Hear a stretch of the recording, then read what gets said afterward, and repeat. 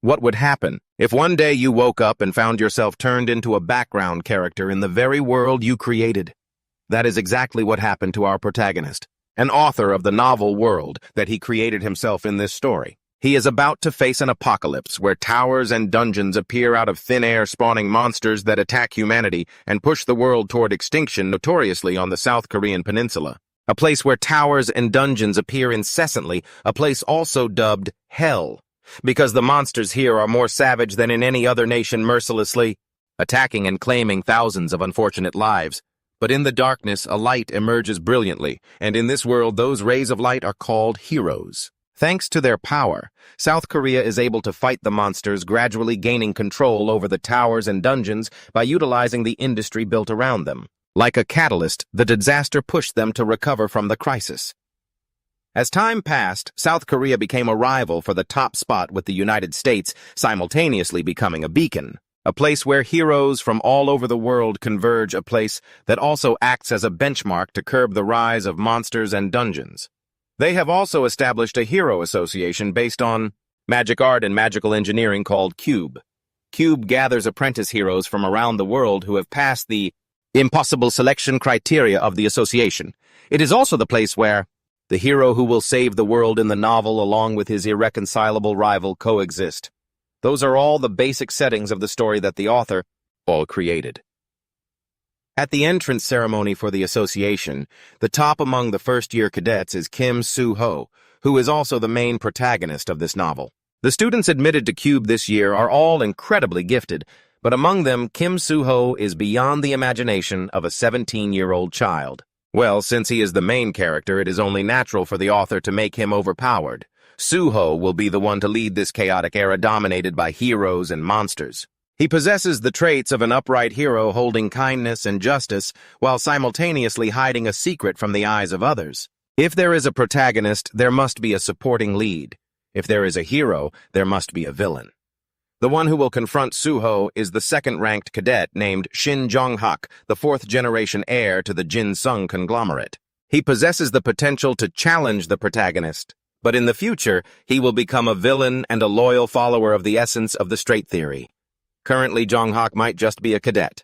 But from the later parts of the novel, because of his inferiority complex towards Soo-ho, Jong-hak turns evil.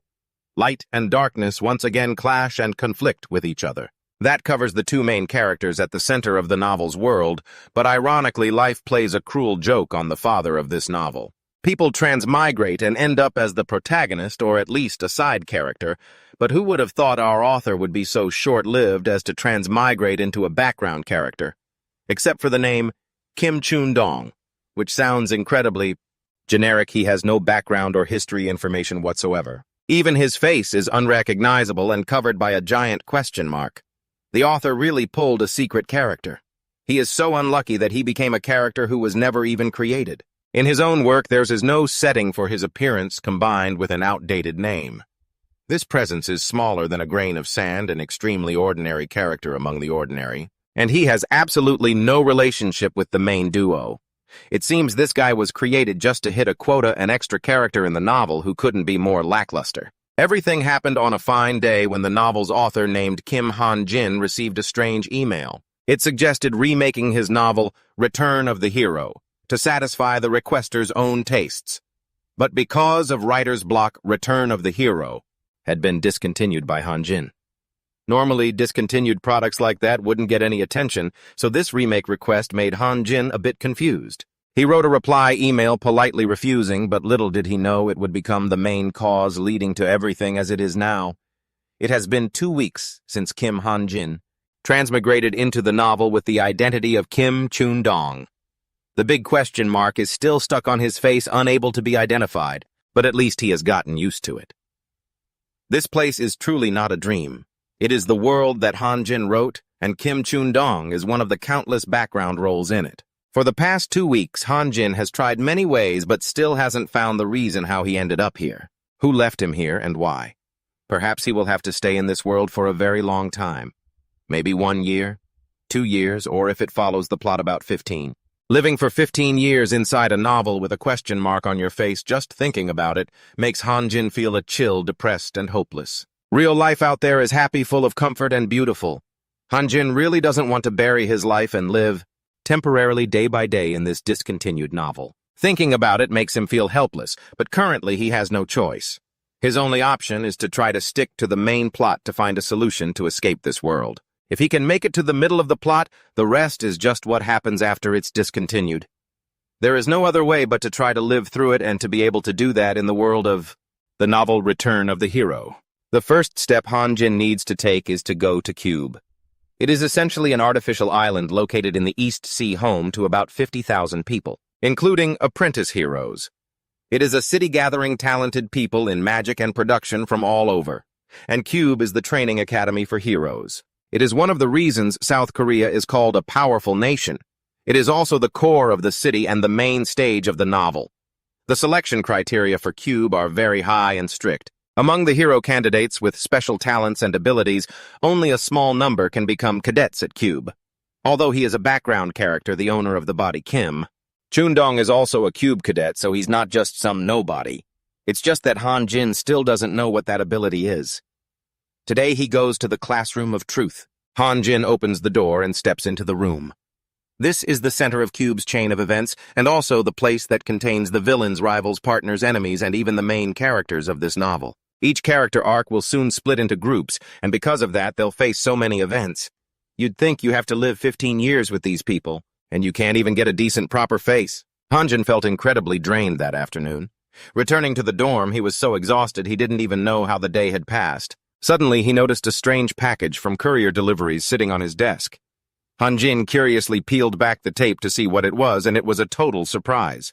Inside was the very same laptop Hanjin used in his real world. Hanjin picked it up, bewildered as to why it was here. Suddenly, the screen lit up with the words, "Synchronization starting." The light was so blindingly bright that Hanjin let go, dropping the laptop. The computer continued to display the synchronization process. Kim Hanjin stared at the command tabs and control panel appearing on screen. He couldn't believe his eyes. It was the starter book he had written himself. He wondered deeply who could have sent this to him. He reached out to check it, but just then, as the synchronization neared completion, the screen suddenly went black. A control panel popped up, "Override privilege granted." Hanjin felt as if his body were shattering into pieces and the light slowly faded away. The system displayed synchronization successful. Kim Chundong has converted to Kim Hanjin. All data will now be synchronized. Kim Hanjin slowly opened the laptop and the reflection on the screen left him stunned. "Isn't this my real face?" Kim Hanjin stared in confusion at the virtual screens floating around him, silently wondering, what's happening and what are these things? He stood there dazed, muttering, "Don't tell me." Before he could finish his sentence, the virtual screen flashed the words, "Synchronization complete." Kim Hanjin was skeptical in epiphany. An awakening occurs when someone transcends their own limits. In this world, it's called an awakening. Once awakened, they can see talents, skills, abilities, and many other values. They can also become much stronger. Through a much more efficient method, simply put, they can see a status window. At that same moment, the system screen also displayed a status board, Kim Hanjin, current products 100, current points 100, name changed from Kim Chundong to Kim Hanjin, synchronization complete, Kim Chundong's initial state converted to 10 points. Stats include variable stats, strength 1.2, stamina 1.3, agility 1.5. Talents include observation and analysis, in which proficiency and settings are both 0 out of 3. Out of curiosity, Kim Hanjin clicked on the Talents tab, Observation and Analysis. Observation can observe people appearing within line of sight. Analysis can analyze laptop settings at any time without needing an intermediary. Proficiency settings and stats are all 0 out of 3. Variable stats. Strength 1 out of 2. Stamina 1.3. Agility 1.5. Perception 2. Vitality 1.3. Magic 1. Fixed stats. Intelligence 4.105 out of 10. Perseverance 5.01 out of 10. Luck 6.33 out of 10. Charisma 4.135 out of 11. The long list of information caught him off guard. Then Hanjin scrolled through the system board while muttering, "For now, I'll just check them periodically." Looking at the info about the sync from Kim Chundong to Kim, Hanjin complete. Kim Chundong's initial state converted to 10 points. He was extremely intrigued, thinking, The part that grabs my attention the most is synchronization and initialization. Kim Hanjin thought coldly. I don't know what they are, but they are definitely the reason why my face is no longer a question mark and has returned to normal. My stats have dropped compared to Kim Chundong's, but in return I got points. Thinking of this, he immediately darted his eyes toward the system board, and the next thing to note was, at the same time, the system also displayed an info board, Unique Intervention Authority. You can use products to write or edit any non-living target. You can use products to write or edit stats, talents, proficiency, and settings.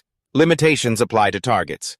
Kim Hanjin product points. The more important Kim Hanjin is to the world, the more product points you receive. Kim Hanjin, the more important you are to the world, the more product points you receive. You can convert 1 point into 1,000 products. Newbie consideration? You can write a talent by consuming 10,000 products. Looking at those words, Kim Hanjin felt a bit dizzy and muttered, "What the hell is this?" Glancing at the lines at the bottom, he was left speechless and whispered, "I don't remember ever writing this ability. Kim Hanjin is more important to the world." At this point, Kim Hanjin suddenly froze. He widened his eyes in shock. Could it be that I have to increase my level of importance? Of myself in the novel? Recalling the dangers he had faced, Kim Hanjin gradually realized the problem. The reason he was given the laptop and this strange ability was to interfere with the main plot of the world. He grumbled, cursing that unrealistic theory. However, right at that moment, a blinding light suddenly appeared behind him. It turned out to be the system with a notification, "Locked information will be unlocked when the plot ends." Looking at those words, Kim Hanjin was so angry his mouth twitched. "So what you're trying to say is, if I want a hint on how to return to my old world, I need to shut up and interfere." Having said that, he pulled out his chair and sat at the desk. Kim Hanjin typed on the laptop while thinking, "That's right. There's no guarantee I'll be sent back to the original world just by waiting around." Until the part where he stopped uploading images of the characters in the novel, they suddenly popped up, making his suspicions even more certain. Even if the unlocked information isn't the hint I'm hoping for, I might accidentally pick up clues on how to escape this world. If I'm involved with the main characters? Kim Hanjin whispered seriously to himself. To do that? Just then, the system screen suddenly popped up. Spend points on stats, no. He didn't hesitate to hover the mouse over no. I must become strong enough to change the main plot. In my novel, there's no leveling mechanic. Basically, because a person cannot increase stats at will, the only way to do that is through points. It's an incredibly precious resource, and if I want to collect as many points as possible, I need to invest in luck. At least that's what I'm thinking. The two words good luck seem to be dancing above Kim Hanjin's head as he strokes his chin, lost in thought. Luck isn't just limited to the chance of finding unknown rewards in a dungeon. Luck creates a money-making effect, increases stats, influences multidimensional relationships, and so on. It's a cheat stat that applies to every aspect of life. As he's thinking, his eyes suddenly catch a line of text. Convert points to 1,000 SP. Kim Hanjin coldly wonders, naturally, a fixed stat like luck once set shouldn't be able to be increased with points. But maybe it's possible if I convert points into SP. Without thinking much more, he immediately hits the keyboard. Might as well try it, right? And right after that, the system immediately pops up a notification. You have converted 10 points into 10,000 SP. Next, a series of stats jump out. Invest 9,000 SP into luck. Fixed stats. Intelligence, 4.105 out of 10.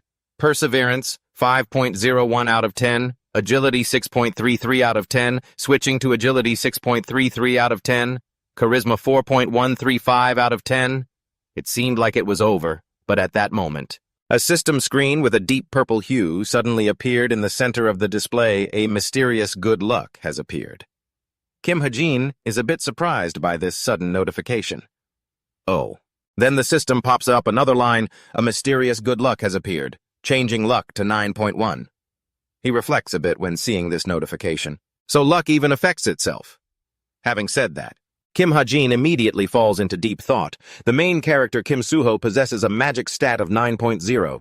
Well, that's a promising result. Thinking of this, Kim Hanjin, while frantically typing on the keyboard, calculates the rest of the SP to invest in perseverance. After all, I need to endure the cube's harsh training, and just like that, the system appears with a new congratulatory line. A great fortune has appeared. Perseverance increases from 6.6 to 7.207.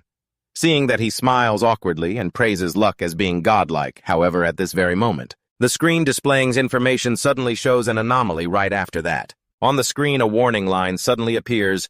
Error detected. It may negatively affect the storyline. This sight immediately makes Kim Ha-jin jump and shout loudly.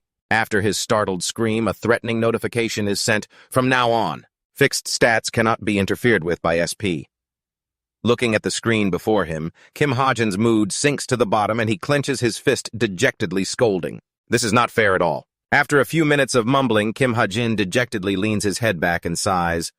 Ha. It seems even cheating has its limits. I thought everything was going so smoothly, but at least I was able to change my luck. And perseverance. Speaking of this, a thought suddenly pops into his head, remembering the previous status line. Kim Ha-jin softly mutters, I still have 10,000 other SP from the newcomer benefit. As soon as he finishes speaking, he falls into a stunned state, starting to contemplate life after a moment of hesitation. In the end, Kim Ha-jin just helplessly sighs and whispers, Maybe I should think carefully before using it. The next morning, a booming voice echoes from inside the classroom. You all worked hard during this morning's training. Kim Ha-jin sits dejectedly, chin propped on his hand, listening to the other person's introduction. Now I will introduce myself. The teacher begins to give a brief overview of his background. My name is Kim Soo-uk. I will be your homeroom teacher for the coming year. The steady monotone voice of Soo-uk continues to echo. Rank points 3,850, ranked 9,737 worldwide. The students below are all buzzing at this information. Ranked 9,000 out of 2 million. He's truly amazing. I've never seen him before. Ignoring the noise, the teacher continues slowly. As for the comprehensive classification, it is high intermediate rank. After briefly introducing himself, Soo-uk looks around the room and speaks up. That is the entire introduction. Now let's start with the immediate issues. The teacher begins to lecture. Cube is not the magical place you might expect. You will be placed entirely based on your scores. And if you cannot perform decently, you will be held back. In reality, less than half of the cadets graduate without being held back. Down below, Rachel Elizabeth Lewis is still listening intently. This place is a hero-nurturing factory. You will be judged on accurate and strict standards. Saying this, Soo-uk suddenly becomes more agitated than ever.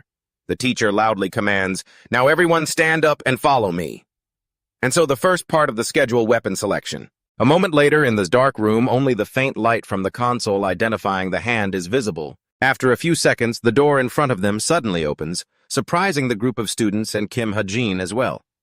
At this moment, what strikes their eyes is a room, vast and filled with different types of weapons, from sharp, shiny swords placed neatly in cabinets to weapons that require the user's strength, such as spears and pikes. Witnessing this scene, soft exclamations still echo. While marveling at the scale of the weapon room, the whole group is startled by the teacher's loud shout. I haven't given you time to be amazed. Quickly choose your weapons. Everyone quickly moves to choose the weapon they are interested in. At the same time, Soo-uk is still blathering on, once you choose your primary weapon, you won't be able to change it for at least 6 months, so consider it wisely. While everyone else is racking their brains, Kim Soo-ho has already quickly picked up the pitch-black sword from before. It seems he is extremely satisfied with this primary weapon. In another place in the room, a bow lined with red velvet is also being drawn and aimed. Turns out it's Chae Na-yoon. It seems she is very interested in this long-range attack weapon. At the same time, Rachel has also chosen her favorite weapon. She is seen attentively examining the sword in her hand, while all around the group of students has picked out their favorite weapons. IU then casually grabbed a whip, while Kim Ha-jin stood to the side, observing everything with a cold, detached gaze, pondering as the main characters easily selected their weapons. Then he lowered his head to scan the weapon rack beneath his hands. It was his turn now.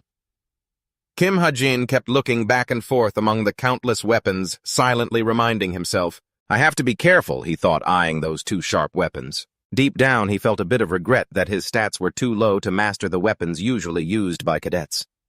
Kim Ha-jin's gaze shifted elsewhere, and he sighed softly. Even if I increased my stats to try using them, the result would be far lower than the effort put in. So there are certain fixed conditions for my weapon choice. As he walked and observed the weapons, he pondered a weapon he used to use in his old world, a weapon that takes little time to get used to, and then Kim Ha-jin's footsteps suddenly stopped. He cheered inwardly, "There it is!" At the same time, another student noticed his actions. After a few seconds of surprise, he turned to whisper to others, "Hey, look at him." And following his gaze, everyone was shocked and whispered, "What the hell? Are you kidding me?" The noise quickly caught the attention of Instructor Shu. When he saw the scene with his own eyes, a look of shock appeared in Shu's eyes. After a moment, he spoke hesitantly. "Cadet Kim Ha-jin," looking at the gun in his hand and his innocent expression. Shu was speechless as he asked, "Is that the weapon you chose?" After picking their weapons, everyone was focused on waiting for their names to be called. The instructor, after scanning the file submitted, suddenly called out, "Cadet Kim Ha-jin, I recall you using a sword at the military academy." He held the gun firmly in his hand and replied leisurely, "I've made my decision." The instructor asked skeptically again, "After coming to Cube, huh?" He answered firmly, "Yes." Although full of doubt, Instructor Shu still had to agree with his choice. "All right. Everything decided at Cube is determined by the cadets," the instructor suddenly shouted. "Whether the decision is right or wrong, the cadets will take full responsibility. Never forget that." Ha-jin seemed to listen intently to everything. Suddenly, the noise from other cadets caught his attention. The crowd had started whispering about the weapon he chose. Is he crazy? Why did he come to Cube if he's choosing a gun? I don't get it. Should I have a match with him in the practical training? Isn't he just a glory seeker? Even so, it didn't affect his decision too much. He told himself that magical guns are still good weapons in this world. For civilians who cannot resist magic, the most frequently used ammunition is magical rounds because they are infused with mana having relatively high destructive power compared to other types, conventional metal rounds. The reason why magic guns are avoided here is because a bullet with terrifying destructive power just as it was fired was instantly blocked. A red-haired cadet rushed forward like a wild beast, smashing the bullet that had just been fired. Its limitations were clear. After a series of actions, the instructor on the other side shouted, "Cadet Kim Horak."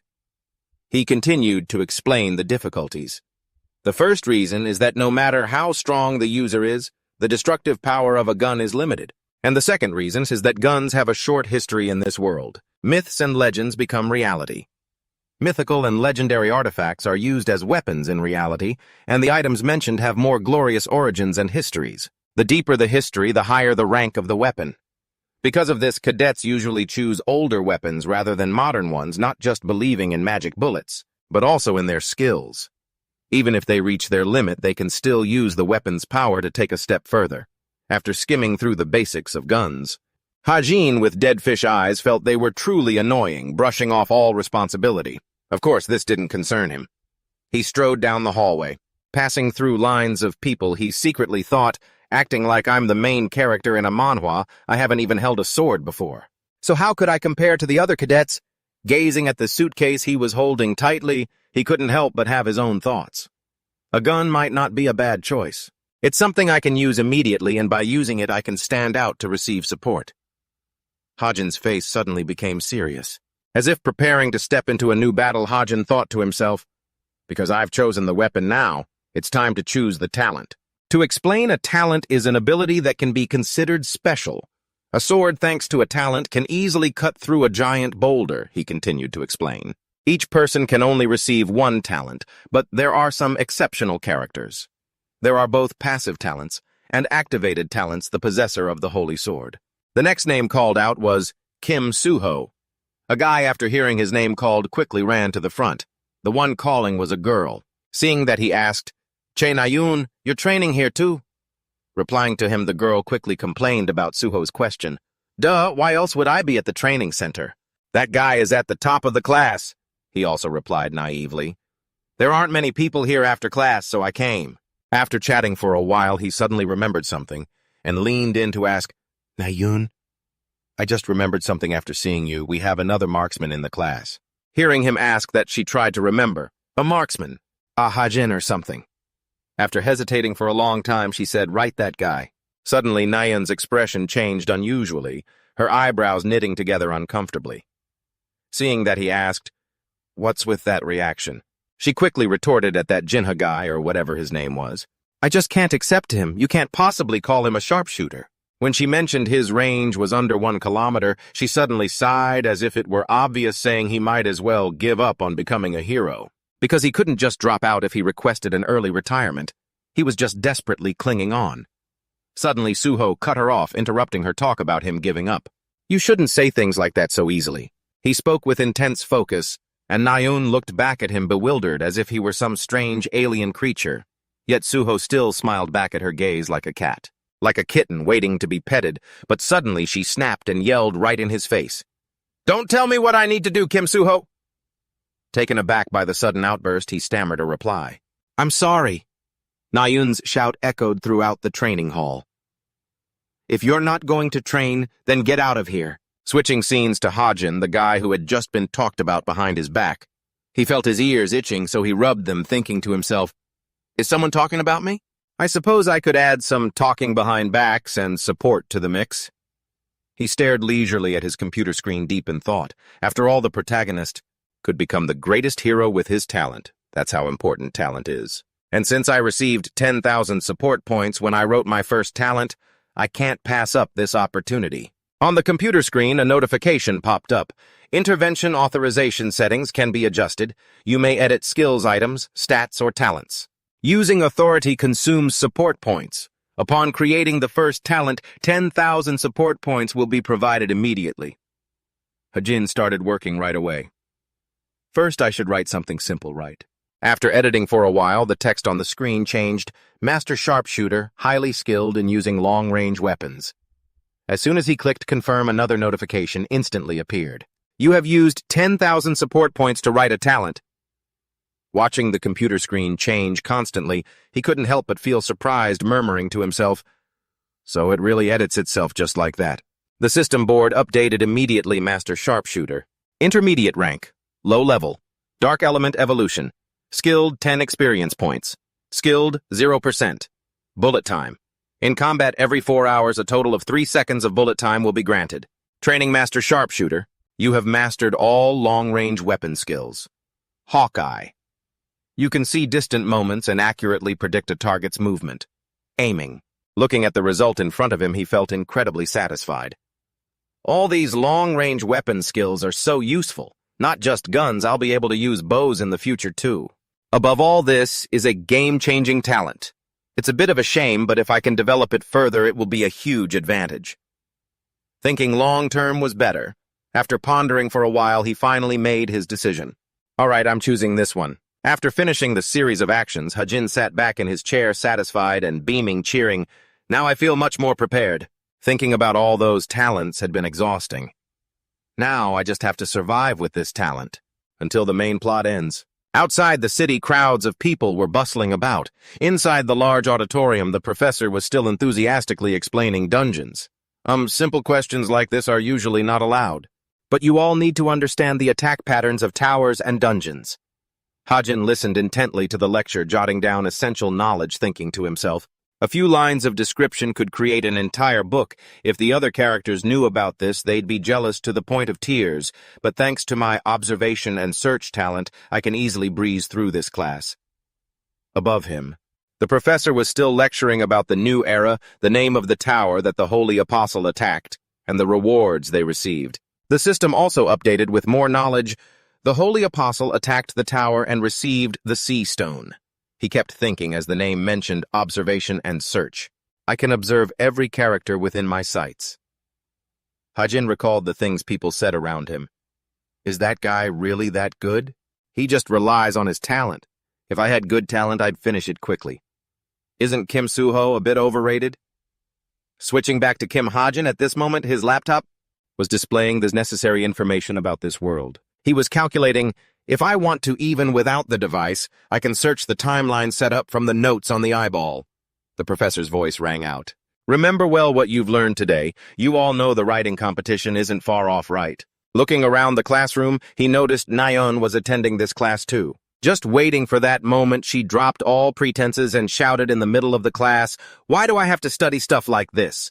Don't I just need to show my skills in actual combat?" The door suddenly flew open, cutting off Naeun's words. Another cadet entered, announcing loudly for everyone to pay attention. "Veritas class, you are all dispatched to the plaza in 20 minutes. Hearing this, Nayun's face immediately lit up with excitement like a cat spotting its prey. In another corner of the classroom, Jonghak and Yeonha also noticed the announcement.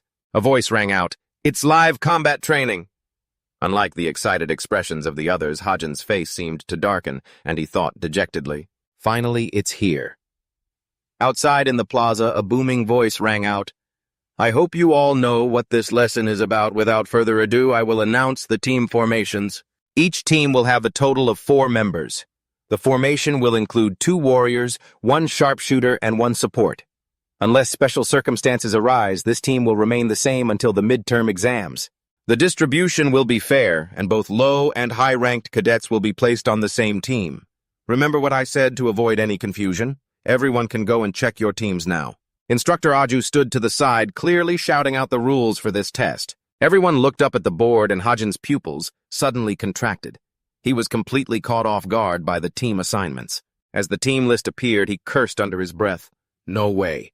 I'm on the same team as that guy." Hajin's brows furrowed. He couldn't believe this was happening. The screen displayed Team 5, Kim Hajin Yu Yeonha. His eyes scanned the board, stunned into silence. Yu Yeonha was on his team. He remembered that in every novel, the protagonist always had characters who interacted with them, or clashed with them to drive the plot forward. There were many members in the protagonist's party, but among them, Yu Yeonha was definitely the most special. She was the successor to Korea's #1 guild, a polished upright elite, and the heir to a prosperous family. At the start of the novel, she opposed Kim Suho, but gradually she was influenced and became his dependent ally. Hajin couldn't take his eyes off Yeonha. He thought to himself, but connecting with Yu Yeonha is crucial. The more involved I am in the story, the more help I can get during today's training session. I'll definitely find a way to grab Yu Yeonha's attention. The scene shifted to Yeonha's side. A voice quickly caught her attention. 2 people walked up to greet her. "Hello? We're on the same team, right? I'm Jin Ho-sung from the Veritas family. And I'm Hazuki, also from Veritas." She scrutinized the 2 of them for a moment, silently judging her teammates. "Right, don't ignore them." As soon as she identified her targets, Yeonha spun around. Her expression did a 180-degree turn, and she smiled brightly to greet them. "That's right. Please take care of me, Jin Ho-sung-si and Hazuki-si." Seeing Yeonha with such a two-faced attitude left them both overwhelmed. Ho-sung thought to himself, "We're the same age, why is she using honorifics like that?" After looking around for a moment, only seeing 3 people. Yeonha asked, "Where's the last person on our team?" Hajin stepped forward, interrupting her. "It's me." She stared intently at the scruffy-looking man in front of her and asked skeptically, "You are facing someone like Yeonha?" He was extremely careful, reminding himself not to stutter. Yu Yeonha hated people who lacked confidence. Before he could even speak, the other 2 jumped in to get acquainted. "You're the one who chose the gun during the weapon selection, right? You're famous among all the freshmen?" As they were busy talking, they didn't notice the silhouette of Instructor Aju approaching. "Do you guys have time to chat, huh?" This sudden appearance of the instructor nearly scared the heart out of all 3 of them. The instructor shouted, urging them on. "I've already sent the coordinates for the monster each team has to face. Get moving now." They responded quickly, not daring to delay. The scene shifted to the blue beach. 3 figures flashed past, sprinting along the shore as they headed straight for the marked location. In the middle of the sea ahead, Yeonha spoke to the other 3. "Looks like we'll be there soon. Get ready, everyone, once we arrive. We'll be able to gather info on the monster." Far behind, Hajin seemed to be falling back. He dragged his feet forward step by step, thinking, I'm gonna die. My vitality stat is lower than an average person's, but who would have thought keeping up this closely was the best I could do, watching everyone else sprint. Forward, without hesitation, he muttered, "Is this the custom for cube cadets?" Suddenly, Yeonha stopped and told the others, "We're here." At beach training area number 8, out in the water, a ship was drifting. Suddenly, a tentacle rose from the sea, followed by a giant sea creature, a monster. A black-humped octopus. It smashed the drifting ship to pieces. The 4 of them watched the horrific scene, unable to do anything. Yeonha broke the silence. "Begin the mission plan. A mid-grade monster, the black-humped octopus. Its main body's attack power isn't very high, but the problem is the hump on its head. When it senses danger, the octopus will release spawn from that hump to attack enemies. Not only does it spray dozens of bloodthirsty octopuses at once, but each one is so dangerous it can turn an ordinary person into a dried-up husk in a second. Ho-sung interrupted Yonha. Then when the battle starts, we need to prioritize taking out the baby octopuses first, right? Hazuki added. We need to deal with them quickly so the gunner... Before she could finish, Yonha spoke up. No, I'll deal with the baby octopuses. The warriors will stay in the back and conserve mana. The black-humped octopus recovers very quickly, so we need to sever the hump in one strike. The others stood there, mouths agape at what she just said. Hajin couldn't believe his ears. He was astonished. Wait just now. Is she trying to cut me out of the training session? You Yonha. She stepped forward and ordered the rest. Everyone ready? Her face hardened and she shouted, Let's begin the mission! Looking at her attitude, he felt incredibly fed up and thought to himself, This bitch. The ship at sea was gradually being torn apart. It shattered into pieces under the force of the tentacles and a loud noise erupted, drawing its attention. Ho-sung on the shore was relentlessly slamming his axe into the rocks to provoke the octopus. His face growing anxious, he thought to himself, first things first. I have to lure it to the surface. The monster's pupils dilated. It dove into the water with a thunderous crash, sending pillars of water shooting up that obscured everything. It lunged like a rocket toward him, suddenly bursting out and snatching Ho-sung. Team 5, the monster subjugation squad, each had a mission, and Ho-sung was the bait. Hazuki attacked with her sword, Hajin provided long-range support, and Ayonha acted as the main damage dealer. This black hump octopus was truly a tough opponent. It hadn't been taken down yet and continued to launch its tentacles at them. In just a split second, a massive explosion rocked the area directly above it, making Ho-sung jump from afar. But instead of being afraid, he felt a strange surge of excitement rising within him. Did it blow up? Ho-sung immediately retreated to keep his distance, his hands ready to grab the axe on his back. Before long, the black hump octopus launched smaller clones to attack. When they swarmed him, Ho-sung wasn't foolish enough to rush in. He turned and bolted, but when he saw them hot on his heels, his face turned deathly pale. It seemed like Ho-sung was about to be finished right then and there. Then suddenly a powerful strike from Yonha saved him from the brink of disaster. You have to admit, Yonha is incredible. Her matrix-like slash carved a path to survival for him. Under her terrifying power, the baby octopuses exploded like fireworks, leaving not even a speck of dust behind. After wiping them out, Ayonha stood tall and arrogant, completely unfazed by the black hump octopus. Watching this beauty save the hero, Ho-sung couldn't help but admire her. What insane strength. The image of Ayonha appeared strong and brave in his eyes. Ranked 7th among the Cooper IU cadets, Ayonha had just saved a teammate from the jaws of death. He was extremely grateful. Thanks. Just when it seemed the black hump octopus was defeated, it stubbornly prepared a final decisive blow. But keep dreaming, Ayonha wouldn't give it another chance. She whipped her weapon forward, her eyes sharp while the monster's body tensed, radiating clear killing intent. The black hump octopus chose to fight to the end with Ayonha. Neither side was willing to give an inch. In the blink of an eye, its flexible tentacles slammed into the ground. Twisting and coiling like snakes, they attacked her fiercely. In that tense moment, Ayonha managed to leap high into the air to dodge the dangerous tentacles. But it didn't stop there. The black hump octopus launched a part of its own body toward her, planning to use those sharp teeth to strike Ayonha. Seeing the danger lurking, Hazuki screamed a warning, Ayonha, look out! At that moment, Ayonha... Only then did she hear the warning and start to turn around, but it seemed too late. It was only inches away. And suddenly, in that split-second life-or-death moment, a bullet flew from somewhere and obliterated it in a flash. It seemed someone was providing sniper support. It was Hajin from below. Even though he hadn't contributed much, he was always there for the critical moments. It was Hajin's quick and timely action. That helped everyone hold off the black hump octopus. Ayonha was stunned to see that the person who had just acted was him. She couldn't help but gasp in shock. Kim Hajin. After coordinating with everyone to defeat the monster, he was feeling quite satisfied. The product that can be exchanged for points will increase whenever Kim Hajin's role in this world becomes more important. It sounds easy, but starting the journey to achieve that is difficult, especially for someone like me. A complete extra. To have a significant role from the beginning means I only have one choice jump into the events that the protagonist must face, and the move just now was part of his plan. As for the others, seeing Hajin appear there, their jaws dropped in disbelief. Ho-sung was no exception, looking at him with eyes wide with shock. Kim Hajin, Ayonha in particular, felt annoyed by his presence there. I told you to stay back. But while they were bickering, the short-tempered black hump octopus aggressively surged forward. It seemed it couldn't wait any longer. It immediately unleashed its smaller clones to swarm them. Faced with their overwhelming numbers, Manhwa scowled. "What the hell?" While everyone else was unsure of how to deal with them, Hajin remained still in his spot. The only thing the enemy focused on was the group, but that wouldn't help them. They had low intelligence and predictable trajectories. The moment he could shine, he realized it was his time to take the stage. Hajin entered a state of extreme focus. This is it. In a split second, his eyes snapped open, his gaze sharp as a knife. Killing intent flared up, accompanied by a bright blue aura radiating power. Each beam of light tore through the wind and attack. Bullet time exploded with such speed and power that space itself seemed to warp. Hajin's ace is speed, a talent I wrote as bullet time.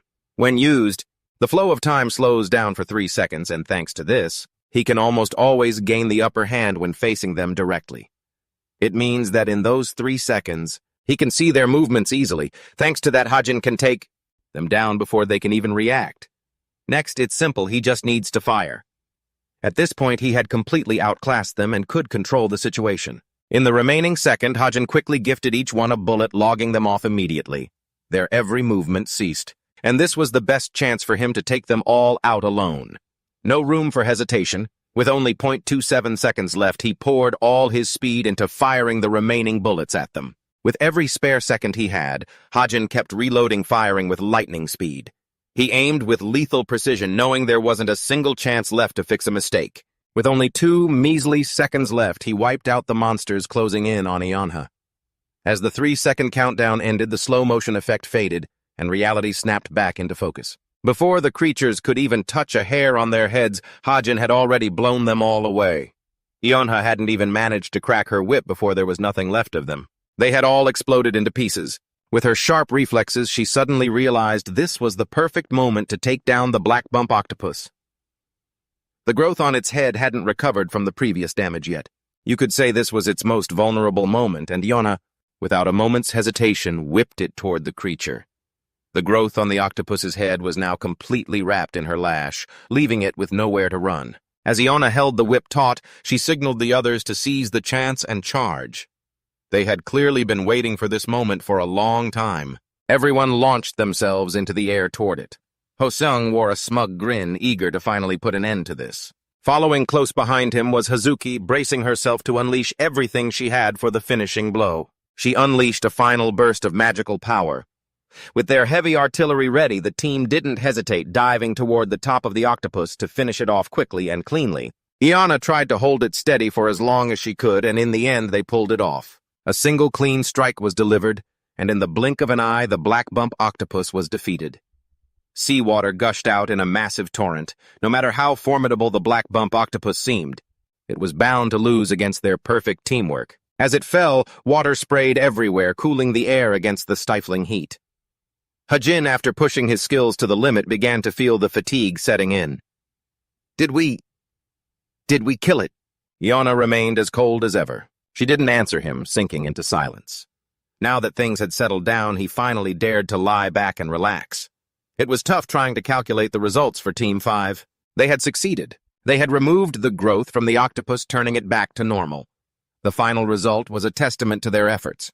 The total time for Team 5 was 58 minutes and 58 seconds. Their current rank was 16th.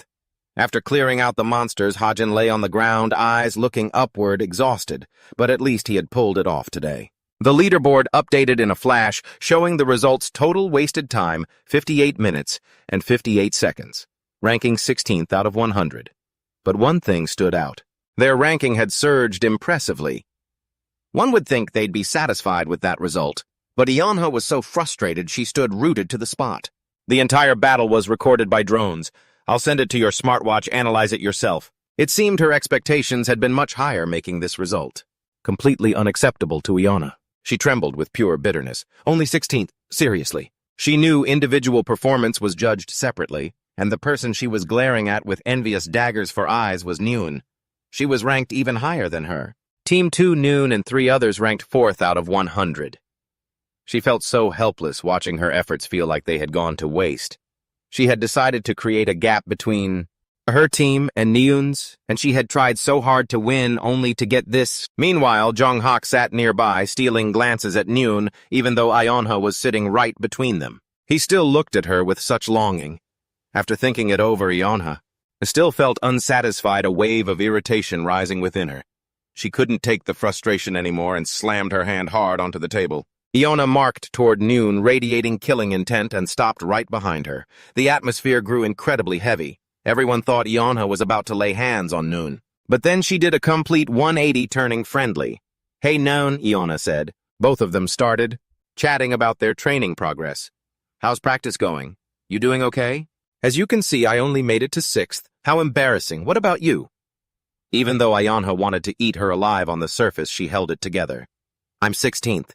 Instead of feeling sorry for her, Neun actually sounded impressed. "You got 16th with gunmen. That's insane. It would have been even better if that guy hadn't held you back." Suddenly, when Neun mentioned Hajin, she realized held back. Right. We wasted 50 minutes on a 10-minute route just because of that guy. But conversely, his contribution during the fight against the trailing monsters had been high. Even if he was a bit of a drag in the beginning, he wasn't half bad in the end, Iona thought. Of course, she couldn't forget that surreal moment. Dozens of squids fired by the monster had been completely annihilated by his bullets even before they hit the ground. After this joint mission, she had a completely different view of Hajin. Could he really do all that with just some ordinary magical bullets? A seed of doubt began to sprout in her heart. Who is that guy? After that struggle with the black bump octopus, Hajin needed to recover quite a bit of his strength after the intense training. A seed of doubt began to grow in her heart. Who was that guy? After that brutal struggle with the black-humped octopus, Hajin really needed to catch his breath after such an intense workout. After saying that, he collapsed onto the dirt floor and panted heavily right in the middle of training. Suddenly, Hajin remembered something vital. He'd forgotten to check his status window. He'd been so absorbed in training he didn't know how much it had gone up. His fate had activated thanks to hunting low-level monsters. His accuracy had increased significantly. Every single attack was a success. His level rose by 20%, and his knowledge increased by 0.03. Fate had activated his eyes and ears felt sharper. His agility had increased by 27. Everything was going according to the original plan Hajin had mapped out. It seemed his fate had activated exactly when he was training today, just as predicted, and his agility had gotten a little boost too. Stopping Yu Yonha was definitely worth it. The stat gains from training were pretty substantial. Thanks to the training, his strength, stamina, and vitality had all increased by 0.02%. Surprisingly, mana seeped into his muscle cells, boosting his strength, stamina, and vitality by another 0.03%. All thanks to the help of enlightenment and fate.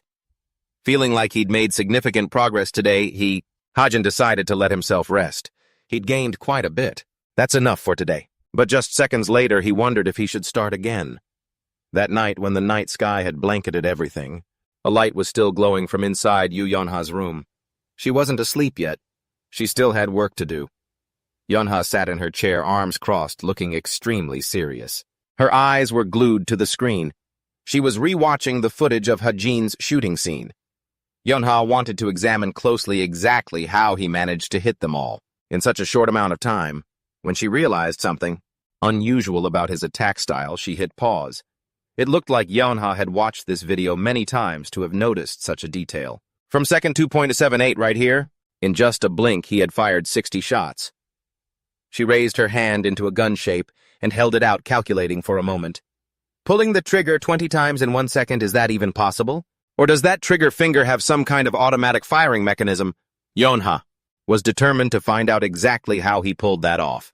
His agility was truly extraordinary, but his vitality was weak. He was worse off than the other cadets, and the fact that he suddenly switched weapons. There were too many suspicious points. Suddenly, while she was lost in thought, a notification arrived. I don't remember meeting him at the military academy. I don't know why, but late at night, Donghak sent her a message. "What are you doing?" Reading that text from him, her heart skipped a beat. Yonha didn't hesitate and replied back, "Analyzing my video." She's doing boring stuff again. Donghak, standing in the middle of some ruins, texted her back, "If I'm going to prepare to inherit the guild, I need to recruit some talent first. Your team has talent. It's all trash. But what about that guy with the gun?" Reading that, Yonha offered a faint smile. Whether it was sincere or fake, she chuckled and gave Hajin a compliment. He acts like he doesn't care about anything, but he actually cares more than I thought. Sometimes he's even kind of cute. Donghak also rated his ability quite highly. I guess he's all right. His skill rank is exactly 934. Didn't he just get lucky to get into that group? After finishing her chat with Donghak, Yeonha switched back to serious mode. Lucky, huh? One fine morning out of the guild headquarters, the CEO's secretary was reviewing her schedule. Vice Guild Master, the guild visit is scheduled for Friday, 2 weeks from today. But at that moment, there was another issue on her mind. Oh, right. More importantly, look at this. The image playing on Seong-ah's large screen was none other than Suho. Kim Suho. Isn't he amazing? His poise and impressive skills had her completely hooked. His movements were fluid like water, and his sword style didn't resemble any modern swordsmanship at all. Seong-ah was completely drawn in by Suho's fresh fighting style. It was like he was dancing with his blade. She highly valued and acknowledged Suho's artistic movements. Look at his unnatural cutting force. It was like he wasn't just slicing a monster, but simply cutting through the empty air. Seong-ah couldn't stop showering him with praise, the essence of the desolate moon sea, the silence of the servant.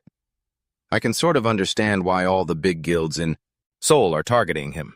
After gushing endlessly about Suho's talent, Seong-ah decided she had to bring him over no matter what. No matter what it takes, I have to get him on my side. So that's how it is. Now for the next cadet. More names started popping up on her screen. After scrolling back and forth for a while, her eyes landed on someone. Wait, so the next person who made Seong-ah feel intrigued was Hajin, the cadet who uses a gun. Based on what she'd overheard, the secretary reported back. Yes, he's being talked about quite a bit in the guild community too. It seems many people have already watched that video, because he's on the same team as Yeonha. Even without an automatic rifle, he was able to fire 60 rounds in 3 seconds, and 59 of them hit the target. Even if someone were to squeeze the trigger with all their might, not even a professional marksman could pull that off. It seems Hajin's insane performance has caught a lot of attention. I thought he was just some nobody, but things are different now. To think he pulled off a display like that with such low-tier gear. Kim Hajin's skills are being called heretical within the ranks. Plus, there are rumors he switched from swords to guns after entering the cube. Hearing this, Seong-ah started to get the picture. So, he had an awakening. An awakening is when someone suddenly realizes their hidden talents and special abilities. Before that, they don't even know what they're capable of. That's why there are cases where people change their primary weapon if their original choice doesn't match their awakening talent, though that usually means 3 years of training down the drain, or more. If that happens, the military academy proactively encourages cadets to try various weapons. Even though Seong-ah noticed Hajin stood out, she didn't rate him very highly. Awakening at just 17, that's pretty fast. But he's still limited to just guns. Nothing too special. Regardless, we should keep an eye on him. Do we have any scouts available? Based on the current situation, the secretary replied, No, we don't. Because this shipment is very special, everyone is already pushed to their absolute limits. Seong-ah then decided to keep an eye on Hajin a little longer to test his talent. We'll just leave him be for now. If he's truly a diamond in the rough, he'll shine eventually. As for whether heretical is too harsh of a nickname, that will reveal itself in time. Seong-ah didn't want to interfere, choosing instead to stand back and watch how things played out naturally. The 4th day finally arrived. Today was the day for the cadets to compete and give it their all. They were paired up to improve their physical strength and sharpen their minds. Today was anti-personnel combat training. Everyone was taking it very seriously, and they were giving everything they had to defeat their opponents.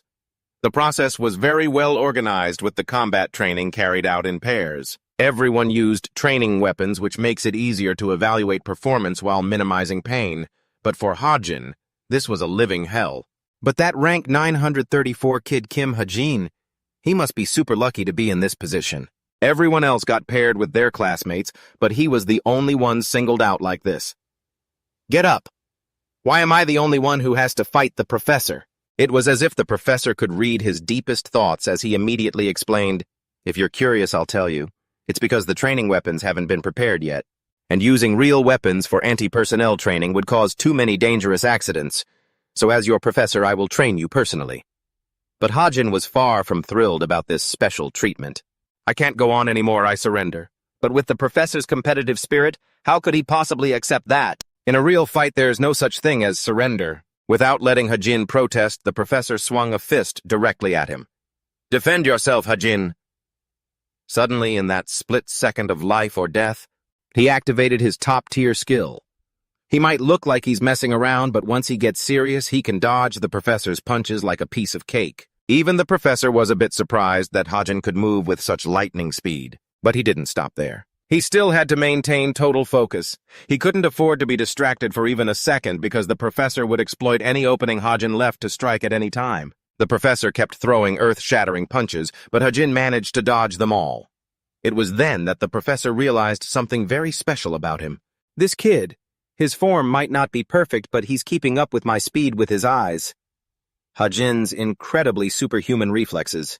They were what made him stand out from the rest, and it wasn't just natural talent that allowed him to reach that godlike speed. It was all thanks to his eyes of 1,000 specters. You can see far and predict the general movement of your target. With the help of that skill, Hajin became the king of speed. Of course, the skill shows him everything. All you have to do is dodge it yourself. While he was training with the professor, the people around him started mocking him. "Hey, look at him. That guy is literally jumping around like a monkey." Hearing the whispers and gossip about himself, he couldn't help but feel bitter. Those guys, do they really think it's that easy to just go with the flow? His stats had increased by 40. After a long, exhausting day of stretching his stiff muscles, Hajin treated himself to an ice-cold cola. He slumped down next to the vending machine and sighed, feeling totally drained. Hajin seemed completely tapped out. Then he glanced at his pale, blood-spattered face, and looking ahead, he realized the person he was watching was Yeon-ha. She walked past him looking quite unhappy. Yeon-ha stared at him with eyes full of hostility and contempt. Hajin didn't say a word to her, just watching her back as she walked away. Suddenly, when he crossed paths with her again, Hajin suddenly realized he was probably the only one who hadn't written a letter to her. But then again, her personality was the type that would make you worry she'd disappear if you hesitated for too long. So Hajin quickly tapped his screen to call out to her, "Hey, Ionha," before she could get too far away. He didn't really have a major reason for calling her back. He just wanted to give her a can of soda. Ionha, though a bit confused and bewildered, took it anyway. Even though Hajin had good intentions, she immediately suspected him, asking, "Are you looking for a fight?" "What are you talking about?" A moment later, he quickly came up with a reasonable excuse. "You helped me out quite a bit during the last training session. Consider this a drink to help us get along better. A simple test. If following along is enough to get 40 items, then how much will I get back if I actually chat with one of the main characters?" Faced with Hajin's sincerity, Yeonha maintained her cold, icy, boss-like demeanor. "I don't need this. Drink it yourself." She was cold as ice. No one could claim the #1 spot over her, yet she tossed the can of soda back at him. Turns out one of the things she found annoying about him was how he addressed her. "I haven't given you permission to talk to me so informally. That's your first warning." After putting on such a cool display in front of Hajin, Yeonha flipped her hair and walked away. She gripped her bag tightly and walked forward with total confidence. But before she'd gone far, she felt like something was off. The way the bag felt in her hand had changed. "Is it a bit heavier?" To find out, she opened the bag to see what was inside, and surprise, surprise, even though Yeonha had given it back, he had deliberately stuffed it back in. "This idiot is so annoying." She held it up high, ready to take her frustration out on the can, but after a moment of thought, Yeonha decided to lower her hand. It would be a waste of a perfectly good drink to take it out on Hajin, so she just put it back in the bag. Coca-Cola is innocent. Hajin is just stubborn. He did that because he knew she loved sweets. Yeonha loved fast food like soda ramen and hamburgers, but because of her reputation, she couldn't buy that kind of food herself. That was just part of her character design. Hajin was lost in thought, realizing that even though he could push the character settings he alone knew about, a short conversation wouldn't get him many items. Of course, he had to force his way into the main plot, which meant the next part of the main storyline was about to begin, and the event Hajin was referring to was the Jin Group's attack on the National Weapons Museum. Who were they, and why were they doing this? Jin's people were those who had signed contracts with the devils of the DGNN, having traded away their souls. In exchange for immense power, they became the devil's right-hand men, and their numbers were growing. This incident was orchestrated with the motive of assassinating a specific individual at the National Weapons Museum. Based on what Ha-jin remembered, the fact that the main character suddenly showed up at the museum to check out an exhibition caused Jin's plan to fail. The protagonist, Kim Soo-ho, had attracted the attention of several key characters through this episode, but even so, the situation didn't change all that much. Although two main characters, Kim Soo-ho and Chae Na-yoon, appeared, it was still early in the game, so Jin's group wasn't in any real danger. After thinking it over carefully, he made a decision. All right, I can blend into this episode. Now I need to find a way to get inside the museum. Suddenly, a security guard approached and ordered him to leave. Hey, you student, class is already over. Why aren't you back at the dormitory? What are you still doing here? Student, hurry up and give me your ID number. To avoid unnecessary trouble, Ha-jin didn't argue and left with his laptop in hand. Sorry, I'll provide it right away. The laptop screen displayed distorted characters and glitched code as if an invisible force was trying to pierce the boundary between the digital world and reality. Then, a digitally glitched envelope icon appeared, signaling an electronic message containing a system error or malware. Cube had various extracurricular activities. You could think of them as small organizations established by the cadets, academics, martial arts, first experiences, hobbies, and so on. There were roughly 100 preset clubs. There were clubs for every field in Cube. Moreover, besides self-improvement, the clubs also served as a social foundation for the cadets.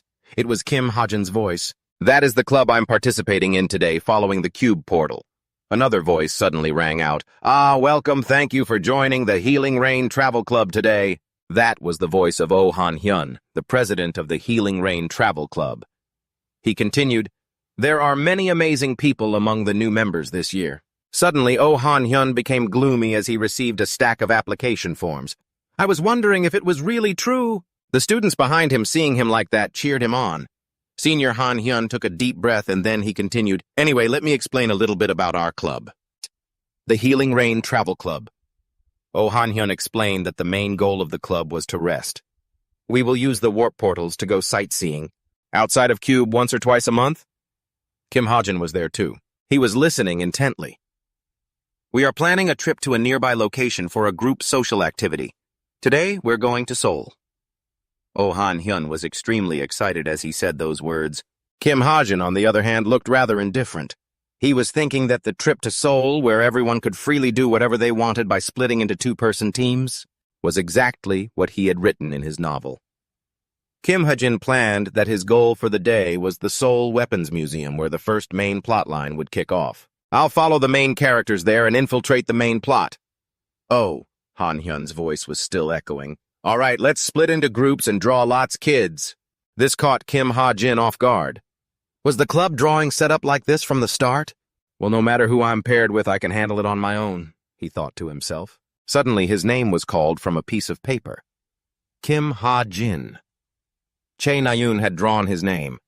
Not only was she frozen, but Kim Ha-jin was also completely stunned. Chae Na-yoon exuded an intense aura and declared, we go our separate ways. Kim Ha-jin replied with a bit of indifference, yeah, sure. As Chae Na-yoon turned to walk away, she suddenly added, oh, and one more thing.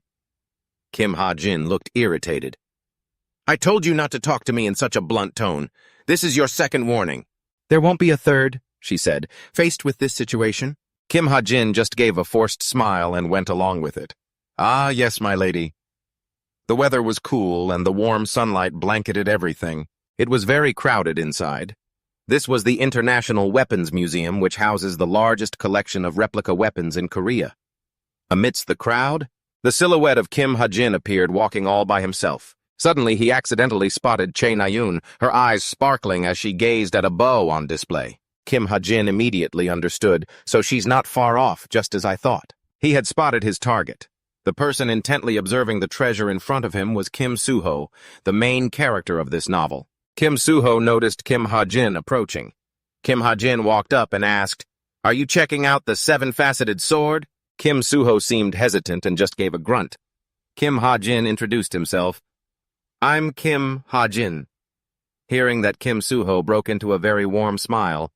My apologies, I forgot.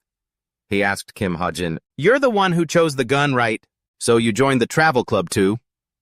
Kim Ha-jin didn't seem interested in Kim Soo-ho's chatter. He just shot a glance and thought, he's strong and he's good-looking. And I've already taken enough heat from the readers because the protagonist was too stuck in his ways. Kim Suho kept talking. I think they have guns on display over there. Want to go see? I heard Napoleon's rifle is there too. Kim Ha-jin replied coldly, I'm fine. You think I don't realize we don't have time for that? Suddenly, the whole museum began to shake violently. The visitors inside were extremely curious. No one knew what was happening. The loudspeaker immediately blared an emergency alert. Monsters have appeared outside the museum. The warning kept ringing out. The people there were instantly terrified, their faces turning pale. The sound of the announcement echoed through every corner of the museum. Monsters have appeared outside. Everyone was frightened, screaming at the top of their lungs. They scrambled in a panic. Where's the exit? Hurry! The scene was total chaos as people shoved each other. Don't push! Get out of the way! I said move! The crowd of adults was pushing so hard that the little girl was about to fall when suddenly a loud punch shattered the glass above them. Neon actually went and did it, and just like that, everyone's eyes were glued to her. The crowd froze completely. Stunned, the shock and disbelief on their faces were written in plain sight. Even Suho, who had just caught the little girl from falling, stood there totally frozen, caught off guard by the whole situation. Nahul spoke up firmly, saying that the hero responsible for the museum would be here soon. As she reached through the glass to grab the bow and arrow, she said, If you leave in this state, you'll just be bait for the monsters. Suddenly, the museum's system blared. Containment box damaged. Thief identified. Locking down all security gates. Area now under lockdown. Iron shutters slammed down as blaring alarms and red laser beams filled the room. A frustrated Ayun turned to Kim Suho and snapped, You grab something too. We need to stand guard until the hero arrives. Kim Suho was taken aback. Oh, right. Suddenly, footsteps echoed that made everyone jump, and Shanaeun quickly noticed them too. A crimson streak of raw power materialized before her. Che Na-yoon immediately reached for the arrow on her back. Footsteps grew louder and louder, and at that same moment, Tommy's voice rang out. One of them got in. Kim Ha-jin watched from the sidelines. He quickly recognized the demi-human. It was Lucius's hound. He was a villain designed as a stepping stone for the protagonist's growth. Tommy swung his hand, his razor-sharp claws extended using his strength to charge straight at Che Na-yoon. Just as Tommy was about to strike Kim Suho, he suddenly appeared from behind with his massive sword. Without a moment's hesitation, he prepared to deliver a lethal blow to Tommy. Kim Ha-jin watched the entire scene unfold. He thought to himself, just like in the novel, Suho should be able to defeat him easily.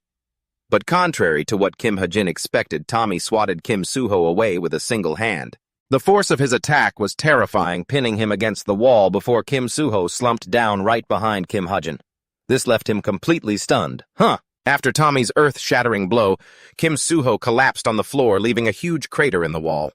The laser defense system immediately activated, trapping the entire room. Kim Ha-jin was so terrified he turned pale in an instant. His eyes widened in shock as he questioned himself. Something is wrong. The story I wrote didn't go like this. At first they were slightly pinned down, but then it turned into a battle where Kim Suho would reveal his power and overwhelm his opponent. Che Na-yoon also became confused and flustered, muttering, Hey! Kim Suho! She shouted. Her powerful voice snapped him back to reality. Suho jerked awake and coughed up a pool of blood. Ha-jin rushed over, asking anxiously, Hey, are you all right? Suho struggled to pull himself up, his entire body trembling violently as he forced out, I'm not. Non took a step forward, deep in thought, realizing his condition was dire and he needed time to recover. But just as she prepared to rush over, a bad feeling washed over her. She spun around, startled to see Tomer charging at her, radiating pure killing intent with magic surging in his hands. Reacting instantly, she drew 2 arrows from her quiver, watching her opponent with tense, focused eyes. Without a second thought, Noon unleashed her attack, firing 3 arrows simultaneously at the approaching enemy. Yet he didn't even flinch, nonchalantly letting the countless sharp arrows bury themselves into his flesh. He sneered with contempt. Noon was stunned by his display, but she had no choice. She had to keep firing at him. More arrows pierced Tomer's body, yet he stood there completely unfazed, as if he felt no pain at all, his smirk growing even more arrogant. By now, Chai-Nun had turned pale, paralyzed with shock. Her face couldn't hide her terror and confusion as she gripped her bow, her entire body trembling with rage. Refusing to give up, Noon kept firing, her heart racing in sheer panic. This isn't some special ability or healing power. That bastard. Just then her arrow, which she had just fired, was snapped right out of the air. as he stood there deflecting the relentless barrage of arrows with nothing but a look of disdain. It became clear Tomer was easily using his own power to knock away every single bolt embedded in his body. Wiping away the enemy's attack, his face twisted into a smug, gleeful expression. He narrowed his eyes and broke into a wicked grin. Hajin turned around instinctively and shouted in a panic, "No!" He used every ounce of his strength to scream, "Che-nun, run!" But at that very moment, Tomer lunged toward Che-nun with lightning speed, aiming his demonic claws straight at her. Nin could only watch in dread as those razor-sharp talons closed in on her face. At the critical second, Kim Hajin dove in. He leaped into the air and threw a punch at Tomer, knocking him away from his teammate before turning to Noon and asking in a panicked voice, "Noon, are you okay?" Nin quickly reached for another arrow and hurriedly urged him, "Hey, look after yourself." Before she could even finish, the enemy surged toward them again in a blur. Kim Hajin desperately used his sword to block the giant demon arm. He was shaking, struggling immensely, when suddenly a massive maw burst out from the black smoke gaping wide right in front of his blade, its eyes glowing with a lethal sharpness. Controlled by Tomer, the beast, formed from black smoke, ferociously bit down on Hajin's holy sword, its eyes flashing with murderous intent, while its master grinned gleefully. Kim Hajin stared at the creature in shock, thinking to himself, has his body actually mutated? The monster launched a relentless assault, forcing him back as he struggled to hold his ground. Tomer took the opening, lunged forward, and savagely slammed Hajin to the floor, drawing back his fist to strike. That guy used the Monster X to subdue Hajin. As those sharp fangs sank into his neck, blood immediately began to trickle out, and Hajin let out a pained groan at that exact moment. Countless arrows imbued with spiritual power pierced Tomer's back, making him wince in pain and instantly stop his cruel actions toward Che-Nayun with an incredibly tense expression. Having just saved his teammate from danger, Tomer turned his head and glared at her. His wounds healed in the very next second, and without hesitation he lunged with his claws. Giant demons surrounded Nayun, leaving her no time to react. Only when it was right in front of her did she realize, letting out a startled, "Ah!" as she was sent flying into the wall in the blink of an eye. The sound of the collision was deafening. Kim Hajin watched Nayun with concern, the scene mirroring Suho's experience, and he couldn't help but feel uneasy. This is bad, he thought to himself. At this rate, someone's going to die. Hajin's face suddenly darkened as he shouted in a panic, "Everyone run!" Remembering that Nayun was still struggling fiercely. Hajin fought hard against the pressure coming from Tomer. He was incredibly confused, thinking, I definitely wrote this novel. Then why is the content so different? Hajin tried to calm himself, trembling as he took out his laptop. Stay calm now, I need to do what I can. He couldn't stop his whole body from shaking. With extreme tension, he poured several silver bullets out of the box. Holding them in his hand, Hajin cursed even more bitterly. Damn it, damn it! Elemental-less mana bullets, destructive power 2.5 out of 10. These bullets with concentrated mana won't even leave a scratch on that monster. Even if I increase the destructive power, I won't be able to deal a fatal blow. But if I'm inside my own novel's world, the core settings shouldn't have changed. Thinking this, Kim Hajin didn't hesitate and started typing furiously on his keyboard. The ordinary bullets from before instantly transformed as the system notified him of the mana bullet configuration. Element being changed. Mana bullet modified. Destructive power changed to 6. This requires 104 points. Do you wish to proceed? Hajin immediately grabbed his gun, relieved, thinking it worked. He expertly loaded the magazine. The reason this world needs so many heroes, Hajin realized as he rushed forward, is because of elemental affinity and astrology. They allow one to overcome differences in strength and manifest greater power. Before his eyes, Tomer and Kim Suho were clashing violently. Hajin raised his gun and aimed. He thought to himself, that devil must be a dark element user. His finger slowly lowered to the trigger, and he knew that the thing to dispel darkness is without a doubt light. Hajin suddenly shouted, Kim Suho. Determined, he fired a powerful blast of mana with dazzling light. Hajin roared, Die!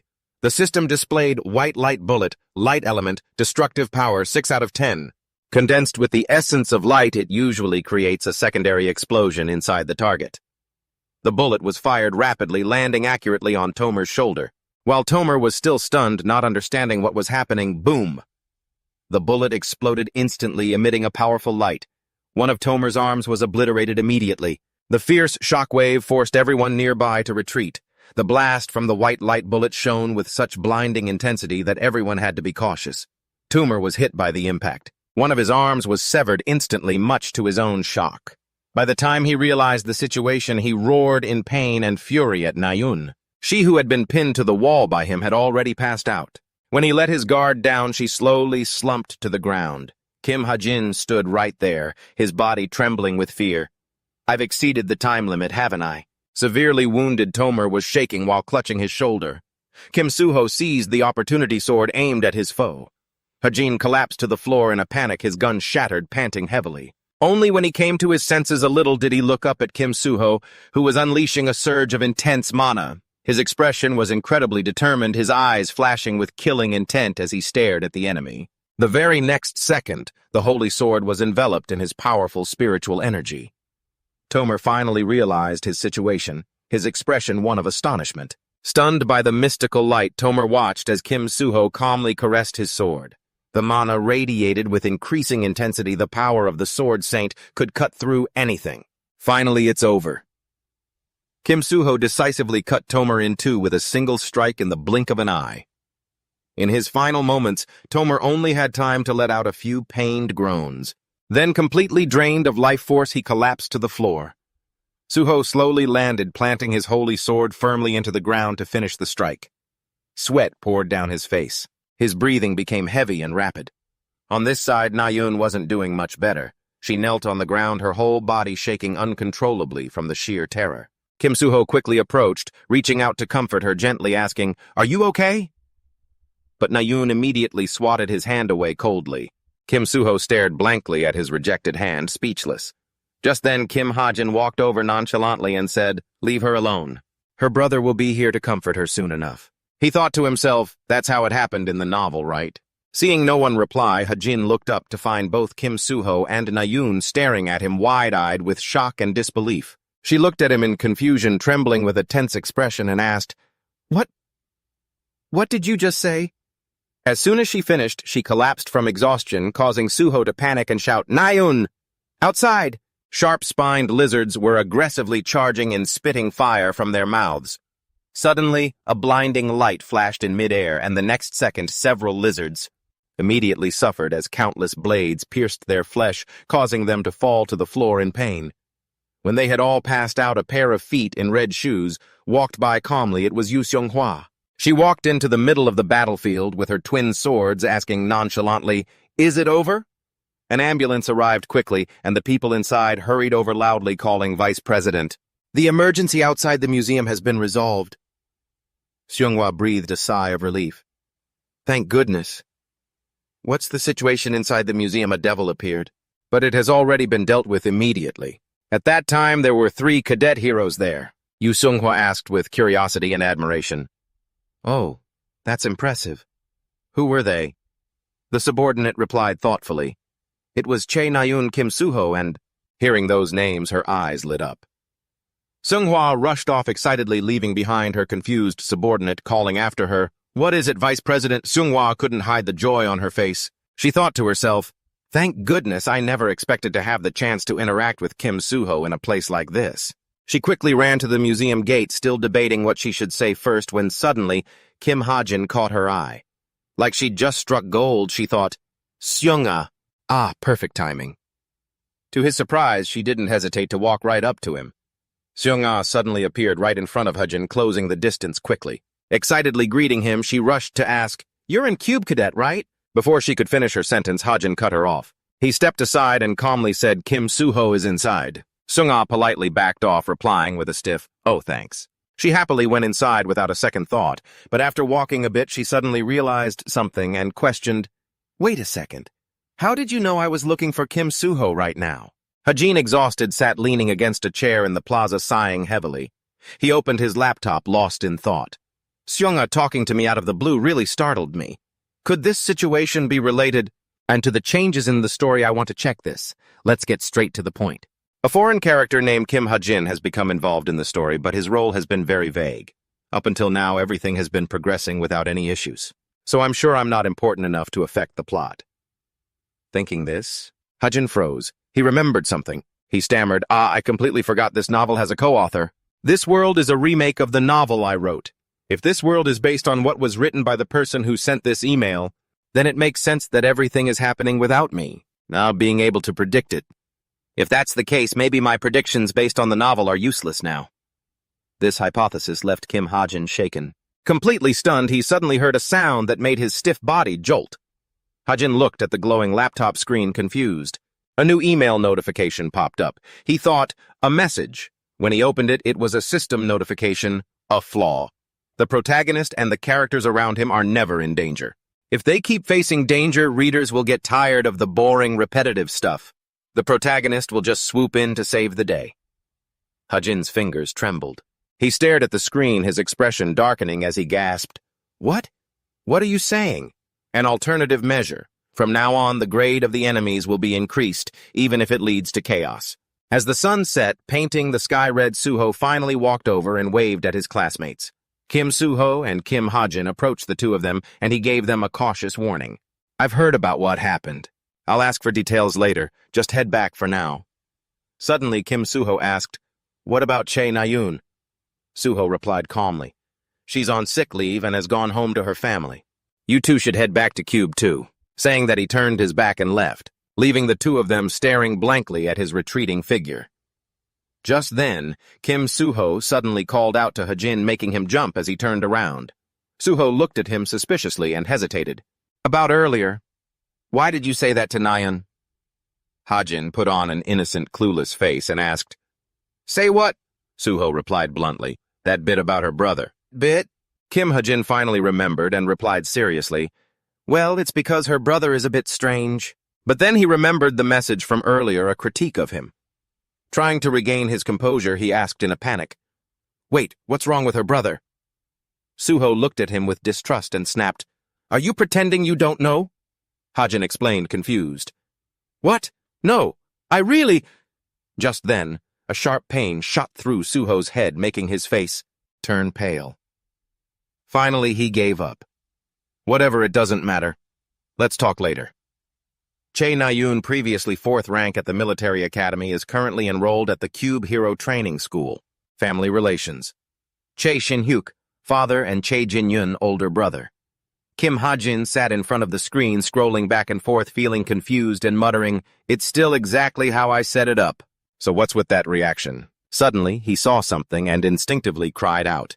A massive headline hit Ha-jin's eyes. Hot news! Chae Shin-hyuk's son, Chae Jin-yun, in critical condition. After an attack by a subhuman. Below it were countless articles about the event.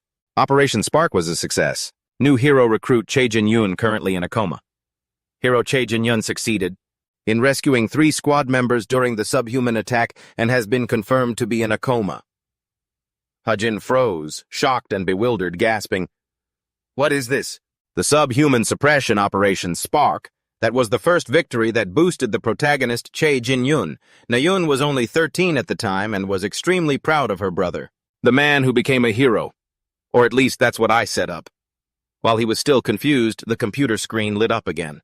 Another new message arrived. Ha-jin thought to himself, those messages again. When he clicked the box, the system immediately displayed a notice.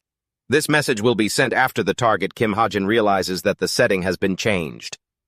First, in the Spark battle, someone is lying unconscious in a pool of blood. The squad members around him are screaming, Jin-yun, wake up, Jin-yun! His eyes blurred with tears. The protagonist was judged to have too many supporters. The settings were immediately changed to the lines below. Point of change: 4 years ago, Chae Jin-yun, after being appointed as a hero, met with an accident on his very first mission. He received a demonic shard and became a demon seed. Reading these lines, Kim Ha-jin was completely stunned, his eyes wide. After suffering an accident during his very first mission, he acquired a demon's fang and transformed into a demon seed. Reading those lines, Kim Ha-jin was left completely stunned, his eyes wide open. A voice from the hospital room. TV blared in confusion, reporting that at around 1 in the afternoon, a group of monsters had appeared in the heart of downtown Seoul. The sudden arrival of these monsters has left about 50 civilians injured and 7 others dead. At the center of the suppression efforts is Jun Seong-ah, vice leader of the Haeyeon Guild, and others. Suddenly, a hand with pale skin turned the volume down. The hospital room was quite dim. She sat in the middle of the room alone, hugging herself, radiating a gloomy atmosphere.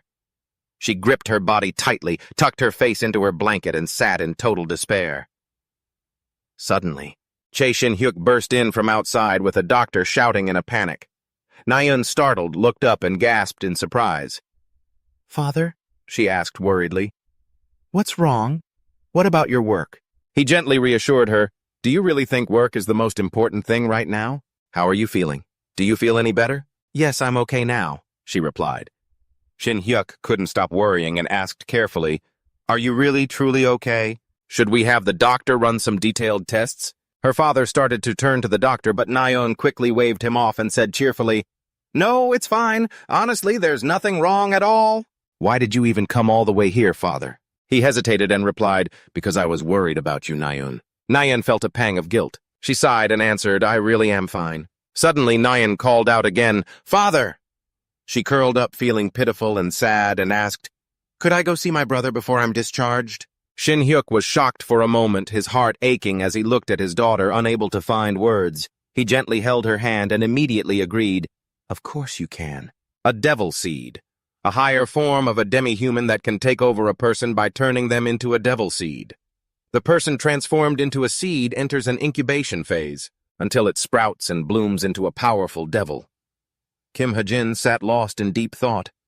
According to his settings, an incubation period like that is about 5 to 6 years, so half the time has already passed. On this side, Chae Na-eun had also changed into her casual clothes, standing in front of someone's hospital room door. The sign clearly read, "Room 803, Chae Jin-woon." There was only one way to solve this complicated situation: do it as quickly as possible before the devil inside Chae Jin-woon sprouts. He had to kill him. Ha-jin fell into a state of confusion, but how could he do it? No, who would even do this? You can't just hand this task to anyone. No mercenary would accept a request to kill the 4th-generation descendant of a prestigious family. And because there is absolutely no way to measure this sprouting, there's no way to propose a countermeasure for it either. Kim Soo-ho wouldn't be able to fight a fully sprouted devil. Even if they mobilized all the current heroes, they wouldn't be able to avoid the loss of several lives. That is why this whole thing must not be allowed to happen. All those people need to become allies for him in the later parts of the story. At this moment, Na-eun was sitting by the hospital bed calling out, "Brother." Kim Ha-jin on the other side was becoming extremely tense. His whole body was trembling. Finally, Na-eun looked at her brother heartbroken and tearfully said, "I'm here." Ha-jin only had one choice. He held his head and stared at the computer. "I'll have to kill him." Back on the other side, Na-eun was chatting with Jin-woon. "This is the first time I've ever seen a demi-human. I almost died. How could a normal trainee even fight a demi-human like that? But that gunman." At this, she suddenly froze. Na-eun went quiet, unable to continue, and muttered softly, "Forget it, let's not talk about that." A knock sounded from outside. "Visiting hours are over." Na-eun instinctively replied, "Oh, okay." She smoothed the blanket over her brother, said a reluctant goodbye. "I'll come back later, brother," closed the door, and stepped into the hallway. She lowered her head and walked in silence. She kept walking, but after a few steps she suddenly stopped, lost in thought. Memories of the other day flashed through her mind. Ha-jin had said coldly, "Just leave her alone." He had looked at her with such icy eyes, his words impossible to understand. I'm sure her brother will come to comfort her soon enough. Thinking of this, Na-eun instinctively bit her lip. Her expression turned terrifyingly dark, and a flash of killing intent gleamed in her eyes as she growled under her breath, "Kim Ha-jin." At the Hero Tower, the lights on the floors were still on. In the archives room, a voice echoed, "Vice Guild Leader?" Jiren stood guard by the door, anxious and warning her, "Accessing the files of a national organization without permission is against the law." "What if you get caught?" Jun Seong-ah kept searching, reassuring him dismissively. "It's fine. I just need to take a quick look at that attack at the museum today." Jiren began to crumble. But that's exactly the problem. Jun Seong-ah started analyzing. According to this photo, Jun Seong start the analysis based on this image. They found traces of light element mana on the demi-human's body. That means one of the people who defeated it must be able to use this element. Burning with enthusiasm, Jun Seong clenched her fists in excitement and continued, "Whoever can use the light element is a huge threat to that demi-human. No matter what, we have to find them and recruit them. Hearing that, Jiren thought helplessly she's obsessing over talent scouting again. Suddenly, Junseong spoke up, asking, "The demi-human was defeated by 3 cadets who happened to be at the exhibition, right? One of them must be—" Jiren confirmed firmly. "Yes, someone who can use the light element." She began listing names. Kim Suho, Chae Na-yoon. We've already had our eyes on them for a while. A question popped into Junseong's mind, and she voiced her doubt, "But I've never heard of this third person's name." Rank 934 in Cube, Kim Ha-jin. Elsewhere, Kim Ha-jin sat typing on his laptop, reflecting on the situation. He felt a bit happy as he realized something, but others couldn't see this laptop. Thanks to that, I can freely check the settings without worrying about the characters seeing it. Kim Ha-jin continued to think after realizing this. I've added a few more features to the machine. Suddenly, at that moment, the referee's voice cut through his thoughts. The winner is Daytrol. Just like that, a notification popped up indicating a change in the settings. The character Demian's confidence dropped lower than the original setting. He knelt on the ground, crying his eyes out, because the gap in points between him and Daytrol was too wide. "Somebody please change my training partner." Kim Ha-jin began to introduce the function. This is exactly what that feature is for. I'll get a notification if something within a 30-meter radius of me changes from the story I wrote. Kim Ha-jin felt a bit confident. This had to be more effective. A message from the co-author. It only appears when I realize something. At that moment, a shadow suddenly appeared behind him. Chae Na-yoon, with an intense look in her eyes, spoke up. "Why won't you fight me?" Kim Ha-jin watched her in silence. A moment later, he flatly refused. Not wanting to give up, Chae Na-yoon retorted, "Why are you scared?" After talking about someone else's family like that, other cadets practicing nearby saw the argument and were confused. Are they fighting? Hearing the taunt, Kim Ha-jin didn't get angry. He calmly replied, "Because this is a direct match, I have to be careful. I don't want to get into trouble for hurting a classmate, Na-yoon." Seeing him treat her with disdain, she gritted her teeth in anger and cursed, "You jerk!" Just then a professor walked over and scolded them. "What are you students doing?" he reminded Cadet Ha-jin. "You can't spar with other cadets since you haven't had weapon training yet. Go back to your position, Cadet Na-yoon." Hearing that, she walked away, frustrated. Chae Na-yoon stopped caring about Kim Ha-jin and left. At that moment, he glanced at her and suddenly realized he probably should have apologized. But Kim Ha-jin quickly dismissed the thought. "I have a basic goal. I'm currently working myself to death to become stronger." He was driven by a single goal to be able to kill her brother. Kim Ha-jin reflected. Even if we were to improve our relationship in the future, she would only feel even more betrayed. In another building room, 305, a large crowd had gathered. A voice rang out. "Is everyone here?" Junhyun introduced himself. "Welcome to the Truth Club's orientation. I am the club president, Junhyun." He continued into the main points of their activities. "The core of our club is researching monsters and combat strategies, so we'll be meeting up weekly to discuss them." Junhyun continued to speak. "If you've already read the flyers we passed out..." Both male and female cadets were blushing in front of him. Kim Ha-jin analyzed his handsome appearance. The ability to charm the listener. He was certain it was the ability of a demon. Kim Ha-jin recalled the plot of Cube, a major stage in the early part of the novel. Quite a few incidents had occurred, like cadets being kidnapped and monsters infiltrating. Junhyun was the villain who orchestrated those events. He recalled Junhyun's true identity. He was an individual who had gained a charm ability from the demon Lilith. Kim Ha-jin speculated on the guy's main objective. He was certain of his suspicion. That was the exact reason he had joined this academic club. At this moment, Yu Yeonha was also sitting there listening to the orientation. She coldly crossed her arms and looked forward. Junhyun gently turned on the screen. "Since it's the orientation today, let's keep things light, shall we?" A three-dimensional image of a monster appeared. He introduced it. "This is a mid to high-level monster, the Mountain Tyrant, which began appearing after the summoning incident. So it's a monster with a history of nearly 55 years. Junhyun revealed a truth both inside and outside of Cube. Information on high-level monsters was very valuable, especially information regarding their weaknesses. That can be worth $1 million or more. He posed a question and called out, "So what do you think the weakness of the Mountain Tyrant is?" Cadet Yu Yeonha heard the question and bluntly replied, "I've heard no weaknesses have been made public yet." Junhyun agreed. "That's right. Discussing cases like these is one of the joys of an academic club like this. Then he invited everyone.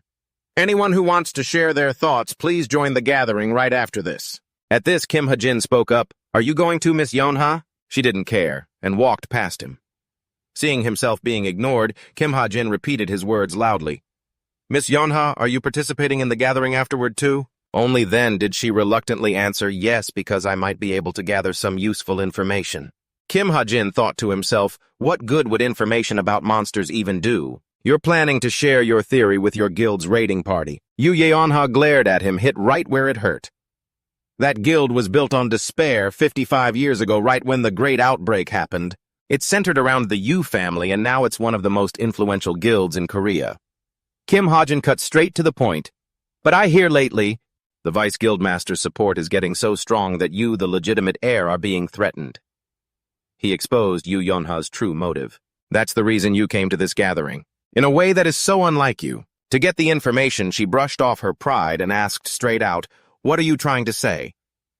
Kim Ha-jin suggested, I'll tell you that secret. The weak point of the high-rank monster, the mountain tyrant. Yu Yeonha couldn't believe her ears, stammering, what did you say? Kim Ha-jin said calmly, if you want to inherit the guild, without any trouble, you need to make a real contribution, right? Then he started pointing it out. There's a small mark on its heel. If you attack that spot, you can completely immobilize the mountain tyrant. Kim Ha-jin raised a condition. But I'm not giving you this info for free. Your guild is organizing an expedition to the armory, right? He stated his demand. I want you to buy a diesel ego from them. Yu Yeonha was silent for a long time, then questioned him, what about proof? Do you have proof to back up that claim? Kim Ha-jin gave a smug, triumphant smirk. He gave a ridiculous answer, no, none at all. That left both of them in an awkward spot. Yu Yeonha, helpless, gritted her teeth and turned away. What a waste of time. Kim Ha-jin didn't stop her, just saying, I swear if you don't trust me, you're going to regret it big time. Kim Ha-jin calmly analyzed the situation in case Yeonha decided to ignore him. This $1 million intel will go to waste. He thought about the other better possibility. If she trusts me, I'll have a powerful ally. Meanwhile, Yu Yeonha was already contacting her team. Hello, is this Secretary Jin? Can you pass a message to the Mountain Tyrant raiding party? She blushed as she gave the instructions. When you attack, Yu Yeonha said, revealing the weak point Kim Ha-jin had told her, the green mark on its heel might be its weak spot. So you have to focus your attacks there. Kim Ha-jin was certain that she would become an ally, who would one day be known as the Queen of Seoul. A notification screen popped up. Debt agreement. Client, Cooper Bank. Debtor Cooper. Kim Ha-jin. Loan amount, $300,000. The creditor Cooper Bank will be referred to as the client, and the debtor Kim Ha-jin will be referred to as the borrower. Both agree to the following terms. Seeing the debt amount displayed on the screen, Kim Ha-jin broke out in a cold sweat and stammered, repeating it. $300,000. Maybe people don't know this, but the maximum loan limit for a cadet like Cooper is $300,000. Kim Ha-jin wondered to himself. He maxed out the loan and ran off with all the money. He cursed angrily, that bastard Kim Chun-dong. What on earth is he doing? Suddenly, Kim Ha-jin remembered something. He hurriedly opened his smartwatch to check. What about the bank account? The watch screen showed a balance of $3,000. Kim Ha-jin felt helpless. No, if it goes on like this, I'll be sent back to my original world. He imagined the creditors chasing him down with a contract of indentured servitude in their hands. So you can't pay back the debt? Don't worry. Then he thought about a life spent drifting on the sea, working himself to the bone to pay off the debt. Kim Ha-jin imagined the worst-case scenario he might end up spending his whole life, just paying off that debt. He cursed under his breath and told himself, looks like I'll have to do something to make some money. Kim Ha-jin analyzed his options. He had 2 legal ways to make a lot of money. He thought of 2 plans. First, stocks. Kim Ha-jin remembered the background of the world. In this world, towers and dungeons kept appearing, and the guilds that discovered and conquered them were just like companies. And all these guilds were listed on the stock market having their own guild stocks. However, he hit a major snag. Even though he did know which guilds would go public successfully, he didn't have any money to invest right now, so he put the stock idea on hold. Kim Ha-jin decided to choose the other option. Guess I'll have to start by hitting the sans. The second option was San's hunting grounds. To explain, these are dangerous areas occupied by monsters. They have many differences compared to towers and dungeons. The difficulty level varies wildly, and you can make quick money by selling monster carcasses. Kim Ha-jin had some doubts, but recently he had just barely managed to pass the average stat threshold for a man. Is this enough to go hunting in the sands? He looked at the stats on the screen. Strength, 1.735, stamina, 1.745, agility, 215, intelligence, 2.605, vitality, 165, magic power, 13. Kim Ha-jin thought about a solution. Using items to strengthen this handgun would be a waste. There must be another way. Suddenly there was a knock at the door, cutting off his thoughts. The delivery person called out, "Cadet Kim Ha-jin, you have a package from Cadet IU Eon-ha." Kim Ha-jin has a few questions about the items from IU Eon-ha. Opening the door, he found a parcel left outside. Kim Ha-jin opened it with his hands, saw the contents, and gasped in surprise. "What is this?" Switching scenes to the Wonju area in Gangwon Province, a female staff member at the hunting ground gate smiled and said, "Thank you for using our facilities, Cadet Kim Ha-jin. Have fun on your hunt." He was a bit bewildered. She was being so friendly just because he was a cadet. Kim Ha-jin stepped outside the gate. The area was crowded. Suddenly, he stopped observing his surroundings, noting some information. The region. Gangwon Province has a hunting ground with a relatively low danger level, so people from all over the world come here to hunt. This has turned the city into an international megalopolis. A young man called out loudly, "I'm looking for a party. We're catering to a mage." Looking to head to the vicinity of Mount Cheok to sell medicinal ingredients from blood-eating wolves. Kim Ha-jin looked around. The people were buzzing with rumors that in this Wonju area of Gangwon Province there's a crazy guy hunting in the nude. Even news channels are coming here to investigate that. "Are you looking for a party?" "No, I'm asking where you are right now." Just then, Kim Ha-jin noticed a woman calculating prices. 3 small goblins, right? That'll be $600. Seeing this, he realized, thinking about it, I need to find a permanent agent so I can get better rates for selling monster parts later. Kim Ha-jin hesitated, wondering if he should just pick a random agent nearby. Suddenly, someone approached him from behind and greeted him politely. "Excuse me." Kim Ha-jin turned around. It was Park Soo-wook with messy hair who approached and asked, "Are you here to hunt monsters?" Kim Ha-jin asked. "Are you an agent?" Park Soo-wook stammered, Yes, where is my business card?" "Oh, here it is." Because he was so clumsy, he dropped papers all over the ground. Then Park Soo-wook handed him the card. Here, this is my business card." Kim Ha-jin took it and silently evaluated him. "This guy seems a bit careless, doesn't he?" But then he was shocked to see what was written on the card. In Kim Ha-jin's head, he repeated SH Agency Park Soo-wook. That's what was written on the card. He recalled the image of this man sitting at the top. He wasn't just the best agency director in Korea. He had become the representative agent for Kim Soo-ho. Kim Ha-jin was taken aback.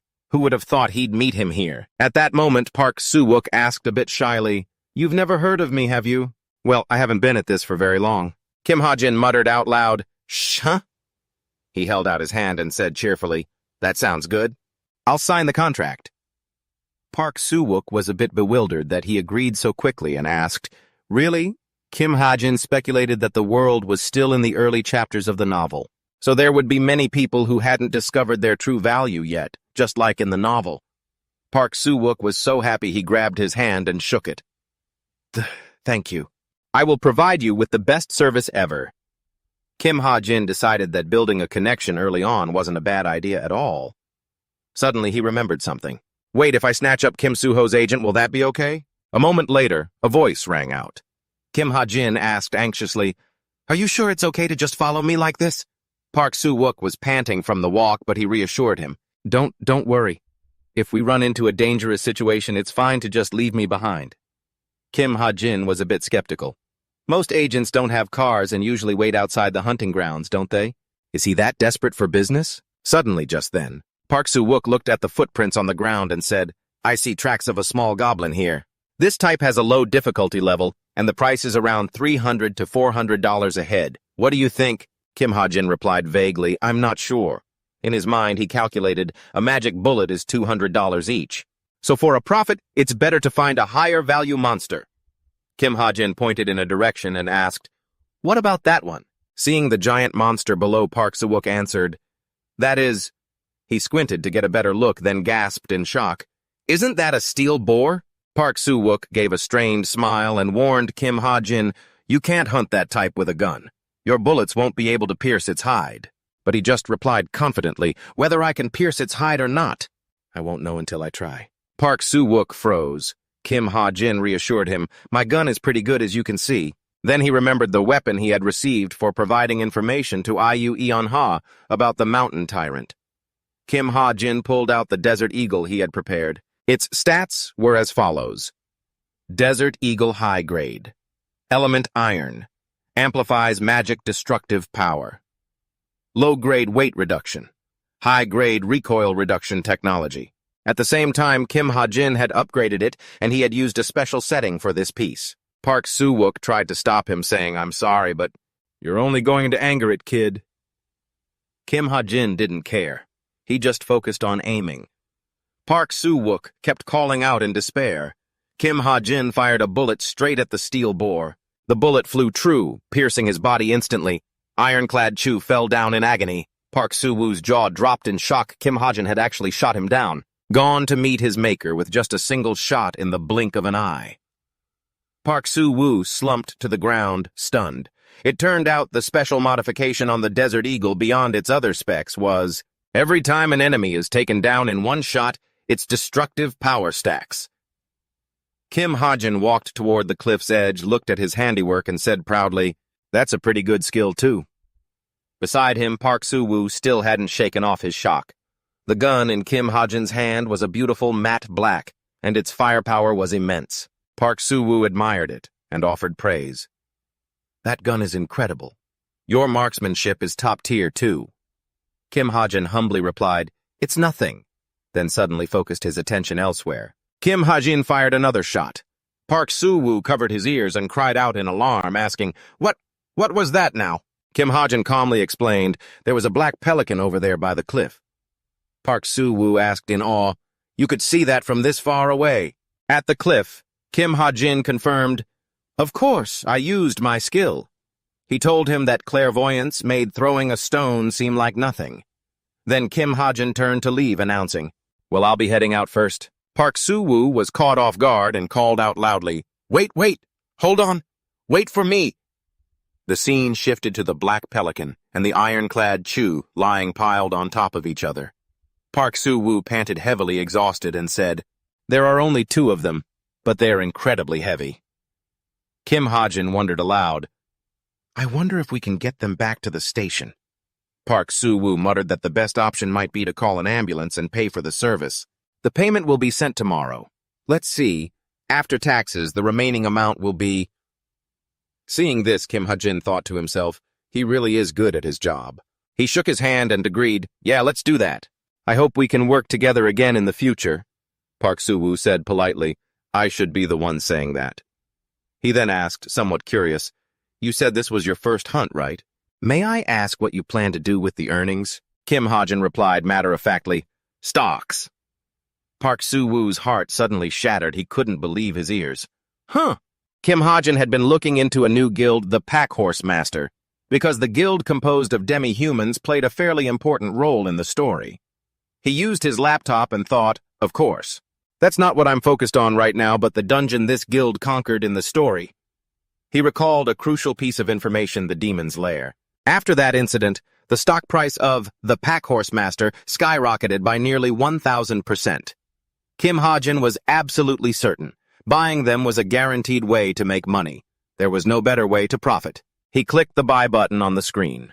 The screen displayed a green checkmark confirming the purchase of stocks with $3,000.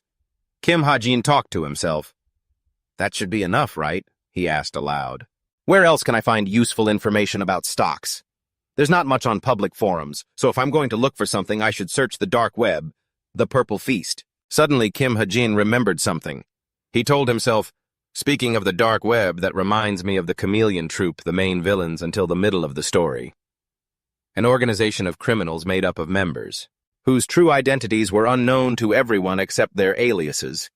As the author, I'm probably the only one who knows about them and their operations," he calculated in his mind.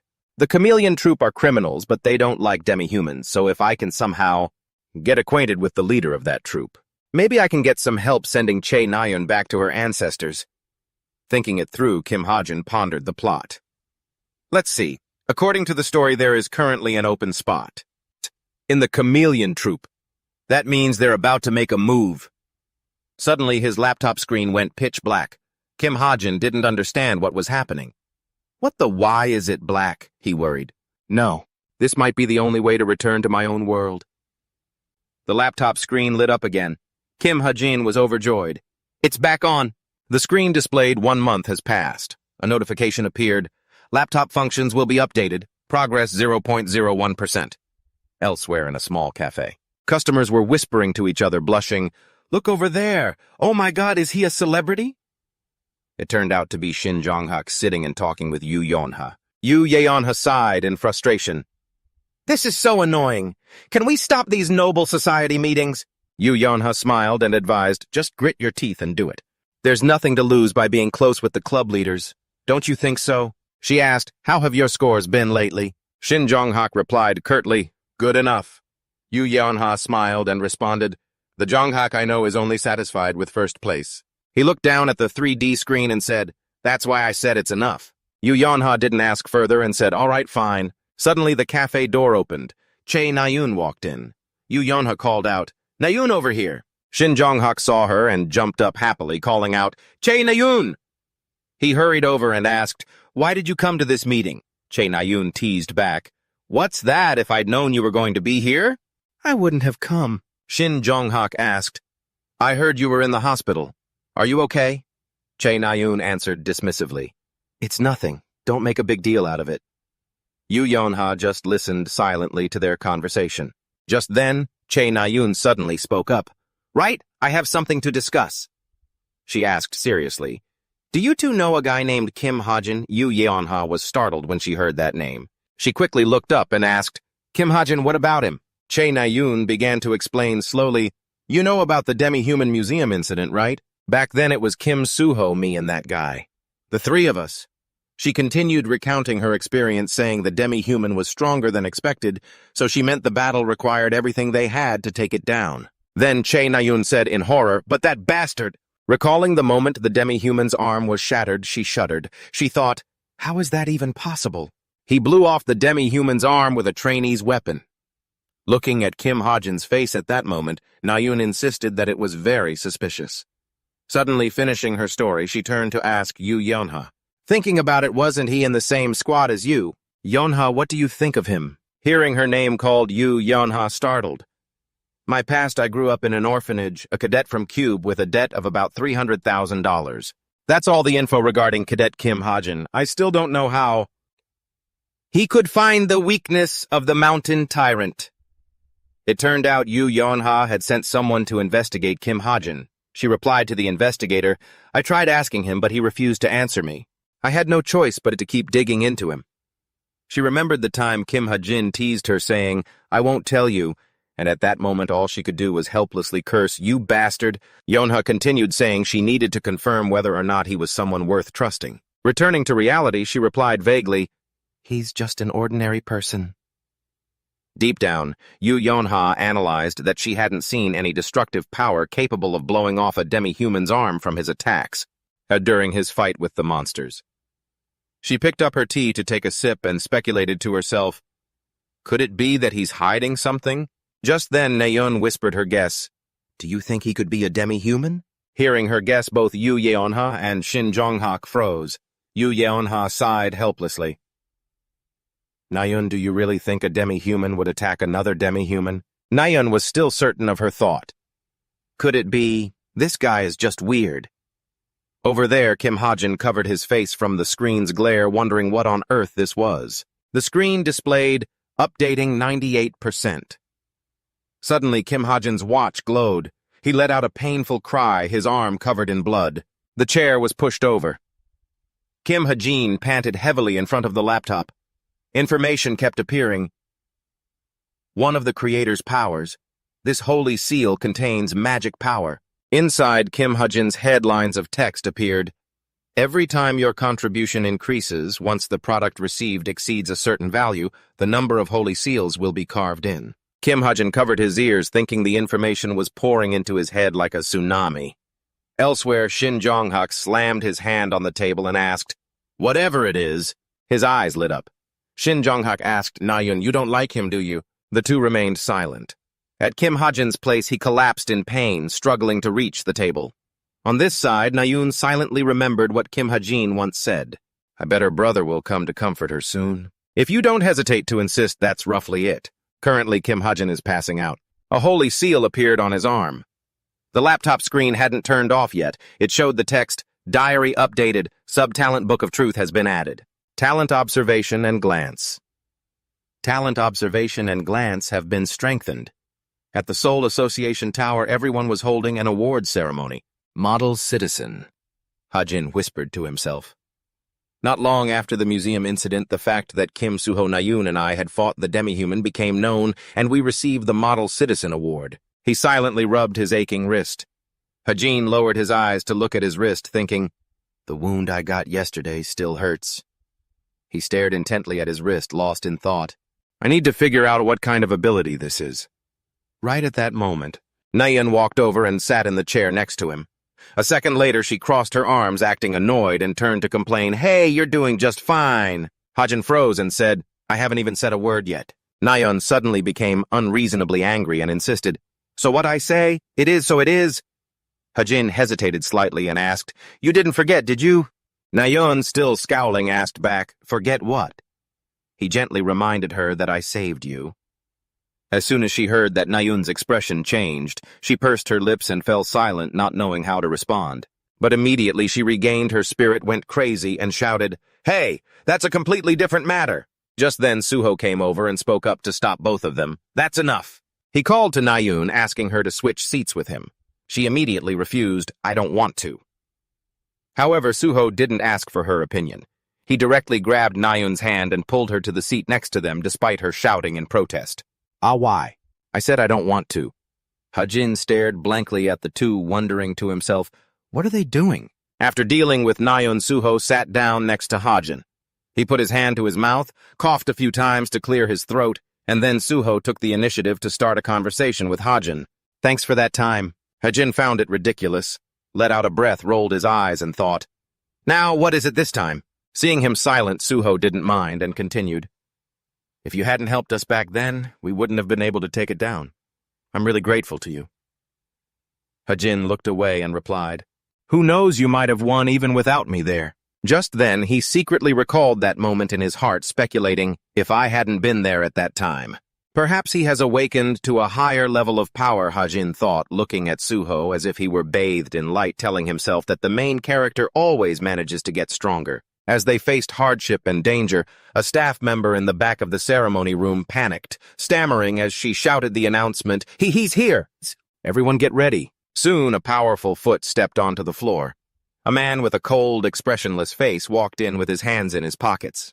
This was Yi Si-hyuk, a rank 37 hero. The top-tier hero Si-hyuk glanced around, complaining with an annoyed attitude about having to come to this place and that. "What a hassle," he muttered, as he walked up to the MC to take the awards list. Everyone who saw him was astonished, whispering to each other, "Is that the Wolf of Valhalla? Such an intense magical wave." The MC's voice rang out clearly. "Now we will begin the awards ceremony." Nayun quickly stood up at the call of her name, followed by Suho. "And finally, Hajin." The MC's voice continued to boom. "Award recipients, please step up to the stage." Very quickly, the three of them stood neatly on the stage, waiting for Si-hyuk to present the awards as the MC's formal introduction began. The award will be presented by rank 37 hero, Lord Yi Si-hyuk.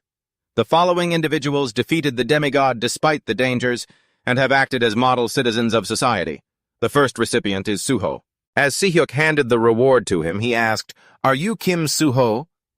Suho replied politely, "Yes," confirming his identity. Si-hyuk continued, We can see. Why they all want you, Suho?" Suho was a bit confused and let out a soft, "Yes." Si-hyuk's movements suddenly slowed, and he leaned in close to Suho. In a dangerous tone, he warned, "Never join the association. It might be better for you to join the infinite battlefield and become a hunter there instead. Being a hero is just a mountain of responsibilities, and it's not fun at all, is it? Suho was silent for a few seconds, then smiled and replied, Even so, being a hero suits my personality. Hearing this, Si-hyuk straightened up, picked at his ear, and replied with a bored look, Is that so? Well, fine then. In his heart, he was actually thinking, this guy is so boring. Then Si-hyuk glanced at Nayeon and said, Next is, It's been a long time, huh? Nayeon knew it was her turn, so she stood tall, trying to suppress her tension. She was so nervous that she stammered, My master, it's been a long time. Si-hyuk, being called master, was surprised and asked, Why am I your master? You're an archer, aren't you? He bluntly said, Your father asked me to look after you, but I don't intend to do that. As soon as he finished speaking, Nayeon's face immediately fell. Unlike her, Hajin noticed, and a look of smug satisfaction couldn't help but appear on his face. So much for those two. Finally, it was Hajin's turn. Si-hyuk and Hajin suddenly locked eyes. Seeing a stranger, he asked, Who are you? Hajin simply replied, Cadet Kim Hajin. Si-hyuk didn't ask anything else, just responding, Oh, all right. After that, they both fell silent, making the atmosphere between them incredibly awkward. Inside, a thought popped into Hajin's head. They say the only thing worse than being hated is being pitied. And this situation fit that saying perfectly. Under the bright stage lights accompanied by the MC's booming voice, and with that we conclude today's award ceremony. Cadet Nayeon, please share your thoughts on receiving the award.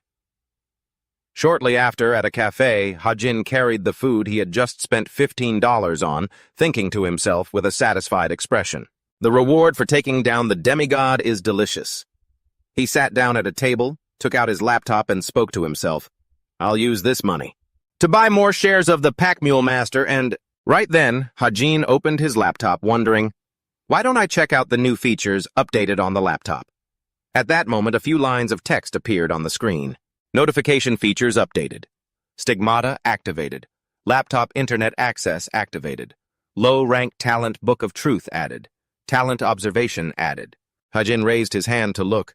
Sure enough, a strange mark had appeared on his wrist. First was the stigmata, the name of the wound, engraved on his arm yesterday. He reached out to touch it secretly, thinking, but the instructions on how to use it are a bit vague. It can be activated according to Kim Hajin's will, and as time passes, it says it can be used according to my desires. But Hajin stared at his bandaged wrist, still not quite understanding how to use the stigmata. He slowly guessed, maybe it activates with my will. Just as he thought that the stigmata seemed to wake up, it flashed like lightning off his wrist. Hajin, also very quickly and nimbly, used his other hand to press it down and hid his arm under the table. After that unexpected shock, Hajin gave up on trying to understand the stigmata. I'll verify this back at the dormitory. He moved on to explore the next thing. Next was laptop internet access, so Hajin quickly clicked the mouse on the text box, Activate laptop internet. Not knowing what would appear on the screen, his eyes suddenly widened. After a moment of thought, he slowly muttered, I see. On the laptop screen appeared a list of websites he could now access. There were 6 options, including Law-Abiding Spirit, Purple Banquet, Jeremy's Sword, Kubernetes Messages, and Armory. Hajin realized, the real reward is this. He rested his chin on his hand, exploring the websites while reflecting. It doesn't just have regular websites. It also has paid sites that require a fee to view. But the thing he was most focused on now was the Purple Banquet website. Hajin guessed. And among them, Purple Banquet is the most important. As far as he knew, Purple Banquet was the most famous secret website because it was a place to exchange information, weapons bounties, requests, and so on. There wasn't a single hero who didn't interact with the Purple Banquet. Because of that, the government ignored it even though they knew it was a black market, or at least that's how I designed it. Look, there isn't a single hero who hasn't interacted with the Violet Banquet. The government just ignores it even though they know it's a black market, or at least that's how I set it up. Usually you'd have to pay a massive entry fee to become a member of this site, but right now I can easily create an account just by paying 200 points. At the same time, a question popped up on the laptop screen. Do you want to create a Violet Banquet account? 200 points will be deducted. Hajin quickly clicked the confirm button. He focused on his laptop, whispering to himself, all right, why don't I try connecting? Just then someone walked over to him and exclaimed, oh, there you are! The person was none other than Che Nayeon. She naturally pulled out the chair opposite him and started the conversation. You know who I am, right? Cadet Kim Hajin? Hajin stared at her, looking blank. While rummaging through her jacket pocket, Nayun continued. I was shocked because you disappeared so quickly after the award ceremony. She said, I have something I want to give you. Then Nayun placed a business card on the table with the words, Grace of the Gods, representative of the essence of the Straight Guild, Che Nayun. Hajin stared at the card without saying a word. Inside, he was contemplating what to do about this move of hers. The fact that Che Nayun gave me her business card means quite a lot. Nayun had sat down across from him, resting her chin on her hand, and gently said, I'm curious about one thing. Hajin was still deep in his own calculations because this was probably... She smiled brightly and continued, Would you mind if I asked? He silently observed her plan, the first step of Che Nayun's recruitment style. Che Nayun clasped her hands together in front of her, smiled brightly, and asked, I'm curious about one thing. Would you mind if I asked? Hajin was silent for a moment, silently assessing the woman in front of him. Che Nayun had a friendly public image, but her true personality was a bit different. She would kick anyone to the curb if they didn't meet her standards, even if she had spent a lot of effort to recruit them.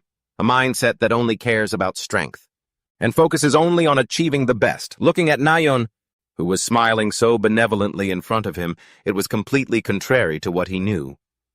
Hajin silently affirmed to himself that is exactly who Che Nayun is, the representative of the best guild in this country. If I can build a good relationship with Che Nayun, it will definitely help me in future events. Thinking this, Hajin put one hand on the table and Nayun looked extremely intimate, closing the distance. I don't know if you've... Unexpectedly, Hajin suddenly spoke up, interrupting her. No. He bluntly refused to engage. I have nothing to say to you.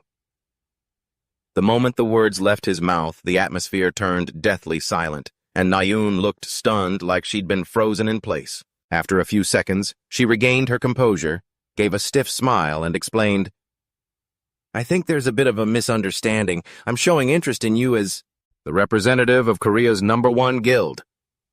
As Hajin packed his belongings into his backpack, he answered without a hint of care.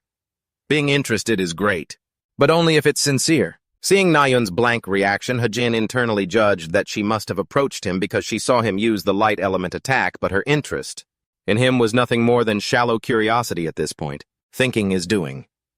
He decisively put on his backpack and stood up, telling himself he needed to reject her a few more times to let her curiosity grow into genuine interest. The next second, Hajin just said, Well, I'm off, and quickly walked away, leaving Nayun sitting there alone, eyes wide and mouth agape. She couldn't believe she had been rejected so easily. A moment later, the screen displayed a brief introduction of the stigma. Strength is one of the powers of the Creator. It contains magic power. When the stigma receives your accumulated attention up to a certain limit, you will receive a magic stigma. The magic contained in the stigma can be used at Kim Hajin's will, and it gradually refills over 24 hours when depleted. Hajin's voice rang out. Now let's try it. He looked at the stigma imprinted on his wrist and thought, convert the stigma's magic into the form of a dagger. Immediately, the stigma stood out prominently, accompanied by a glow, and then it gradually transformed into a dagger. Hajin grabbed the knife and slashed it back and forth to test it. I can control it with my thoughts. He began to contemplate further. Magic power and stats are heavily influenced by talent and early education. Watching the dagger slowly dissolve, Hajin felt lucky. As someone who just fell into this world, there was no way he should have been able to use magic. Consider it lucky that I've found a way to use it. Once the stigma was settled, he decided to test the second thing. The next thing I need to check is... Just then, the system screen displayed 2 brief pieces of information about observation. You can observe people appearing in your field of vision and take a glance. You can glance at the laptop settings at any time without a catalyst. Hajin brought his hand to his chin, thinking about something. Then he said aloud, Summon Book of Truth. Hajin reached up high, preparing to catch it. Very quickly, the book appeared in mid-air. He began to observe the book and listen to the introduction about it. This book stores all truths. It will answer any question if your magic power allows it. Hajin asked back, a bit incredulous, Any question? Any question at all? Immediately he asked it a question. Book of Truth, how tall am I? The book's voice replied, You are 174 centimeters tall. Then it notified him that 1 point had been used. Hajin? As if understanding how it worked, let out an "oh" and said, "So that's how you use it." Suddenly, Hajin's wristwatch went off. It kept getting louder and louder, startling him. Hajin was bewildered, wondering to himself, an emergency alert. Sure enough, looking at the screen, the watch was also displaying the 4 words, "Emergency Alert." The next second, it jumped to a group message notification that read, "We are looking for those who last saw Hajin at the world class." Seeing the stunned look of disbelief on everyone's faces, Hajin finally spoke up slowly. So, it started. The "it" Hajin was referring to was the second main storyline, the disappearances at Cube. As the title suggests, a total of 6 cadets went missing in this chapter. The investigation wasn't going anywhere since there were absolutely no clues to follow and the number of missing people just kept growing. This chapter was actually more important than that, because the culprit's ultimate goal was Yi Yun-ha. Hajin rested his hand on his chin, recalling the flow of the story, and began to hypothesize, if the co-author forces me to lose another piece, and of the protagonist like back at the museum, it would be disastrous. He thought, if that's the case, I'll find the culprit myself. But after some reflection, he suddenly dropped his arm, refuting his own thought. No, if I interfere too early, the whole story might get completely messed up. In the end, Hajin decided to just keep watching for now. Not long after, in the shared training room, Suho tilted his water bottle back and took a refreshing drink. Suddenly, the class president walked over, draped an arm over his shoulder, and said, "Hey, look at that guy Kim Suho." Suho followed his gaze, and over there a foot aggressively stomped down onto a dumbbell. It turned out to be the orange-haired student pressing his foot against the weight. Picking a fight with Hajin, he sneered and mocked, "What are you gonna do about it, you trash?" The orange-haired guy pulled his foot away and asked dismissively, "Are you even a cadet? How can you not even lift this much weight? You're a disgrace to Cube. Did you bribe your way in here or something?" Suho, witnessing this, felt indignant and was about to rush over, but the class president grabbed his shoulder to hold him back. "Stop it. Don't get involved." Still feeling very annoyed, Suho turned his head to challenge him. "You're the class president. You should be leading them." The class president didn't care at all and replied coolly, "Just leave them be. That guy looks like he's itching for a fight. Getting involved now would just be a headache." He smiled with intrigue and added, "And who knows, maybe it's all just an act." Suho was startled and shouted, "What?" The class president tightened his grip, completely confident in his theory as he said, "I told you. He destroyed a demigod's arm. Do you really think someone like that would struggle against those idiots?" Suho was stunned, saying, "So you mean Kim Hajin is hiding his true strength?" Over there, Hajin was straining until he was shaking, trying to lift the weight onto his shoulder. Seeing him struggle like that, the orange-haired guy also felt suspicious, wondering, is he pretending? Back over here. The class president remained firm in his opinion that if defeating a demigod wasn't just luck. But Suho wasn't interested in listening anymore and lunged forward, shouting, "Both of you cut it out." They clashed instantly, the sound of the fight breaking out making the other students gossip. "Huh, who's fighting? Looks like Kim Suho is throwing punches." Just then, something flew in. The next second, Instructor Su Wook appeared, shouting angrily, "We're in the middle of training! Why is it so noisy?" Then he called out, "Everyone gather round. The results for the last written exam are out. I'm going to post the scores, so come and check yours." Hearing about the grades, Suho and the orange-haired guy temporarily stopped fighting and began to gather to check their results. "Did you guys do well? My jaw is about to drop. I've already failed, man." On the score sheet, the name Kim Hajin was clearly displayed in first place. Hajin also walked over to check his score. Even though he topped the list, he remained very calm, thinking to himself, "First place. I copied the settings exactly, so no surprises there." Just then, a sword suddenly fell to the ground with a loud bang. Hajin turned around and saw Rachel was standing there looking stunned. He was also a bit surprised to see her and whispered to himself, "Rachel." As soon as Hajin saw her, he recognized her as Rachel Elizabeth Lewis, the Princess of England, who took third place in the Cube entrance exam. Looking at her surprised expression, he recalled all the relevant information about her major or minor. She had never once missed first place in written exams. As he was thinking this, Rachel suddenly shifted her gaze toward Hajin. He met her eyes and froze. He didn't know how to react. He just stood there completely stiff. At the royal palace, a voice said with pride, Princess Rachel, congratulations on being accepted into Cube. The butler, looking worried, offered words of encouragement. I hope you won't be anxious when standing alongside the world's greatest aspiring heroes. The female bodyguard also looked worried, adding, I also heard that all of them are from Korea. Contrary to their concerns, Rachel was very composed. She gently replied, It's fine. I will do my absolute best to meet everyone's expectations for the honor of the English royal family. Rachel remembered the moment she looked up at the family portrait hanging on the wall. A pang of guilt quickly rose in her heart. Rachel sighed, putting a hand to her forehead, and whispered to herself, My country's subjects. I am sorry. Very soon it was class time. The instructor held Hajin's test paper in his hand, praising. Hajin's answer demonstrated a completely different perspective. In his analysis, I hope the other cadets will follow his example and improve. Rachel put her pen to her lips, thinking analyzing phenomena is an extremely academic field. From now until the midterms, it's going to be very hard to close this gap. In her heart, she whispered his name, Kim Hajin. After that, Rachel looked at Hajin from behind, only to see him looking a bit goofy and his iPad screen was even turned off. After observing Hajin, Rachel asked herself a question. I wonder how he studies on a daily basis. No sooner had that thought passed than the flame of her determination seemed to ignite. The scene shifted to a laptop screen displaying the text, Information disclosure / the truth / I will answer any question. So please state your question. Hajin typed away while calculating in his head. I should make more use of a convenient ability like the Book of Truth to earn some pocket money.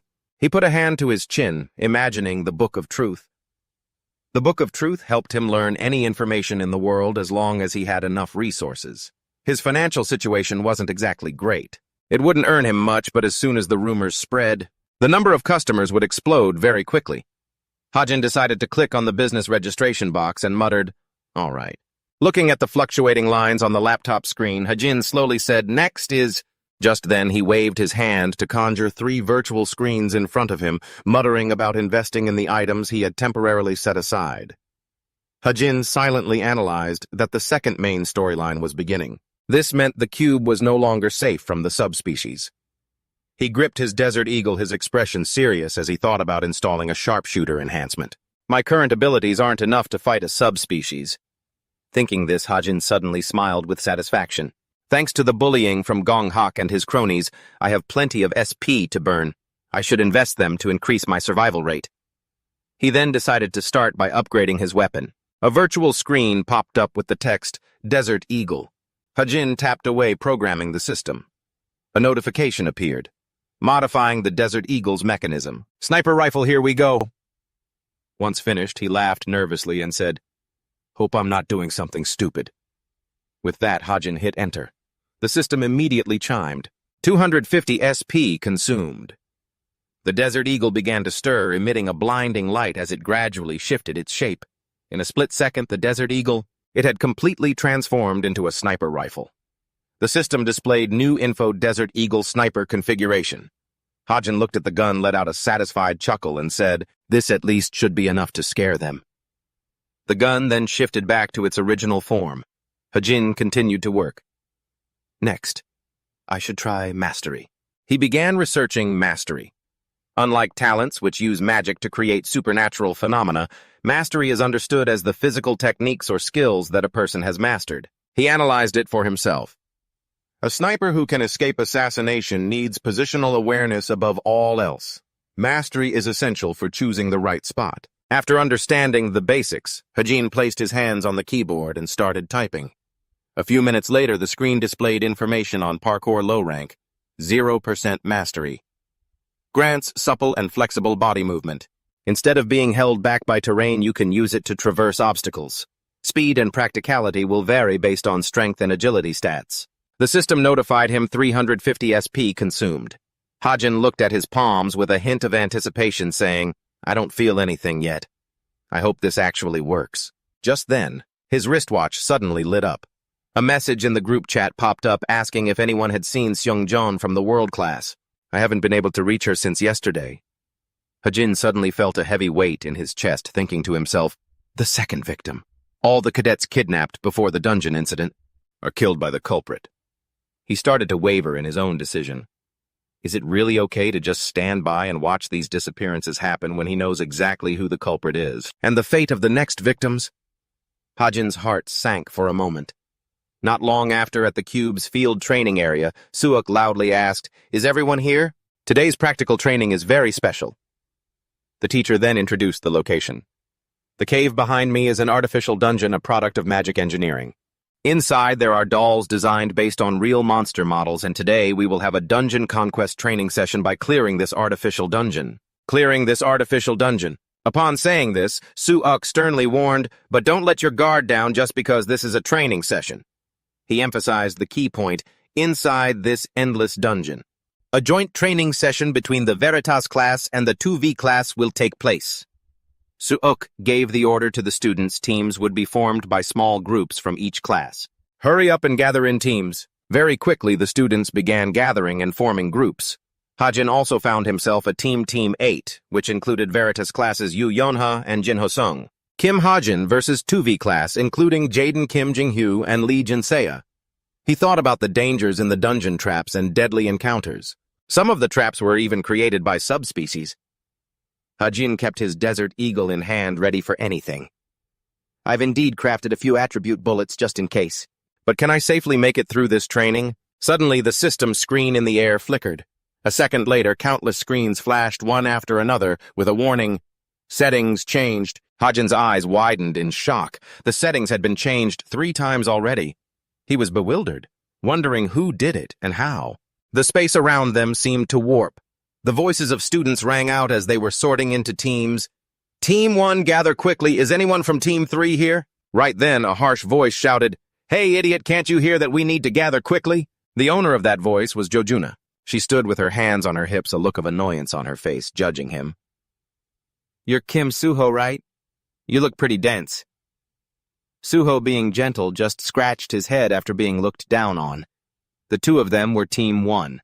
Veritas class Kim Suho, 2V class Jojuna. The system screen displayed information about this person's change. Character Jojuna's personality has been altered. She has become more short-tempered than in the original story. At the same time, not far away, another team was greeting each other. "Nice to meet you, Miss Yu Yonha." Jaden smiled brightly and said, "I hope we get to be close comrades even after this training session." Regarding this enthusiasm, Yonha only gave a perfunctory, "Uh-huh." They were Team 8, consisting of Veritas classes Yu Yeonha and 2V classes Jaden. The system screen continued to update. Character Jaden's growth potential has increased by 0.5. On the other side, Chanyol also found his teammate. She pointed and said, "You're on my team too. I've met you at the hunting club before. Your name is—" Seeing her stutter, the male student smiled gently and said, "It's Sven." He introduced himself politely. "My name is Sven." They were Team 3 Veritas classes Chanyol and 2V classes Sven. The system reported on Sven's change. Character Sven's willpower has decreased. There is a high probability he will be possessed by a low-level demon. Hajin read the notification and gasped, staring at him. He was in total shock. "What? The changes are too huge." Kim Hajin looked toward the opposite side with anxious eyes. "Let's take a closer look. There are 2 people there that I need to keep an eye on." Jaden is chatting away happily with Yu Yeonha. The first one is Jaden from Team 8. He's the textbook definition of a jerk who's always looking down on those weaker than him. He's strong enough, though, to have been sent on a scouting mission by the Cube Academy. With a green potential card, Jaden's development potential has increased by 0.5. Wait, how did his potential just randomly increase? Jaden introduces himself and then goes down the line.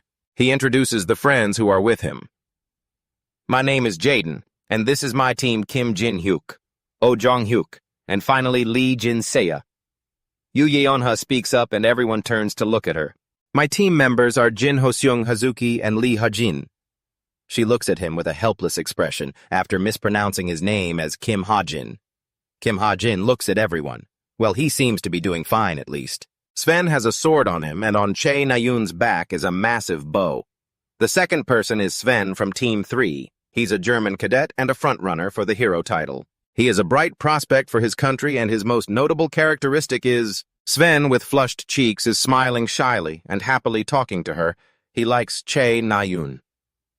Sven stands in front of a crowded train station, pulling a rather large suitcase. Just like the other foreign students, Sven came to Cube with the dream of becoming the strongest person in the sky. In a defensive combat stance, Kim Suho gets thrown aside by Yu Yeonha using her power. However, life isn't a fairy tale. Sven stands there stunned, staring at what's in front of him. Anxious and terrified by the extraordinary skills of those around him, he can only become one of those students who is as mediocre as one could possibly be. Sven covers his eyes with his palms, his face filled with deep disappointment. The sense of inferiority and failure he's feeling for the first time in his life, combined with the instability of adolescence. A long, sharp sword with a glowing red hilt bright as fire. He points the sword downward, and the light reflecting off it leads Sven to sell his soul to a demi-human in order to gain power. A dark green card appears on the paper with the words, "Character Sven's mental strength is gradually weakening. There is a high probability he will become a minion of the devil." This detail is exactly the same as what I wrote, but the problem is this specific segment in the dungeon. Kim Ha-jin reaches up to touch his nose, looking at the green board appearing before him deep in thought. At that same moment, someone's hand is about to touch him. His awakening had already been pushed forward from before. I hope this doesn't affect the plot too much. A hand from behind touches his shoulder. It's Jaden. He massages his left shoulder, laughing and chatting happily. "You're a marksman, aren't you? When we're in the dungeon, don't be so spacey like you were just now, you hear me?" You feel annoyed and shrug his hand off. "What get lost?" Jaden laughs and replies, "Damn, aren't you supposed to be a good guy?" "I've heard plenty of good rumors about you, though." Kim Ha-jin stays silent, clenching his fists. Right now, people's opinions of him are absolute garbage because of some rumors spreading in class. Kim Ha-jin stands still, feeling completely desperate. Because behind his back there are nothing but judgmental gazes and people whispering nasty things about him. He isn't happy about it. In the past, Kim Ha-jin has supposedly used his position as a cube cadet to blackmail and threaten others, plus he supposedly went to Seoul every week to satisfy his own urges. Three boys laugh, looking quite satisfied with playing around with those nasty rumors. The source of the rumors is already crystal clear. Thanks to that, I got a lot of products. Hazuki and Jin Ho-seung look over at him, sighing, muttering something. But why doesn't anyone stand up for me? Are we even a team? In a very old-fashioned setting. All right, let's start with Team 1. Jaden turns to Yu Yeonha. "As far as I know, you're probably the best support out of all the cadets, right? I've heard so many rumors about you from the outside, too." Jaden. "I don't know why your team is so lopsided. This actually works in our favor." The words from behind make you angry and uncomfortable. A team is supposed to be like that, though. There are always two super talented people who have to carry the dead weight, huh? Team 8, move into the dungeon. The team slowly advances into the dungeon entrance, which is quite large. It's pretty dark inside. As everyone moves in footsteps, echoing Jaden, who is leading, sees something and speaks up. Oh. In front of him, he sees mysterious doors all around the tunnel. Everyone stands around looking at each individual tunnel. It's pitch black inside. So the first obstacle is choosing a path. Yu Yeonha is deep in thought and asks everyone on the team, "Which path should we take?" Jaden speaks up. Jin Hyuk from our team is a marksman, so someone speaks up. Door 6. Kim Ha-jin says it clearly. Everyone turns to look at him. "Go into door 6. Yu Yeonha looks at him silent. Jaden turns to look at him with an angry face. "Hey, who do you think you are, Kim Ha-jin? I don't get it, but whatever, let's go." Yu Yeonha looks at him. He looks incompetent, but his eyes are actually quite sharp. Kim Ha-jin looks at Jaden, feeling a bit helpless. It really is impossible for him to give a compliment in a nice way, isn't it? He thinks to himself. Whatever. Thanks to her, we can follow the path Chae Na-yoon took. The screen shows all of Chae Na-yoon's info, and her potential is a solid 95. If Sven really signs a contract with a demi-human today, then Chae Na-yoon won't be able to handle it alone. If anything happens to her, it'll be a huge mess. Everyone slowly move into the entrance of tunnel number 6. Chae Na-yoon has already stepped up. I can't let anything happen to her, Jin-sung whispered in annoyance. Those idiots really love to show off, don't they? Kim Ha-jin looked at him and said, "Focus on the monsters ahead instead." In the dark, jagged tunnel, Soo-in asked, "What monsters? I don't see anything." Soo-in, can't you see them? There's a salamander right in front of us. They must be the apex monsters of this dungeon, Jaden said, then turned back, thinking it was a joke. When he stayed silent, Soo-in asked, "Should I fire a light arrow?" Yu Yonha replied, "If you can go ahead." No sooner had she said that than he pulled out his bow and fired. The fire arrow streaked forward, lighting up the area. Yu Yonha looked back at him. The salamander was completely caught off guard. It was all happening so fast, but when the monster looked up, the fire arrow was already closing in. A mid-level salamander, a level 6 monster. Jaden and Yu Yonha shouted in surprise, "Are you serious? Everyone get into formation. Does anyone here have water attribute attacks? I have to hide my power for now. Damn it. Yu Yonha is using her own power to fight it. I guess we have to do this the hard way." Yu Yonha used her momentum from the back, then put all her strength into a frontal attack. The salamander let out a loud growl, a golden light glowing in its mouth. However, Yu Yonha used her power to wrap tightly around its jaw. Then Lee Jinxia and Hazuki lunged forward, both using their powers to strike. The salamander collapsed to the ground, sparks of blue light flying from its body. "We won." Yu Yonha held a dungeon cord in her hand, but it started changing, glowing with electricity. Purple lightning. Has Yu Yonha reached the verge of enlightenment already? Let's keep moving. Kim Hajin watched with awe. "She's amazing." Kim Hajin walked over and touched Yu Yonha's shoulder, and she let out a loud scream. They both tumbled to the ground, his hand brushing against her head. Kim Hajin wiped sweat from his brow, worried. Yu Yonha's expression darkened as she slowly stood up. "Let's go." Scared, he sat up, backed away, and raised both hands. "Yes, ma'am." She walked over and grabbed his collar. "You're asking for it." As she raised her hand to hit him, someone shouted, "Hey, what's that, a demi-human mark?" Kim Jingu and Hazuki approached as she lifted her hand.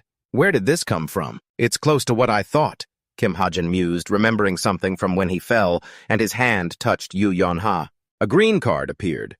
Poison arrow. Lethality 4 out of 10. Bonus effect, silent ambush. Neurotoxin has been applied to the arrowhead. Slow, heavy footsteps and ragged breathing approached. Sven collapsed to his knees, panting heavily. Sven whispered weakly, "Sorry." "Just leave me behind." Che Nayun shouted angrily, "Him! Shut up. If you've still got the strength to talk, then save it for running." During their fight, an arrow had struck Sven in the shoulder, causing him to collapse in pain. What is this poison arrows that shouldn't be allowed in a training exercise? Che Nayun, though small and seemingly delicate, carried Sven to safety. Besides, what is up with that monster? A massive monster with a mouthful of fire and scorching lava rushed at them from behind. Fire crackled around Che Nayun and Sven. It was a battle in the artificial cave. During the training session here, "Are you guys done yet?" Kim Jingu held up a large shield to block the flames fired by the monster, while everyone else behind him fired arrows and fought off the surrounding monsters. 2 monsters were breathing fire from their mouths. Kim Jingu gripped the handle of his shield tightly, standing his ground and bracing against the powerful blows of the monsters. Suyun aimed her bow at the target, slightly nervous but ready. She let go, and the arrow flew straight toward the target she had marked, Yu Yonha. She used her power to kick the monster hard. Kim Hajin used his gun to take down the monsters surrounding them. Jin Sung held his sword and delivered a powerful downward strike. As the area around the monsters glowed, an arrow fell to the ground. Jin Sung slung his sword over his shoulder and sighed. "Is it over here yet?" Everyone gathered together, surrounded by the carcasses of dead monsters. "It's mostly just fire elementals and salamanders, so it was pretty easy. Aside from that poison arrow earlier, I don't see any real traps here. I think we're clear to keep going." While everyone else was caught up in the heated discussion, Kim Hajin stood apart, staring blankly, his mind still fixated on that arrow and the green status window from earlier. The arrow had appeared so suddenly that even the cadets with high intuition hadn't noticed it coming until the streak of light drew everyone's gaze. What the hell was that? With flames slowly flickering to life and fierce glowing blue eyes, a strange, shadowy figure loomed behind Sujong. He spun around in a panic. A massive beast was growling, its maw dripping with molten lava, coiled and ready to strike. As he turned back, his eyes widened. A salamander. Is it still alive?" The giant salamander unleashed a torrent of fire toward the group. Kim Jingyu shouted out, and as the others heard her name, the beast, they all snapped their heads around to look. Someone had thrust a long, slender hand forward, chanting a spell. Suddenly, a magical force emanated from his fingertip.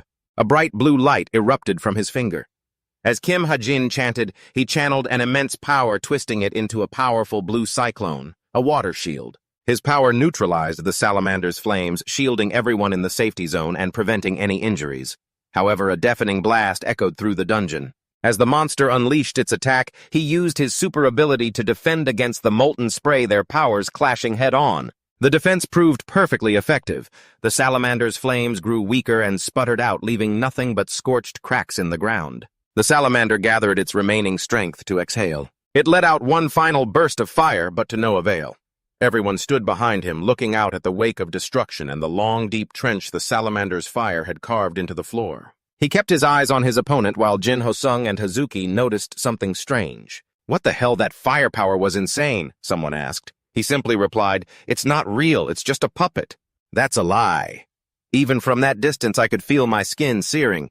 Someone called out, "Hey, marksman!" Jason marched over, furious, and grabbed his collar. "You bastard! You intentionally ignored me when I was looking for someone who could use water attribute magic, didn't you?" Jason hissed, pinning Kim Hajin. He tried to pry Jason's hands off. "It was just an effect from a magic tool I had on me, that's all." "You think I'll believe that garbage?" Yu Yanha saw the situation and shouted, "Stop it, we don't have time to waste." Lee Ginxia then asked, "It's not a puppet anymore. It's a real monster, right? Why would something like that be here, you?" Iana replied, "This environment is a perfect recreation of the dungeon. It must have evolved or it appeared according to the dungeon's natural laws. We need to figure out what's really happening. Let's go." Yu Yanha turned her back and urged everyone to move. They were running out of time. "All right, let's move." Her expression darkened. She was skeptical about the magic tool story. It was definitely a lie. She thought to herself, he doesn't have the funds for something that expensive. He couldn't even afford the Desert Eagle. But how could someone who isn't Kim Suho or Shin Jonghak master their magical attributes so perfectly? She analyzed the situation further. Does he already know the weak point of the magma salamander? If he can master his own magical attributes, is the reason he's hiding it all? She covered her mouth, whispering to herself, "Could he be?" She glanced back at him. Is he a demi-human? In a dungeon designed with ancient, weathered architecture, the ground was flowing with rivers of fire. A massive monster emerged, its maw dripping with lava and its eyes burning red. "A mid-tier grade 2 lava golem. This must be the dungeon boss, huh?" Sujong and Che Noon watched from high above. "Can we even take that thing down? If it's just us, it'll be tough. The other teams will be here soon enough. Let's wait until then to fight it. For now, let's just keep hiding." Sujong and Che Noon discussed their strategy while the rest of the team stood by. "We have to treat Sven soon. Why the hell did that arrow just pop out of nowhere anyway? Damn it, the difficulty of this training mission is abnormally high." The person shifted slightly, gripping his shirt. Sweat beaded on his face, his expression tense. He looked anxious, seemingly lost in a nightmare, mumbling, I'm sorry, everyone. It's all because I got hit by the poisoned arrow." In the dark, hazy void, he thought, why does it always end up like this for me? Ever since I came to Cube, nothing has gone the way I wanted. Tears welled up in his eyes. "It hurts so much." In his delirium, he heard a voice. "Kid." "Who's that?" He stood frozen, his face deathly pale. "Kid, don't you want to become stronger?" Out of the darkness came a voice. Dazed and exhausted as if he had just been knocked unconscious, he slowly opened his eyes. "It hurts, doesn't it? I will give you power." Above him, a strange round light flickered. A long, pale, and eerily spindly hand reached out from the green light, its fingernails long and sharp. The voice continued its horrific, seductive pitch. "The price is cheap, much cheaper than anything you've ever sacrificed before." Sven jolted awake, scrambling backward when he saw the hand reaching out from the strange, dark abyss. Terrified and stuttering, he cried out, I. Sven sobbed, tears streaming down his cheeks. He wanted to be stronger. The hand reached out and Sven grabbed it. Somehow, he was already dangerously close to the gaping maw of that horrific green monster. Its body was covered in sharp eyes, and its tongue, which had just grabbed Sven, was coiling around him, pulling him toward a mouth filled with rows of razor-sharp teeth. Someone screamed out in terror, "He's got him!" In a brief, tense moment of silence, the others were standing near Sven. But then he let out a loud shout, causing everyone to turn, gather around, and check on him. "What's wrong with him?" Ayun looked uneasy, sensing that something wasn't right. She turned to the group and started to shout a warning, but before she could finish, "Hey, what are you all doing? Get over here!" Just then, the monster heard the commotion above and looked up, revealing a massive bloodshot eye. Kim Ha-jin gripped his sword. Standing right by an opening, the monster sensed the noise and shoved its head through. Its eyes were blood red, its cracked, hardened skin glowed, and it spewed out lava from its jaws. "Run! It's attacking!" It reached forward, its massive hand slowly tearing through the wall where everyone had been standing. Scrambling footsteps echoed as they fled. The beast's enormous hand smashed straight through the wall, sending people scrambling for their lives. Jaden scooped Sven up on his back and hurried away. Ah! After the monster punched a hole exactly the size of its body through the wall, it prepared to crawl inside. Several people who had been standing too close were sent flying. Debris rained down everywhere. Even though the lava golem had already shattered much of the wall, 2 people were knocked to the ground. Ayun fell, gasping for breath. Huff, huff. When she looked up, she saw the colossal monster standing right in front of her, its 2 blood-red eyes staring down. She couldn't believe her eyes. No way. This thing is supposed to be a puppet. Before her stood a giant monster. She felt a sense of utter despair. There was nowhere left to run. She thought it was all over. I'm going to die. The lava golem's eyes glowed bright red, and it opened its maw, revealing a blinding, molten interior. And it's right here of all places. Suddenly, a glowing blue canister flew in its cap, already off trailing wisps of blue smoke. It appeared right in front of the monster, erupting in a brilliant blue flash. The monster squinted, clearly irritated by the sudden glare, but after the light hit its eyes, it suddenly went still. Aeon looked up to see the lava golem collapsing. A familiar figure appeared. It was Kim Hajin holding a gun. He had shot it and stunned it for a few minutes. Just a while ago, the whole group had been heading somewhere, but something unknown had completely blocked the cave entrance. "What is this?" Jaden shouted, furious. "Hey, sharpshooter! I thought you said we'd be able to see the path past this point. This is the boss's lair, right? But the entrance is sealed shut." Kim Hajin replied, "We're in the right place." It looked like boulders had been piled up in front of the cave, but looking closer, that wall hadn't been there before. But wait, that wasn't important right now. Jaden drew his sword in anger. "The boss room has to be right on the other side of this wall. Try breaking it. No one's dead yet, so stop giving orders." With that, Jaden lunged forward with all his strength, driving his sword straight into the obstruction blocking the cave. It made a deafening clang, but the blockage didn't budge an inch. He winced in pain as the shock jarred his entire body. Kim Hajin stood behind him and said, "See, I told you this place can't be broken." "It's impossible to break, even after using a magic attack." Hajin noticed something and pointed ahead. Everyone followed his gaze. There was a small opening high up in the cave. "Oh, there's an opening on the other side." Kim Hajin began rolling up his sleeves. "I'm pretty sure we can get in through there." Jaden stared at him, fuming. "What kind of nonsense are you talking about? That wall is at least 10 meters high. How do you expect to climb that?" Kim Hajin raised his hands, preparing to scale it. "Can't you climb? Well, suit yourself. I'm going first." Blue energy crackled around his hands as he pushed himself to the limit, clinging to the wall and pulling his way up with pure willpower. He began to climb while everyone below just watched. No one else dared to make the climb. He looked up at the opening as if the finish line were waiting for him right there. He struggled his way up and finally managed to pull himself through. Once he reached the cave entrance, everyone looked up with a hint of admiration. "Is he a cat or something?" Slowly, strange noises began to echo. The people below stood there unsettled. Then, boulders from the top of the cave began to tumble down. "Damn it," Jaden cursed. After Hajin made it to the top, he didn't expect to see a giant lava golem, towering right there.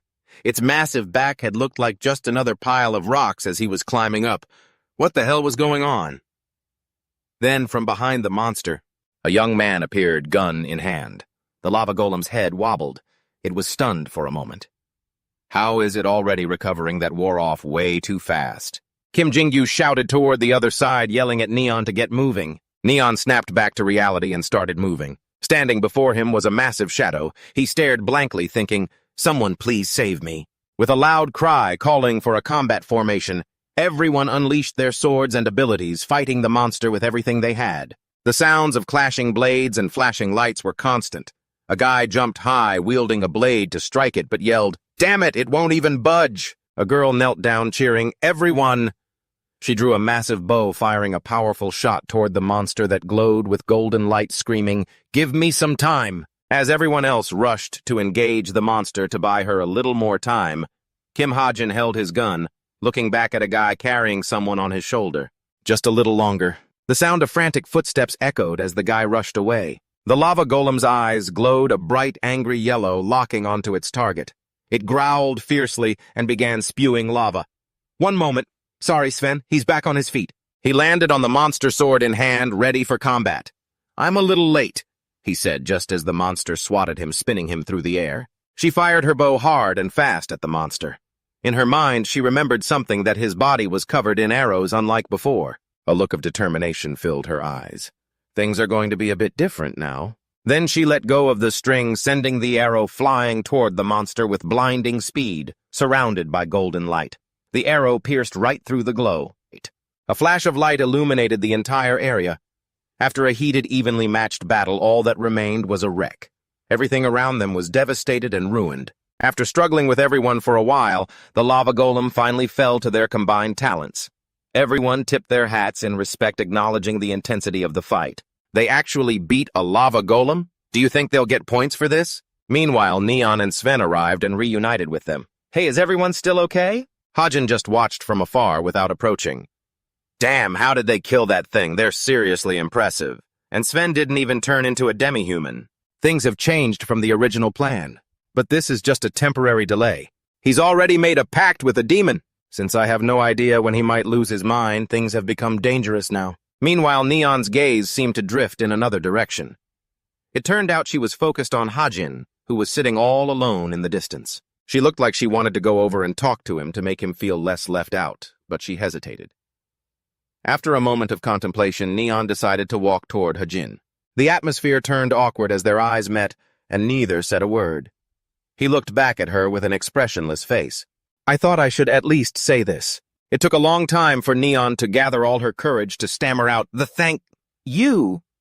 As soon as she finished, she whipped her head to the side, looking shy. Receiving a heartfelt thank you from Neon took Ha-jin by surprise. He really was clueless, though, and asked, "What was that?" Hearing that Neon couldn't help but feel incredibly embarrassed. I said what I had to say, okay? Because he rarely heard words like that from her, he found it hard to believe. She just said, "Thank you." Neon said thank you. Ha-jin was stunned that the girl who used to be buried in darkness could actually speak words as light as the wind. Neon's life was a series of tragedies. The first was on her 6th birthday, when she lost her mother to the demi-humans. She resolved to become a hero from that fateful day on, throwing herself into extreme training without resting even for a moment, despite being just a young, growing child. While other kids were enjoying their childhoods, Neon forced herself through brutal training to become a hero. Neon accepted the sacrifice of her childhood for her career as a hero, unable to make a single close friend, because expressing her true feelings to others felt like exposing her own weaknesses. Her inner circle of friends remained very small. Not many people heard her say, "thank you," and very few could call themselves her close friends because in her story the word sorry appeared much more often than thank you. Since I am the author, Ha-jin still hadn't recovered after a while. He looked like he was stuck in a frozen state from the shock. To break the awkward silence, Neon immediately asked, "So why are you so strong? And yet you got bullied by Jonghak and his lackeys. I saw you holding back a golem after all. If you're that strong, you should have been able to take down those bullies in a single hit, right?" To her question, Ha-jin just replied with something even more confusing. "I didn't do anything because if I had fought back, I wouldn't have been able to beat them." "What are you talking about? I saw that gun attack of yours. It looked pretty powerful, you know." "Oh, that." Hearing that he just casually raised his 6-shooter right in front of her. Audacious. You might say Ha-jin just pulled out his gun like he was grabbing a piece of candy without even blinking. "This is my personal weapon. You get it now, right?" Now that her brain finally caught up, Nayeon started darting her eyes left and right, acting all jittery to see if anyone was watching. "You crazy idiot! If you get caught with that thing, you'll get suspended for sure. That's why I only use it on special occasions." Necessity is the mother of invention, and Ha-jin had figured out a way to avoid getting busted. He'd learned how to stash his weapon inside his saint's mark so he wouldn't get suspended for illegal possession. Suddenly hit with this mind-blowing truth, Nayeon couldn't help but be suspicious. Even if you have a way to hide it, you're still way too strong. Is your talent enhancing firearms or something? She boldly blurted out her guess right then and there, But Hajin just gave a half-hearted reply, and Nayun, feeling bored, started to walk away. Think whatever you want. Oh, so that's how it is. I'll let the personal weapon thing slide this time. So don't go using it carelessly next time, okay? She suddenly froze, remembering something important. Oh, and one more thing, don't you have anything else to say to me? Before leaving, Nayun still wanted to hear something from him.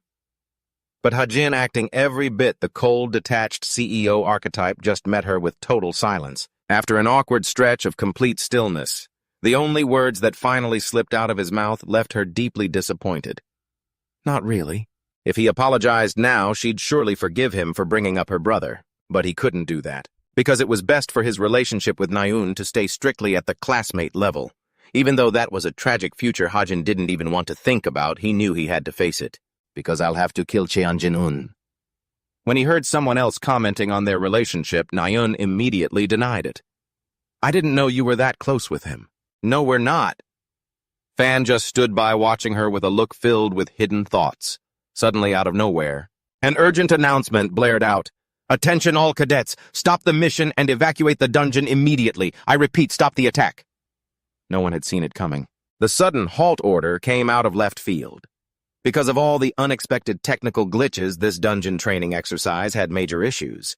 Several security cameras had suddenly shut down. When they started checking, a real monster appeared instead of a mana-generated one. On top of that, the staff management was so poor that they didn't even notice the problem for a long time. Even though these were serious issues since there were no casualties, Cube told the cadets that they would conduct an internal investigation, instead of bringing in a third party. Hajin sat at his desk, deep in thought. In other words, the demi-humans in management at Cube had successfully swept the whole thing under the rug. He doodled on his paper while calculating his next move. The investigation into this accident would mostly take place after episode 2, so for now he just had to worry about Sven. The side effect of signing a contract with a demon is amplified emotions and obsession. The worst-case scenario would be Sven's emotions spiraling out of control, leading to a breakdown while he's alone with Nayun. Hajin didn't want anything bad to happen to them, so he had to be careful with every single move to prevent it. He'd need to keep a close eye on Sven and Nayun. After mapping out what needed to be done, he clicked on his messenger app. He hesitated for a second before opening Nayun's message. His conscience was stinging him a little. As he checked her messages, the first one that caught his eye was from Sven. He clicked it to read, I heard the hunting club is going to Gangwon province this week. Is that true? According to Hajin's memories, this week's hunting club trip was exactly when Sven would lose his mind in the original story. To keep the journey from becoming a disaster, Hajin had to be careful. Going along would be best, but he needed to prepare a few things just in case. There was no time to hesitate, so Hajin had to make a quick decision. Since I've improved quite a bit, I think it's time to head to the Gary dungeon. Suddenly, the black watch on his wrist started buzzing. Hajin picked up the call to see why Suho was looking for him. Why was this guy? As soon as he answered, he heard, hello. It seemed like Suho had something important to say to call him at a time like this. Hajin, are you free this Friday? Hearing that, he was a little puzzled. He wondered why he was asking. Surprisingly, Suho really did need him. I have a favor to ask. Gary is a famous destination in Gangwon province where the essence of nature and spiritual energy flow. They clash, and because of that, Gary has been called a sacred training ground by martial artists from all over the country for a very long time. However, it's not just martial artists who come here. There are also travelers wandering the country searching for treasures buried deep under the holy mountains. Instead of fighting monsters, they come here to explore. And to top it off, Hajin got a bonus, a super cute tour guide, someone like me. And Hajin even gets a super cute tour guide as a bonus. Honestly, someone just like me. Despite the ginseng hunter Jun's incredibly enthusiastic introduction, Hajin's expression remained completely blank, devoid of any emotion. It seems Hajin wasn't particularly interested in that either. So he just gave a dismissive, before they both headed deeper into the forest, chatting as they walked. I saw you staring at that map earlier, didn't I? But you'll never find even a sprout of ginseng doing it like that. I'm not a ginseng hunter, I'm looking for a specific location. When Jun saw Hajin had zero interest in ginseng, he flipped his attitude faster than a pancake. Yeah, another newbie trying to break into the business. Everyone tells me that. But remember this. Jumping into this line of work just to chase riches is... Realizing he was rambling on and on, he cut himself off. Anyway, good luck, kid. Yeah, thanks. And with that, they split off in two different directions. Since they were on completely different paths, it was clear he was still green and had a lot to learn. Just like June said, Hajin hadn't gone far before he tripped and tumbled face first onto the ground.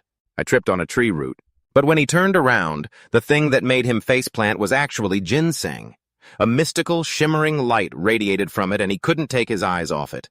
Even if just for a second I've caught a glimpse of the divine heart. Having discovered something rarely seen, Hajin didn't hesitate to dig it up.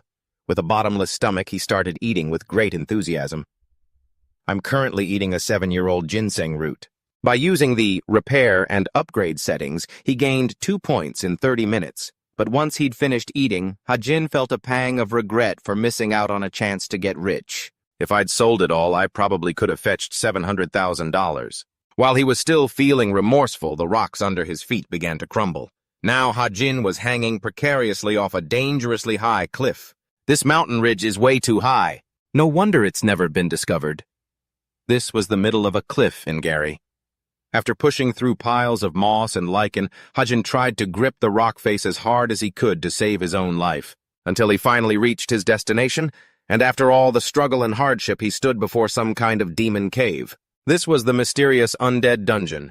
Just by looking at it, you could tell it was crawling with danger, and the dungeon boss was a mid-to-high-tier monster. An undead knight. I might have boosted my stats with that ginseng, but I'm still no match for it. But that didn't matter. Hajin had never been afraid of anyone in his life, so he boldly stepped inside. As he entered, he accepted that he would have to face terrifying things. Undead skeletons popped up like mushrooms, and they certainly didn't welcome this uninvited guest. Even though Hajin was all alone on the brink of death, he didn't hesitate to go all out against them. He clenched his fists with pure determination. My goal today isn't the boss, it's the dungeon's hidden floor. The moment Hajin poked his head into the cave, he was greeted by a welcoming committee of bones and wandering spirits. They were hot-tempered and immediately lunged at him to attack. Despite being outnumbered, Hajin looked incredibly cool. He raised his pistol, aimed, and pulled the trigger once, and they vanished into thin air in a heartbeat. The rest of them didn't know when to quit, and continued their assault, so to deal with them quickly and neatly, Hajin utilized his skill. Clairvoyance scanned the path. His eyes quickly swept over them to find the fastest way out. The skeletons were only good for numbers, not brains. In no time, Hajin slipped past them. Not wanting to play cat and mouse with the bones anymore, he opened fire from above and a flash of light burst out in an instant. A hail of bullets rained down. Once he sent them to the afterlife, his gun barrel was still smoking. Seeing that the skeletons had taken heavy losses, Hajin felt a little relieved. I think this round took out quite a few of them. Not daring to delay any longer, he pressed deeper into the cave. The number of undead was increasing. I must be getting closer to Avenger's base now. Avenger the Witch was the boss of the hidden floor in the Gary dungeon, and in the future she would build the most powerful undead fortress in history at an abandoned school in Suwon City. And obviously Hajin wasn't there to play around. He came looking for her with a specific purpose. That's how it was. But the real reason he was hunting her down today was because of the 2 items that could be obtained from Avenger. And the 2 treasures he had his eyes on were nothing ordinary, the legendary Egger growth item and the Avenger's seed. Once those were in his hands, nothing would be able to stop him anymore. It was the gear that turned the demi-human tumor into the Lord of Corruption. Right now there was nothing better for him than Egger. After reaching a certain depth, Hajin stopped. The space ahead was pitch black and he couldn't see anything. To avoid being ambushed, he activated his skill, Clairvoyance. Truly everything had to be done by him. Thanks to it, he could finally see the way to keep moving through the dark, ghost-ridden cave. Yet even here, brilliant, colorful crystals existed amidst the ghost forest where tree roots glowed with a mystical purple hue. Avenger sat motionless as if merging with the ley lines. Underground spiritual energy flowed through the ancient earth. Although in front of Hajin was just a little girl, she harbored immense hidden dangers. The adult form of that witch was incredibly hard to defeat. I have to kill her while she's still in her child form, while her body and intellect haven't developed yet.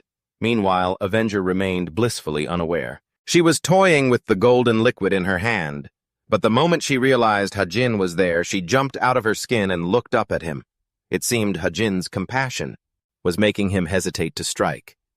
After a heavy mental battle between his head and his heart, he had to steady himself. This was something he had to do. Besides, it was something Tomeo had done too. Fearing that if he wavered any longer he'd lose his chance, he stepped forward quickly. After all, he was the one who created her. Meanwhile, Avenger was completely unaware of the looming danger sitting there calmly.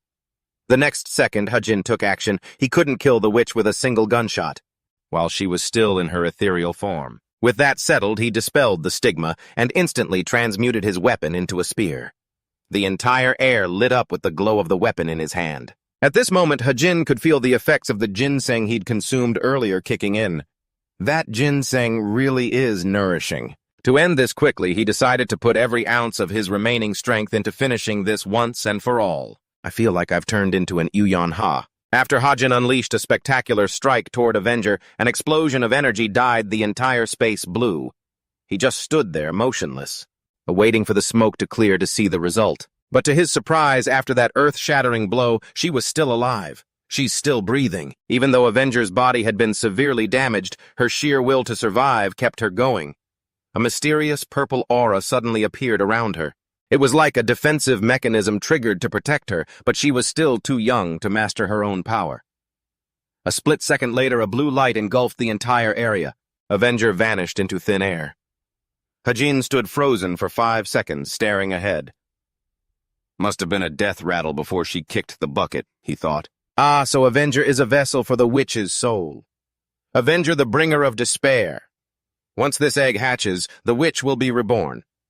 EGR is an item with no fixed form. It exists in liquid form, capable of bonding with its master to become a weapon and enhancing their weaknesses once acquired. After a journey where he reaped many rewards at Hungary, Hajin returned home. That evening he checked his stats to see how much progress he'd made. After connecting with EGR, all user stats increased by 0.6, though the owner's settings were now locked. The updated stats were Strength, 2,455, Stamina, 2,545, Agility, 2,850, Intelligence, 3,705, Physique, 2,465, and Magic Power, 1,925. He was very satisfied after a quick look. Considering how awesome it is, the effects are pretty great. After significant effort, he could finally hold his head high without fear. If this thing develops further, it'll be even better. Finally, I'm on par with the other cadets of CUPER. But that was just the beginning. Now he took out the most important item he had found, 47 ginseng roots. And I've already listed the rest of the ginseng on the Purple Plaza. They should sell out quickly. But the biggest harvest is this, the Avenger Seed. A seed containing the soul of the Witch Avenger. When this seed hatches, the Witch of Despair Avenger will be born.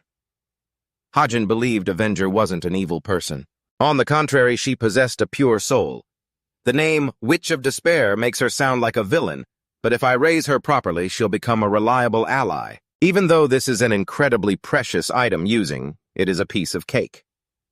Nurturing the Avenger Seed is simple. Just feed it a little blood instead of water. But the disposition and growth of the witch would depend on the blood donor, so he had to think carefully. A few candidates already crossed his mind. They had potential. But after thinking it over, Hajin still felt that asking for someone else's blood was super weird. Even though he knew what he had to do, he couldn't bring himself to do it. Let's put that aside for now. I've been working way too hard lately, so I won't force myself to pull an all-nighter. I should get to bed early tonight, because Hajin needed to save his energy for the upcoming activities. Tomorrow is going to be a long, exhausting day. Finally, the next morning arrived at Mount Bagok Gangwon Province. In the spring, when the bright early morning sun hit the slopes, the periodic hunt began. Everyone had arrived. An instructor stood on a high platform, enthusiastically announcing the necessary details. Everyone is sitting orderly and quietly. That makes me very happy. This is probably the first time everyone has met since the orientation. Right, let me explain the club's missions for those who missed the intro. Our hunting club Leonidas often organizes gatherings to hunt down dangerous wild beasts. We satisfy our hobbies while helping the community, killing 2 birds with 1 stone. Hajin felt a bit nervous and swallowed hard because he didn't know what was about to happen. I don't know the specific details of what will happen today because when I wrote the book, I only touched upon this part. According to what Hajin remembers, the aftermath of the demi-human losing control is known as seriously injured, and Sven loses his life for being the culprit behind it all. This event was just a detail to push Suho to pay more attention to Noon, and that was Hajin's goal at the time. By making everyone think that the demi-human's target is Neon, the search party pours all their attention onto her. If Hajin truly had every little detail under his control, and then there would be nothing to worry about. But things are different now, and what's bothering me is this. The details regarding Sven have changed from the original novel. He hasn't lost control even once yet. Things are starting to veer off course from what he created, and even though it's faint, he's using demonic power, and now Hajin is stuck between two choices. He doesn't know what the right call is. If he takes him down now, he wouldn't have to worry about him anymore, but if he starts a fight, he'll be penalized immediately, even though he's staring right at Sven. Meanwhile, Nayun is overthinking and acting annoyed with him. She keeps glaring at him. Her delusion of grandeur really has peaked as she continues to make assumptions. Why does he keep hovering around me while pretending he doesn't care? Could it be that he... Sven notices Nayun glaring at Hajin with daggers in her eyes, so he whispers a warning, be careful. With who him? There have been a lot of disappearances lately. He thought Sven was joking, but he was incredibly serious.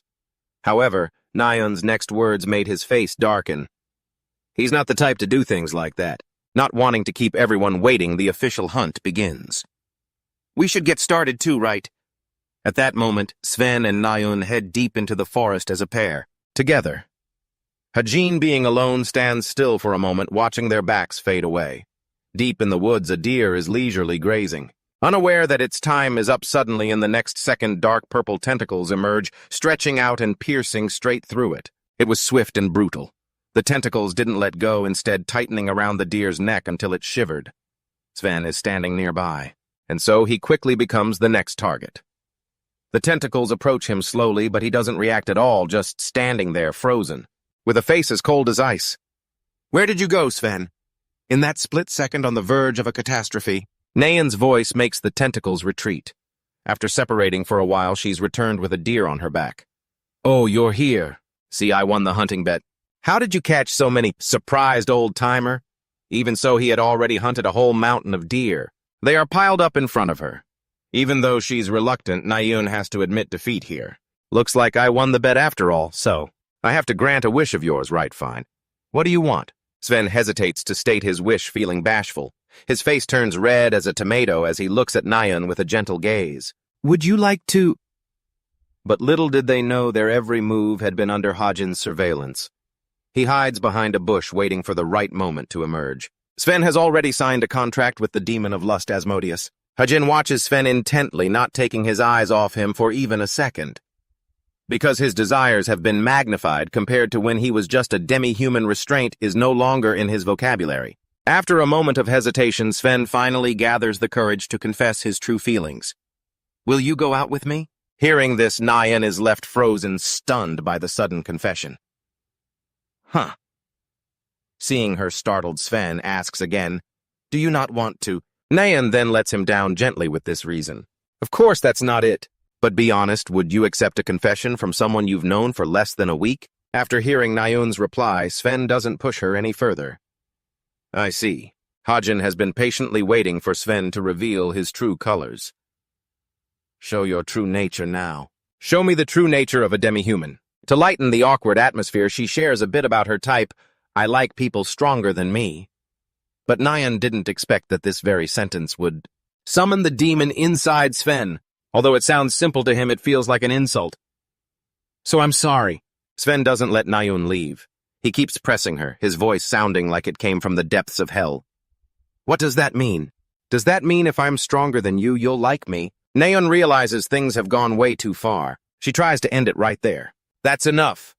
Finally, the moment of darkening that Hajin was waiting for arrives. The same tentacles from before shoot out from Sven and attack her with extreme violence. After doing such a horrific thing, he just stands there silent. Sven has turned both himself and her into victims because of that dark demonic magic. His eyes right now, they've gone completely blank, like he's lost his soul. It looks like Sven isn't in control of his own actions anymore. But things didn't go the way he planned. A protective shield appeared. And Hajin, isn't he amazing? With lightning-fast reflexes, he protected Nayun just in time. You turned Ager into a shield, and you were so worried about her condition that you immediately started checking on her. Hey Nayun, are you okay? But that brief moment of distraction was all Sven needed to attack him. Nayun desperately wanted to do something to save herself and Hajin too, but unfortunately, her bow broke at the worst possible moment. Damn it! Sven's long, squirming tentacles tightened around Hajin, lifting him into the air. He was completely out of control now. In his hands. Seeing Hajin about to be choked to death, Neon had to take a gamble. She condensed her mana and let it loose.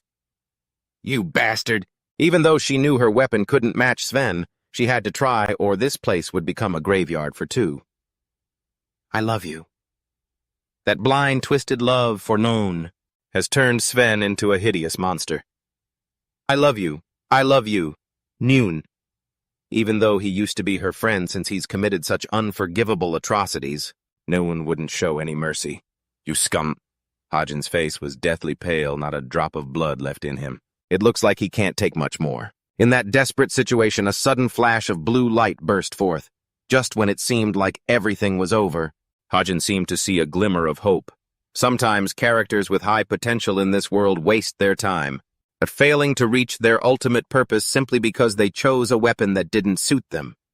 And without a doubt, she is the first one on that list. Just when I thought the hero was going to save the damsel known, awakened on her own, saving both Hajin and herself in an instant, a holy sword massive in size appeared under Known's control. This isn't a joke. Her eyes now looked like she was about to eat Sven alive. Let him go, you piece of trash! Hajin couldn't take his eyes off Known. He really wanted to see how far the character he created could go. Sven was just like Hajin, frozen in place, as if overwhelmed by the power beneath her golden pedestal. It looks like the end for Sven has come. Neen is no longer a victim. She stood up for herself and taught him a lesson. That last move by Shay Nun left a long, deep crater in the ground. The monster has long since vanished. Shay Nun stared blankly at her hands. Kim Hajin nearby coughed and asked, Whoa, what was that? A laser sword? She was just as bewildered. I don't know. Suddenly she spoke up. Are you all right? You replied with a start. Yeah. Che Nun smiled. Oh, that's a relief. Suddenly her vision began to blur, and then everything faded into darkness. Kim Hajin yelled out in a panic, Noon! By dusk, Noon slowly woke up. Feeling his back, she panicked and pushed away. Kim Hajin asked, You're awake. You wouldn't wake up, so I'm carrying you. She shrieked, What? Let me down right now. He didn't let go, asking suspiciously, You want me to drop you? She insisted, Just let me down. Kim Hajin helplessly put her down and then, whatever, but she collapsed immediately. Che Nun stared in shock. Huh? She stammered, Why are my legs? What's wrong with my legs? He replied calmly, Is this your first time experiencing mana exhaustion? Che Nun froze for a few seconds. He continued to explain mana exhaustion is the state where you've used up all the mana in your body. It slows down your mana recovery rate. She interrupted, I know that already. Kim Hajin kept going. You won't be able to move properly for about 2 days, so just get on my back, unless you want to stay here forever. Che Nun had no choice but to listen. The two of them headed back in an awkward silence. Suddenly, Kim Hajin spoke up. So, are you going to keep using the bow? She replied with disdain. What? Why are you spouting such nonsense? He remained calm and continued, I know you felt it today. Kim Hajin said, Even though you didn't intend to, you awakened your talent today. A power that can amplify your abilities greatly as long as you possess magic. A sword of domination. Capable of slaughtering hundreds of monsters and demi-humans in a single strike. Someone unstoppable in large-scale battles, truly the monarch of the battlefield. To reach that future? Then you better put the bow down right now. She cursed when she heard that. Damn it, Chi. Damn it up here, Hun shouted. Stop acting like a know-it-all. He sighed, realizing there was still a long way to go. Kim Hajin dropped Neon onto the chair, turned, and bid her farewell. The entrance is right there. You can find your way from here, right? She looked stunned. Wait, what? Where are you going all of a sudden? He ignored her, dusted off his hands, and walked away. I'm going to be late for the dorm curfew. He waved back at her as she stood there bewildered. Wait, she shouted. Hold on. Take me with you. By late afternoon, the whole building was buzzing. Did you hear the news? Kim Hajin strode down the hallway as whispers echoed around him. Neon just got attacked by a demi-human. Apparently that demi-human was a fan of the world class. Since when was he a demi-human? I even talked to that jerk before. Why is the Cube administration keeping quiet about all of this? Kim Hajin stopped at room 303. Just as he cracked the door open, someone spoke up. Oh! Kim Suho smiled and turned around. Welcome, Hajin. He scanned the room, thinking to himself, Kim Horak, Shin Jonghak, Yu Yonha, and Lee Yonghan. Looks like all the key players are gathered here. He recalled a message he received right before the hunting club incident. Are you free this Friday? I have a favor to ask you. He had wondered, a favor, but he still replied politely, what is it? The other person continued, did you know a lot of people have gone missing lately? Cube has assigned us to investigate the case. Kim Hajin immediately realized, oh, I see. To avoid involving outside forces, Cube had tasked a few cadets from each grade level with an investigation mission. Suho Young, the lead investigator on Nam's team, was busy texting Kim Hajin when Che Nayun called out to him. Are you not coming, Suho? He answered, flustered. Wait just a second. Kim Suho continued texting the guy, saying, obviously the Kuber side will organize an investigation too, but since there's a high chance the culprit is a cadet, I think we might be able to trap the culprit more easily. Kim Hajin questioned, I understand what you're trying to say, but why are you calling and telling me all this? The person on the other end quickly replied, you said you have a good eye for things, right? I heard you can even see over 1,000 miles away. Plus Nayun recommended you. Kim Hajin was startled Nayun recommended him. Kim Suho on the other end continued, that's why. So can you help us out? Back to the present. Kim Suho was still beaming. Thanks for coming. He thought to himself, I'll get the product, so this is very profitable for me. Seeing that everyone had arrived, Kim Suho started. Since everyone is here, I'll begin. Before we discuss this incident, first I want to share my own speculations. I don't think the culprit of this case and the demi-human who attacked Nayun are the same person. However, a foot suddenly stomped down hard. It punched a hole through the wooden floor. Shin Jonghak sat there with a dark, furious expression. He glared and gritted out the name Che Nayun. Kim Suho helplessly corrected him. It's Che Nayun. He continued, anyway, I think Che Nayun has a high chance of being the demi-human's next target. Demi-humans follow the orders of demons. So if the demon that made a contract with Sven is targeting Che Nayun, then the demi-humans who made a contract with that same demon will also target her. He concluded, that is why I have a question for everyone. Does anyone suspect anyone? Has anyone been acting suspicious lately, for instance? Kim Hajin sank into thought. I know the real culprit, but I've determined that speaking his name would be very dangerous. So I've been silently waiting for the story to unfold. But unlike the original plot where 6 people had gone missing over 2 months, 3 people had gone missing in just 2 weeks. At this rate, there is a high possibility the number of victims will increase significantly. Thinking this, he clenched his fists. The memory of Che Nayun flashed back. He silently decided he didn't want to use the excuse of waiting for the story to progress to justify letting terrible things happen to them. Also, Kim Hajin raised his hand to speak, I suspect one person. He said the name that had been weighing on his heart, the academic club president, Jun Hyuk. I think he's suspicious. The whole room immediately fell silent. A moment later, Kim Suho explained, flustered, that person has an alibi we already investigated, since he had a close relationship with the first victim. Kim Hajin still didn't give up, continuing. What if the victim went to Jun Hyuk themselves? Hearing this, Shin Jonghak roared, are you trying to say he managed to manipulate a cadet with just a few hypnotic tricks? He stood firm, explaining, of course it wouldn't be effective if it were just some ordinary hypnotism, but... Before he could finish, someone else cut him off. Wait, Yu Yonha said coldly, this is a bit weird. You keep insisting on suspecting someone we already said has an alibi.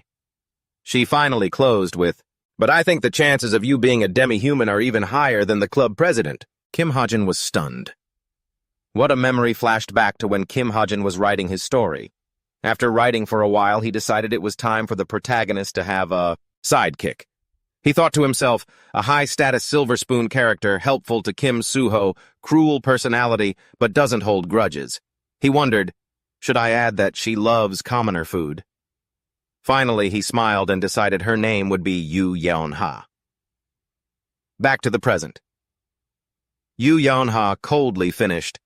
Compared to the club president who already has an alibi, I think it's clear that you are the one more likely to be a demon human. Note the user's text used manhan demon-human / demi-human here interchangeably with the context of the previous lines. Kim Hajin was stunned. What? Kim Suho spoke up. Yonha Hajin also has an alibi. At the time of the incident, he used the teleportation gate. She replied indifferently. I'm just offering my own speculation like someone else here. An alibi like a record at a teleportation gate which can be easily faked is obviously much weaker than Senior Junhyuk's alibi. Kim Hajin shouted in anger. What the hell are you talking? He was interrupted again. First, let's beat him up so he stops being so stubborn. Those were the words of Kim Horak. As he cracked his knuckles and stood up, he threatened, once he gets a beating, either he'll start telling the truth or his true face will be revealed. Don't you guys think so? Shin Jonghak smirked triumphantly.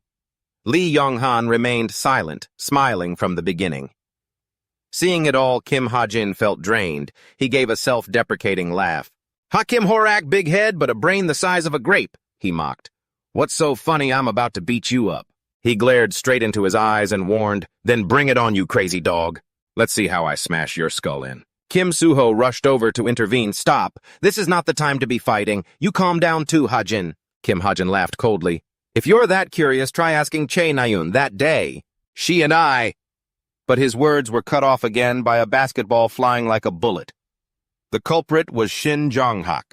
He glared and roared, Hey, you maggot! How dare that filthy mouth of yours utter Nayun's name? Are you seriously going to keep ignoring the fact that we teamed up to take down the villain that was fighting her? Too busy playing around with those investigators to hear the news, are you? Shin Jonghak jumped up, but the guy next to him quickly held him back. Hey, calm down! Kim Hajin finished speaking and turned to leave. Anyway, I've told you who I suspect is the culprit. Behind him, Kim Horak's gaze turned predatory like a starving wolf, while Shin Jonghak roared, You think you can just walk away? Just as Hajin reached the door, he stumbled.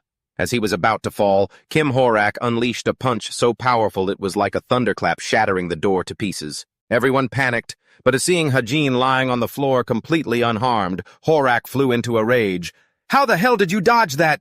Kim Hajin wasn't about to take that lying down. He pulled out a weapon and threatened him back. Sounds like you're really itching for a beating, huh?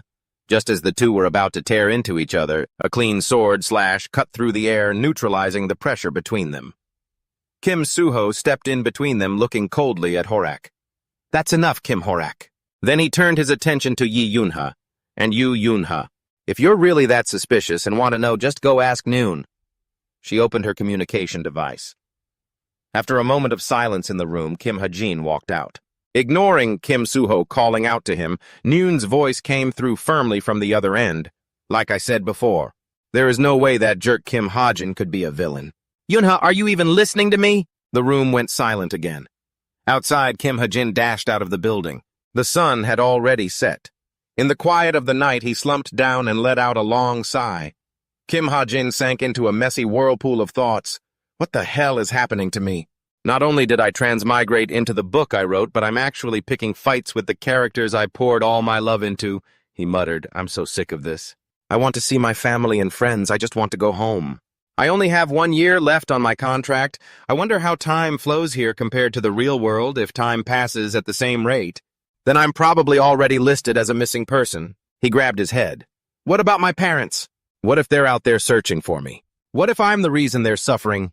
Will I ever be able to go back there? As he was lost in thought, the system popped up with a mechanical notification.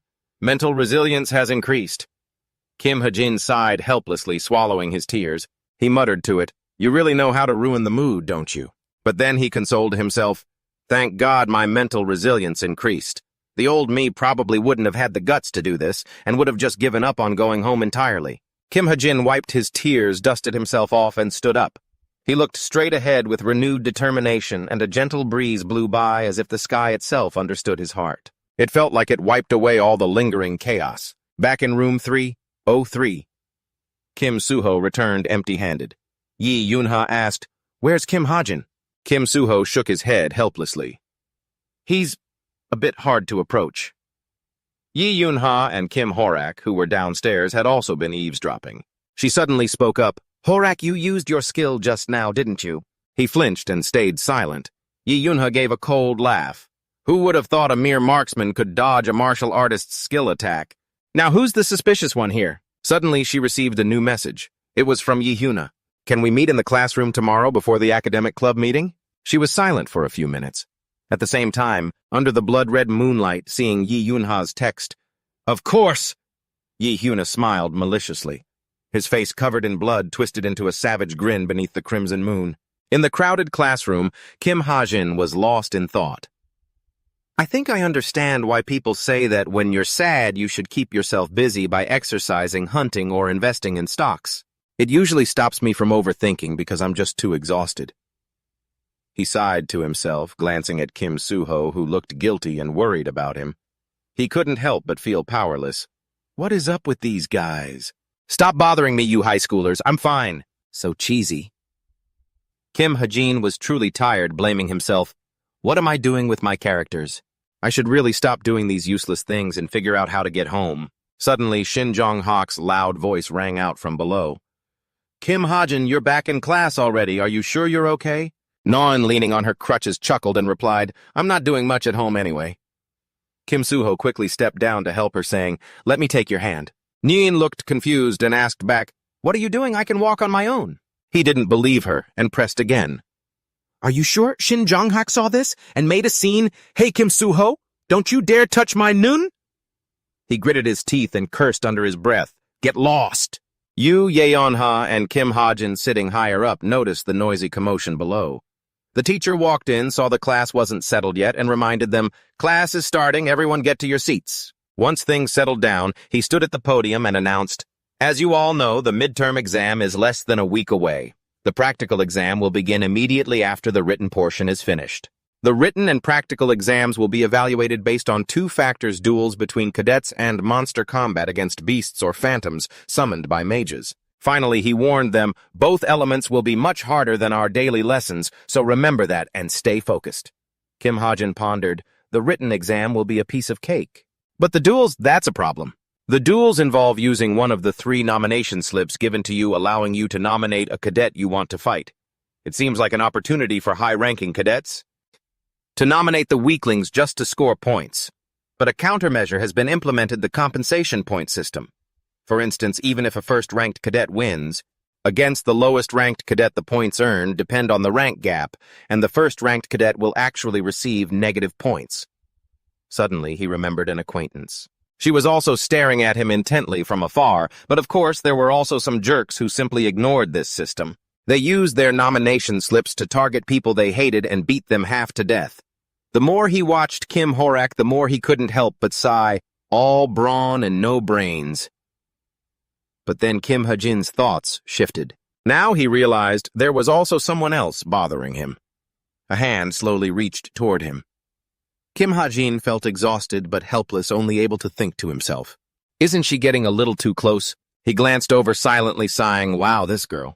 She wouldn't even talk to him yet, she kept lingering around him. She had always been a loner, but Rachel kept stealing glances at Kim Ha-jin. He pretended to be busy, wondering, what is she doing? Is she watching me do my work? He pulled out a pen and wrote something on the paper. She hurriedly peeked over. Kim Ha-jin had written 2 names, Yoo Yeon-ha and Kim Jun-hyuk. Rachel stared in confusion, her eyes wide.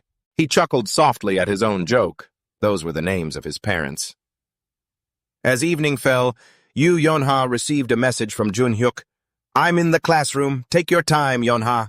Seeing that she just kept quiet and arrived at the meeting spot shortly after. Yoo Yeon-ha reached the destination. Just as she pushed the door to peek inside, Jun-hyuk noticed her. He was half sitting, half leaning against a desk, smiling. Oh, Yeon-ha. His charming eyes curved. Hello. Yoo Yeon-ha scanned the room and asked, The other club members? It seems they haven't arrived yet. Jun-hyuk comforted her. They'll be here soon. Shall we sit? Suddenly she smelled something strange. Glancing at the candle on the table, she asked, Scented candles. He kept smiling and explained, It's good for concentration. We'll be studying in a bit anyway. He changed the subject. Oh, I heard you joined the Demon Hunter search team. Me too. I'm the second-year representative. Yoo Yeon-ha was surprised. Oh, really? Jun-hyuk sighed. But we haven't made any progress. Do you guys have anything? Like anyone on the suspect list? She was honest. No, not yet.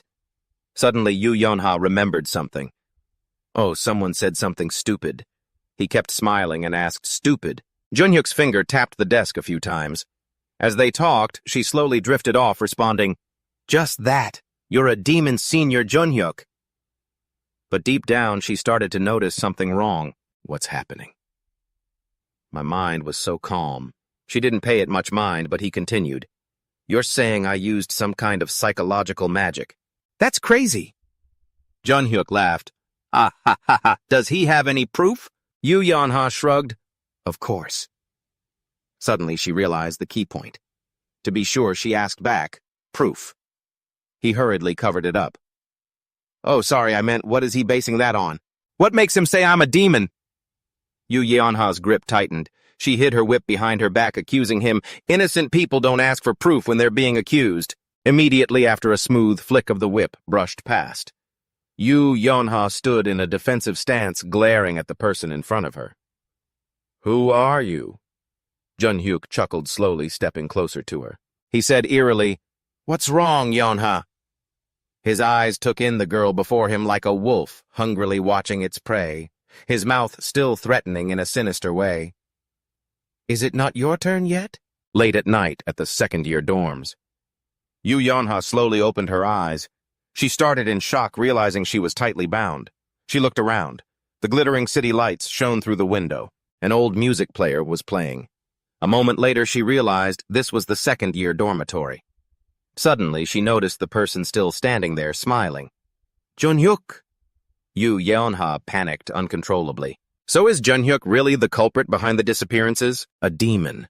He wasn't just talking nonsense. But the composure of an elite heir didn't let her panic for too long. She quickly calmed herself down. "Stay calm. I have to call for help first." But her hands were bound tightly. The more she tried to wiggle out, the tighter it got. Yu Yeonha furrowed her brow cleverly, pressing a random button on her communication watch, silently praying, "Someone, anyone.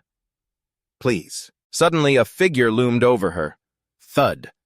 Somehow, Junhyuk had circled behind Yu Yeonha, whispering softly, "You don't have to do that, Yeonha." His eyes flashed with intense, murderous intent. Right. At that same moment, Kim Ha-jin suddenly received a message. Glancing at his watch, he wondered, who's calling at this hour? Reading the sender's name, he became even more confused. Yu Yeonha. But when he clicked on it, Kim Ha-jin froze. Huh. What is this? The message contained only the number 9. Junhyun reached out and snatched the watch from Yuha's wrist, admiring it as he walked away. If you keep sending such strange messages in the middle of the night, what do you think your friends are going to think? Yuha struggled, but the watch's screen lit up and Junhyun stared intently at the display. Kim Ha-jin, that sharp one. Did he already figure out that I'm a turncoat? I suppose I should just hurry up and kill him. Yuha, incredibly agitated, shouted, "Do you really think you can just get away with all this? The search team must have already discovered the anomaly, and they are already conducting an investigation." Suddenly, Junhyun stomped his foot down hard on the watch lying on the floor. "So what, I'm leaving the cube anyway after this is all over." Hatred was written all over Yuha's face, her eyes practically devouring him. Her teeth were clenched tight to suppress her rage, but Junhyun stepped right in front of her and said, "I just love that expression." He smiled as he spoke, looking as if he were truly happy, yet the space behind Junhyun seemed shrouded in a dark aura. However, Lady Lilith wanted to see this face filled with fear. On the other side, a notification popped up on a watch. Kim Ha-jin sat up, staring intently at the message, wondering to himself, did she send that by mistake? His head was filled with confusion, obsessing over the number 9 that Yuha had sent, when suddenly it was as if Kim Ha-jin had realized something. His eyes widened in shock. He sat up immediately and hurried, "Book of Truth, where is Yuha's current location?" Kim Ha-jin reached out to catch the book appearing in midair. The book emitted a light so intense it blinded the room, and Kim Ha-jin looked into it, his face filled with anxiety. What the hell? Back on Yuha's side, she was slumped over her body, still tied tightly to the chair, when suddenly a strange voice echoed out, "Yuha! Yuha!" Yuha seemed on the verge of losing consciousness, her body swaying forward. The voice continued, "You've been lonely for long enough now, haven't you?" Yuha exhaled tiredly, her breaths heavy. "I know that feeling, too." The voice belonged to none other than Junhyun. He stood before her, looking at her with a gentle gaze and a strange smile, when suddenly he noticed something. Yuha was still trying to resist. She hadn't passed out. She glared at Junhyun with hateful eyes. Seeing her like that, he continued, "Your willpower is truly something else. I can't believe I still haven't been able to brainwash you after all this time. You just need to let your guard down a little, that's all. His hands weren't staying still. As he spoke, he reached out to brush Yuha's hair back. There's nothing to be afraid of. Lady Lilith only gave me until today. Junhyun brought his face right up close to hers and whispered that in his low, murmuring voice. She wanted you too. Yuha gritted her teeth and glared at Junhyun in anger. Suddenly she let out a scream, her whole body straining to break free, but it was no use. Junhyun's voice grew increasingly demonic. Struggling like that won't do you any good. His eyes turned pitch black and sharp dark claws began to sprout from his fingertips. He laughed as he said, The magical power of Lady Lilith.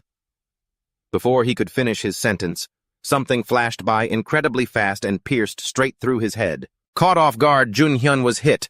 Blood splattered everywhere. Junhyun gasped in pain, his head snapping back. Yuha regained some clarity, shocked at the scene before her. Junhyun collapsed into a pool of blood, screaming in agony. A voice suddenly echoed out, Look at that! After doubting someone you should have trusted, how does it feel now? Yuha was slightly surprised to hear that voice. Junhyun, lying on the floor in pain, was still mouthing off. What the hell, who are you? The voice spoke again. Don't bother trying to heal. That's a special type of bullet. Unless you have surgery to remove it, you're done for. Junhyun, furious, grabbed his bleeding side and sat up. Mad with rage, he swung his claw-filled hand forward. You bastard! Junhyun swiped his hand through the air, trying to tear apart the space and find the person speaking. Where are you? Come out right now. The glass window shattered into pieces. A large, dark shape lunged inside. That blurred figure flashed past Yuha and she squeezed her eyes shut. Shards of glass flew through the air. Yuha felt her body still tied to the chair. The mysterious figure spoke again. Stop struggling, you're just wasting your energy. Junhyun, half his face covered in blood, roared, Where the hell are you? The mysterious figure held a gun, his finger slowly squeezing the trigger. I'm very, very far away from you right now. As soon as he finished speaking, a bullet flew from the distance and struck the center of Junhyun's chest. His face still dazed, Junhyun was hit. He coughed up a mouthful of blood, and just like that he began to fall backward. Far away, something could be seen hidden in the bushes. Looking closer, there was something glowing in that thicket. It was nothing other than the muzzle of Kim Ha-jin's gun.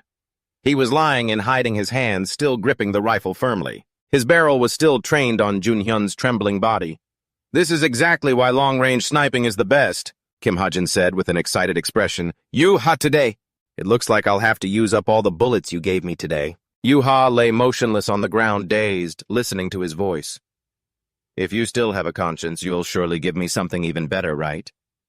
Junhyun was now trying to stand up. Covered in blood, he tried to run away. Terrified, he dragged himself along while looking back. Damn it all. Kim Ha-jin quickly noticed, turned back, and took aim. The third bullet struck Junhyun square in the back, his whole body jolting from the pain. Blood sprayed uncontrollably, and Junhyun's body trembled with fear as he tried to glance behind him.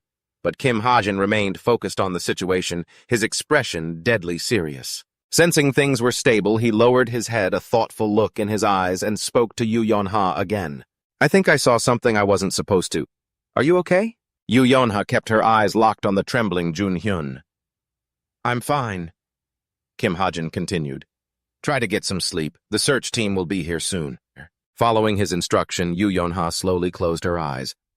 Okay. She whispered a thank you to herself somewhere in the back of her mind. On the ceiling, you could see the lights shining down. Yu Yeonha, wearing a patient gown, lay in bed and slowly began to wake up. Suddenly a voice spoke from beside her. You're awake. Still groggy. Yu Yeonha glanced over. It was none other than Kim Suho peeling an apple. She looked at him dazed and confused. What are you doing here? Kim Suho replied gently. You're not hurt anywhere, right? The doctor said your body is perfectly fine. Yu Yeonha looked so shocked her mouth fell open as she sat bolt upright. I'm fine. But wait, I asked why you're here. Kim Suho finally answered. We're rotating shifts to check on you, obviously. Are you listening, Yu Yeonha? She kept that suspicious look in her eyes as she pressed him again. Why, Kim Suho answered seriously. Because of how things ended up. We hold some responsibility. Outside the patient room door, someone was tapping their foot. It was Kim Horak and Shin Jong-hak. Both of them stood outside with solemn faces. Kim Soo-ho's voice continued. As members of the search team, we should have been more attentive instead of focusing on other things. Back inside the room, Kim Soo-ho seemed to grow more somber as he spoke. Anyway, we're really sorry. Yoo Yeon-ha listened in silence for a moment before speaking coldly. I'm sure a lot of other people have told you that, too. You really are stiff, aren't you? Hearing that, Kim Soo-ho froze, confused. Huh. Yoo Yeon-ha stared at Kim Soo-ho, thinking to herself, I used to think he was just someone who was a little talented. Just a little, but it seems I was wrong. Kim Soo-ho picked up a slice of apple and asked, Want some apple? Yoo Yeon-ha recalled what happened earlier, her expression darkening slightly. A misunderstanding. Suddenly, she asked if the other person was coming. He didn't quite understand what she was asking and looked at her bewildered. The other person who... Yoo Yeon-ha didn't answer, suddenly feeling shy and unable to look him in the eye. Never mind, it's nothing. Kim Soo-ho remained in a state of confusion as the morning sun shone through the window. Yoo Yeon-ha looked up toward the outside. The sky was clear blue-white clouds drifted by and the sunlight sparkled. A few days later, a notification screen appeared. Yoo Yeon-ha, thank you. I promise I will repay you. Kim Ha-jin read her message and smiled to himself. A system notification popped up. Productivity increased by 457 points. Luck activated. You will receive an additional 11% in productivity points. You will always hit your mark in long-range sniping. Skill Eagle Eye has leveled up to 7. Kim Ha-jin sat at his desk checking the notifications. He thought to himself, this is the most productive solo action I've had yet. It seems the reward for helping a major character is huge. His eyes stayed glued to the screen. He pondered for a moment. Compared to the investments he's made into sniping, this wasn't huge, but saving Yoo Yeon-ha was more than enough reward in itself. Suddenly, a voice from afar caught his attention. Ha-jin. It was none other than Park Soo-hyun. Kim Ha-jin looked up, slightly surprised. Park Soo-hyun-oh. He flashed a bright smile and replied, You contacting me out of the blue like this really surprised me. Is something wrong? Suddenly, Park Soo-hyun looked terrified, kneeling down with his hands clasped together. If you're looking to terminate the contract, I beg you to reconsider. Kim Ha-jin watched the scene, feeling a bit helpless. No, that's not it. Suddenly, as Park Soo-hyun looked up, he saw Kim Ha-jin pull a suitcase out from somewhere. Kim Ha-jin spoke with complete composure. I want to invest in SH Entertainment. Hearing this, Park Soo-hyun went blank for a second. What? An image of a ginseng root with a strange shape shimmering as if it were glowing. Spirit ginseng listed on Violet Bank has been sold for a massive price of 400 million won. Plus other brands like SH Entertainment and Master Swordsman. The money just kept rolling in. I'll use 250 million to invest in Master Swordsman and 150 million into SH Entertainment. Kim Ha-jin thought. The growth potential of SH Entertainment is just as good as Master Swordsman.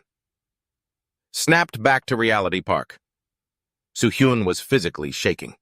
His voice stammered, his face pale as if he were about to die, and sweat poured down. I can't possibly accept such a large amount of money. Park Soo-hyun is still sitting there with that same look on his face across from Kim Ha-jin. He pushes the suitcase toward him and says, Take it. Giving this to you is a win-win for both of us. Oh, and use some of this to buy me a magic bag and a vehicle, would you? Kim Ha-jin, a bit curious, asks Park Soo-hyun directly, By the way, how old are you? He is still trembling, but replies, 29.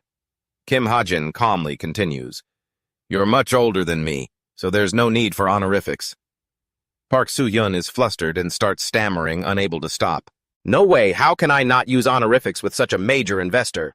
Ha-jin blankly replies, If that's how it is, then I'm not investing. Hearing that, Park Soo-hyun finally calms down, his face pale with fear, and clutches the suitcase tightly to his chest. I promise I won't use honorifics anymore. Ha-jin watches him looking at his state. Kim Ha-jin thinks to himself, this guy. A while later, as they step out of the shop, Kim Ha-jin suddenly remembers something. He says, Hey, Park Soo-hyun, wait at the convenience store for a second. Moments later, in front of the convenience store, they go inside, and Park Soo-hyun looks confused, wondering what Kim Ha-jin is looking for. Why are you suddenly buying scratch-off lottery tickets? Ha-jin scratches intently and replies, I'm still a minor, so I can't claim the prize money without a guardian. Kim Ha-jin adds, I wonder if I can't use this luck of mine. Here it is. Park Soo-hyun curiously asks, Wait, how much did you get? Kim Ha-jin calmly answers, 2 billion won. Park Soo-hyun doesn't quite grasp it at first and just gives a silly smile. 2 billion. After the info actually sinks in, he looks like he's been struck by lightning, completely bewildered. Then Park Soo-hyun's voice rings out loud enough to fill the whole convenience store. 2 billion, Kim Ha-jin hands the shimmering scratch card to Park Soo-hyun. I'll invest this whole amount. Just update the contract and send it to me when you get a chance. Oh, after taxes it probably won't even be 2 billion anymore, right? Park Soo-hyun is still shaking, shocked, as he reaches out with both hands to take the card. Kim Ha-jin just stares at him. Looking back, he sees Park Soo-hyun still looking terrified, clutching the card to his chest as if he's afraid it might fly away. The sun is setting. The sunset casts its glow over everything. Kim Ha-jin is puzzled and curious. Park Soo-hyun, his voice still trembling, replies, "Someone might steal it, so I—" The evening sky turns deeper red, and the space is incredibly quiet. The golden light of the sunset hits an old, dilapidated workshop. A black, shadowy substance of indistinct shape is slowly forming, its gas being sucked up from deep underground. Gradually, it takes the form of a person. That gas turns into a young boy. That boy is Droon. He approaches happily and says, "Master, they have started their move." As he speaks, Droon looks up and points continuously. "The pack-horse merchant is on the list too." "What should we do next, Master?" Lee Seo-hyun sits there and replies, "Take the item, leave the rest." He sits on large crates, his body half hidden in shadow. Droon, hearing this, continues curiously. Understood, but thinking about it, something feels strange. "Someone keeps investing money into buying stocks for that pack-horse merchant," Droon says with a very curious look, thinking of the merchant's shimmering badge. First 3 million, then 10 million, and suddenly they invested 250 million. "Don't you think that's a bit too much to invest into a guild that doesn't even have its own website?" Lee Seo-hyun doesn't care much and says coldly, "Let him focus on doing what I need him to do." Droon finally falls silent and listens. "Very well, Master." Sunlight continues to stream in from outside, but Droon seems to have come up with an idea. He immediately opens his mouth to continue. "Oh, is there anything else to report?" "Ah, something interesting just popped up at the Violet Banquet. Do you want to see?" As he speaks, Droon conjures electronic screens all around him. "Searching for relics. Bossin Tang. Truth Agency. My intuition tells me. This truth agency might have some issues. They say they can find any truth you want to know." Hearing this, Droon keeps rambling on. "Should I order their services? Maybe they could help us find him." Lee Seo-hyun loses his patience and shouts loudly, "Droon!" Droon is startled by the shout and freezes, looking a bit shocked. The atmosphere becomes very tense. Droon, like a guilty child, is silent for a moment before saying, "I was just joking." Droon starts asking about tomorrow's mission. Tomorrow is when they start the midterm exams for Kuber. Half of Lee So-hyun's face is obscured by shadows. "Not possible. What am I thinking?" Droon adds, "The hottest topic these days is the 2 people ranked first and second, Kim Soo-ho and Shin Jong-hak. A few members have already infiltrated.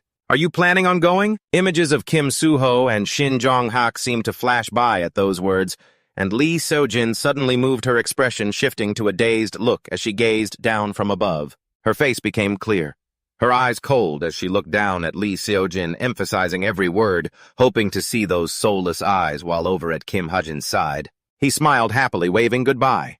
Lee So-jin's voice still echoed in the air. "Someone useful, perhaps." The sky today was incredibly blue. Dotted with a few white clouds, time flew like the wind. A system interface flickered into view in the air. "Welcome," and confetti filled the sky. In front of them stood the massive, majestic cube building with a giant electronic display mounted on its roof. The final midterm practical week had finally arrived. Hazuki appeared looking absolutely adorable, her eyes sparkling as she ran toward her mother, calling out to her. Hazuki ran and dove straight into her mother's arms, who asked with concern, "My dear, how have you been lately?" Hazuki immediately replied, "I missed you so much." The atmosphere was incredibly lively, with people moving around constantly and drones flying overhead. During this practical week, Cube opens its doors to organizations looking to recruit heroes, such as leagues, guilds, and even the families of the cadets. Crowds from all over the world are pouring in. It's as crowded as a festival. A man picks up a microphone to announce, "The location we are at right now is Cube, the best hero training academy in the world." Another person not far away adjusts their mic and says, "Send the invitations to all cadets in the top 100. People all around start whispering excitedly, Look, that's Lee Junha ranked 117th. Wow, I'm such a fan. The drone from earlier slowly descends towards someone's outstretched hand. Someone reaches out to grab it, none other than Kim Ha-jin. He studies the drone intently, but seeing no response, he lets it fly off again after checking it. Looks like I'll have to wait a little longer. The drones slowly rise into the air. Kim Ha-jin remembers what Park Soo-hyuk said, "Please accept this, sir. It's not much, but it is a token of my gratitude." He thinks to himself, all these drones were given to me by Soo-hyuk, and I've placed them all around Cube, so the chances of catching any intruders have increased quite a bit. Suddenly, a woman walks by and bumps hard into Kim Ha-jin's back. He looks worried. He immediately turns around to apologize. "Oh, I am so sorry," but the woman just keeps walking. A blinding glare makes it impossible to see her face clearly. The woman slowly turns her head. It's none other than Lee So-jin. She wears her usual cold expression as she looks at Kim Ha-jin. Suddenly seeing her, Kim Ha-jin freezes, bowing his head silently as if deep in thought. Then suddenly he looks up, his face filled with panic. I almost completely forgot." Kim Ha-jin looks at Lee So-jin again, thinking to himself that she must also be here to observe the practical exam. She keeps giving him a cold, piercing look. Seeing Lee So-jin staring at him like that, Kim Ha-jin is startled and fearfully turns his head away. I stared into her eyes for too long. Kim Ha-jin is in a huge rush, scared to death, thinking, "Say something, make it look less suspicious." Kim Ha-jin's mouth fumbles for words. Finally, after a moment, Kim Ha-jin speaks up. "You look beautiful." As soon as he says that, the atmosphere feels like it froze, becoming even heavier. Lee So-jin's expression turns even uglier. Her face is full of disdain. Kim Ha-jin looks as if he's been poisoned, his face turning pale with fright. The air seems to rip apart as Lee So-jin turns and walks away. Kim Ha-jin is still grimacing, frozen in place. She just walks away. Her figure slowly fades into the crowd. As she walks, Lee So-jin calls out, "Drun." He doesn't appear, but his voice can be heard responding. "Yes, my lady." Lee So-jin is wearing a necklace with a glowing gem. She continues, "The person who just bumped into me, he saw right through my concealment item." Lee So-jin's gaze is terrifyingly soulless as she coldly commands Drun to investigate him. Elsewhere, Kim Ha-jin is walking along. It wasn't just hero organizations coming to Cube to recruit. The Chameleon Troop was also there. Shin Jong-hak walks by with a confident smile, while the image of Kim Soo-ho with a bright smile flashes in his mind. That bright smile, their target is either Kim Soo-ho or Shin Jong-hak. Because Kim Soo-ho didn't align with their ideology, he was rejected. And they started paying more attention to Shin Jong-hak. That's how the plot goes. Kim Ha-jin walks while thinking worriedly, if they're just infiltrating, that's one thing. But if the plot starts to change and they begin attacking the heroes in charge of security during this exam, Kim Ha-jin thinks of the major casualties that would occur, and it wouldn't just be 1 or 2 deaths. Suddenly, a loud voice rings out, startling everyone nearby. A man with blue eyes looks over with an amused smile and says, "I don't see a single suspicious person, not even one." "Happy now." The woman next to him looks skeptical and retorts, "Stop whining and actually look properly. If someone manages to bypass Cube security during this practical training, what are we going to become?" The man in front flashed a brilliant smile and said, "Write it down before those guys start any trouble." "Isn't everything fine as it is?" The man was none other than Ojin Hyuk, ranked 1737, a level 6 high-ranking hero. The woman following him was carefully observing their surroundings. She was Sel Aongji, ranked 2000. Level 7 high-ranking hero Sel Yongji spoke up annoyed, "You're only good at running your mouth." Ojin Hyuk ignored her and replied, "Let's go grab some pizza." Neither of them noticed a strange man emerging from the dark alley behind them. He smiled with amusement, half his face hidden in shadows. He could see right through the necklace's concealment ability. "Siren, so I found the master, have I?" That man began to look around, finally showing a hint of interest. "I only see a bunch of weaklings here. I'm bored to death." Passers-by caught sight of him and glanced away, feeling uneasy. In a different space, Run sat watching him, eyes bored, as they drifted to the brown-haired man that was Cheok Jun-gyung. He continued, "What kind of creature is he? Let me try to find out." Upon hearing him, Run thought with disdain, "What a brawny idiot with 0 brains." As Drun's voice echoed, Cheok Jun-gyung listened intently, remaining still. "Just hold your position. Even if we don't do anything, we'll find out whether he has any potential or not." Drun's voice kept echoing. The one-on-one matches were about to start. At that same moment, a hot air balloon could be seen high above Arena 2. It carried a large banner, Midterm Practical Training Arena. The stands were incredibly crowded and the host's voice boomed out. At 9 o'clock sharp this morning, the first pair is ready to take the stage. Even the cadet reporters were scrambling to cover the frenzied scene. The first match was one where even honorary points were being used. In another corner, Kim Ha-jin was walking calmly. As he walked, someone suddenly called out, "Hey!" The person was none other than Yu Yeonha. She stood leaning against the wall, looking at Kim Ha-jin with a puzzled expression. "Are you heading to the arena?" Kim Ha-jin and Yu Yeonha walked together. He turned to answer her. "Yeah, I'm just heading over there." Yu Yeonha followed up. "Is that so?" She suddenly closed her eyes and called out a name, Sechan. Sechan appeared instantly holding a suitcase in his hand. When he opened it, rows of glistening bullets were neatly arranged inside.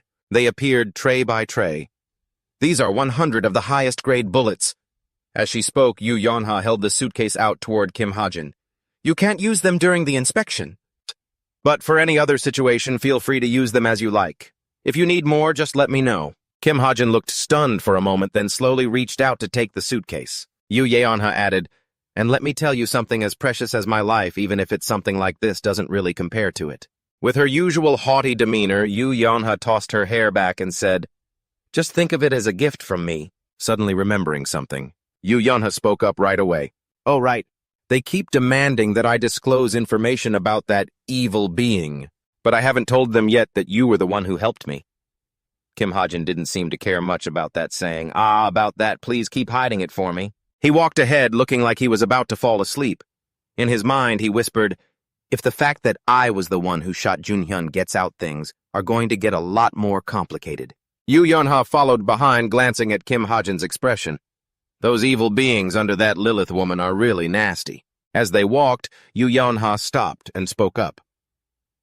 "I understand you have your reasons for hiding your true strength, but trying to hide it during this practical examination. It will be very difficult." Kim Ha-jin didn't quite understand her words. "Hide my strength," Yu Yeonha added. "Don't tell me you don't even know who you're up against." Kim Ha-jin's face remained unchanged as he listened. Meanwhile, in the cadet waiting room, a man with bulging muscles was lifting weights with his hands. His whole body was drenched in sweat from the training, and the air around him seemed to grow heavy. That man was Kim Horak. He had a scowl on his face, his hands still gripping the weights tightly. "I'll crush you, Kim Ha-jin!" Elsewhere, Run continued his mission, searching for data and reports. "There isn't much information on him, Master." Just then he synthesized the information he had gathered and summarized it. "He comes from an orphanage, no father, no mother, no relatives. He was admitted to the cadet academy at the age of 6. It happened after they found something unusual during a routine inspection of the orphanage back when I was at the academy. He hasn't really done anything noteworthy, just stuck in the middle of the pack until he got into Cooper. Besides, he's currently 300,000 in debt. That's all there is to it." Hearing Jun's update on Kim Chun-dong, there didn't seem to be anything suspicious. Lee Seola stood there with her arms crossed, lost in thought, and didn't answer.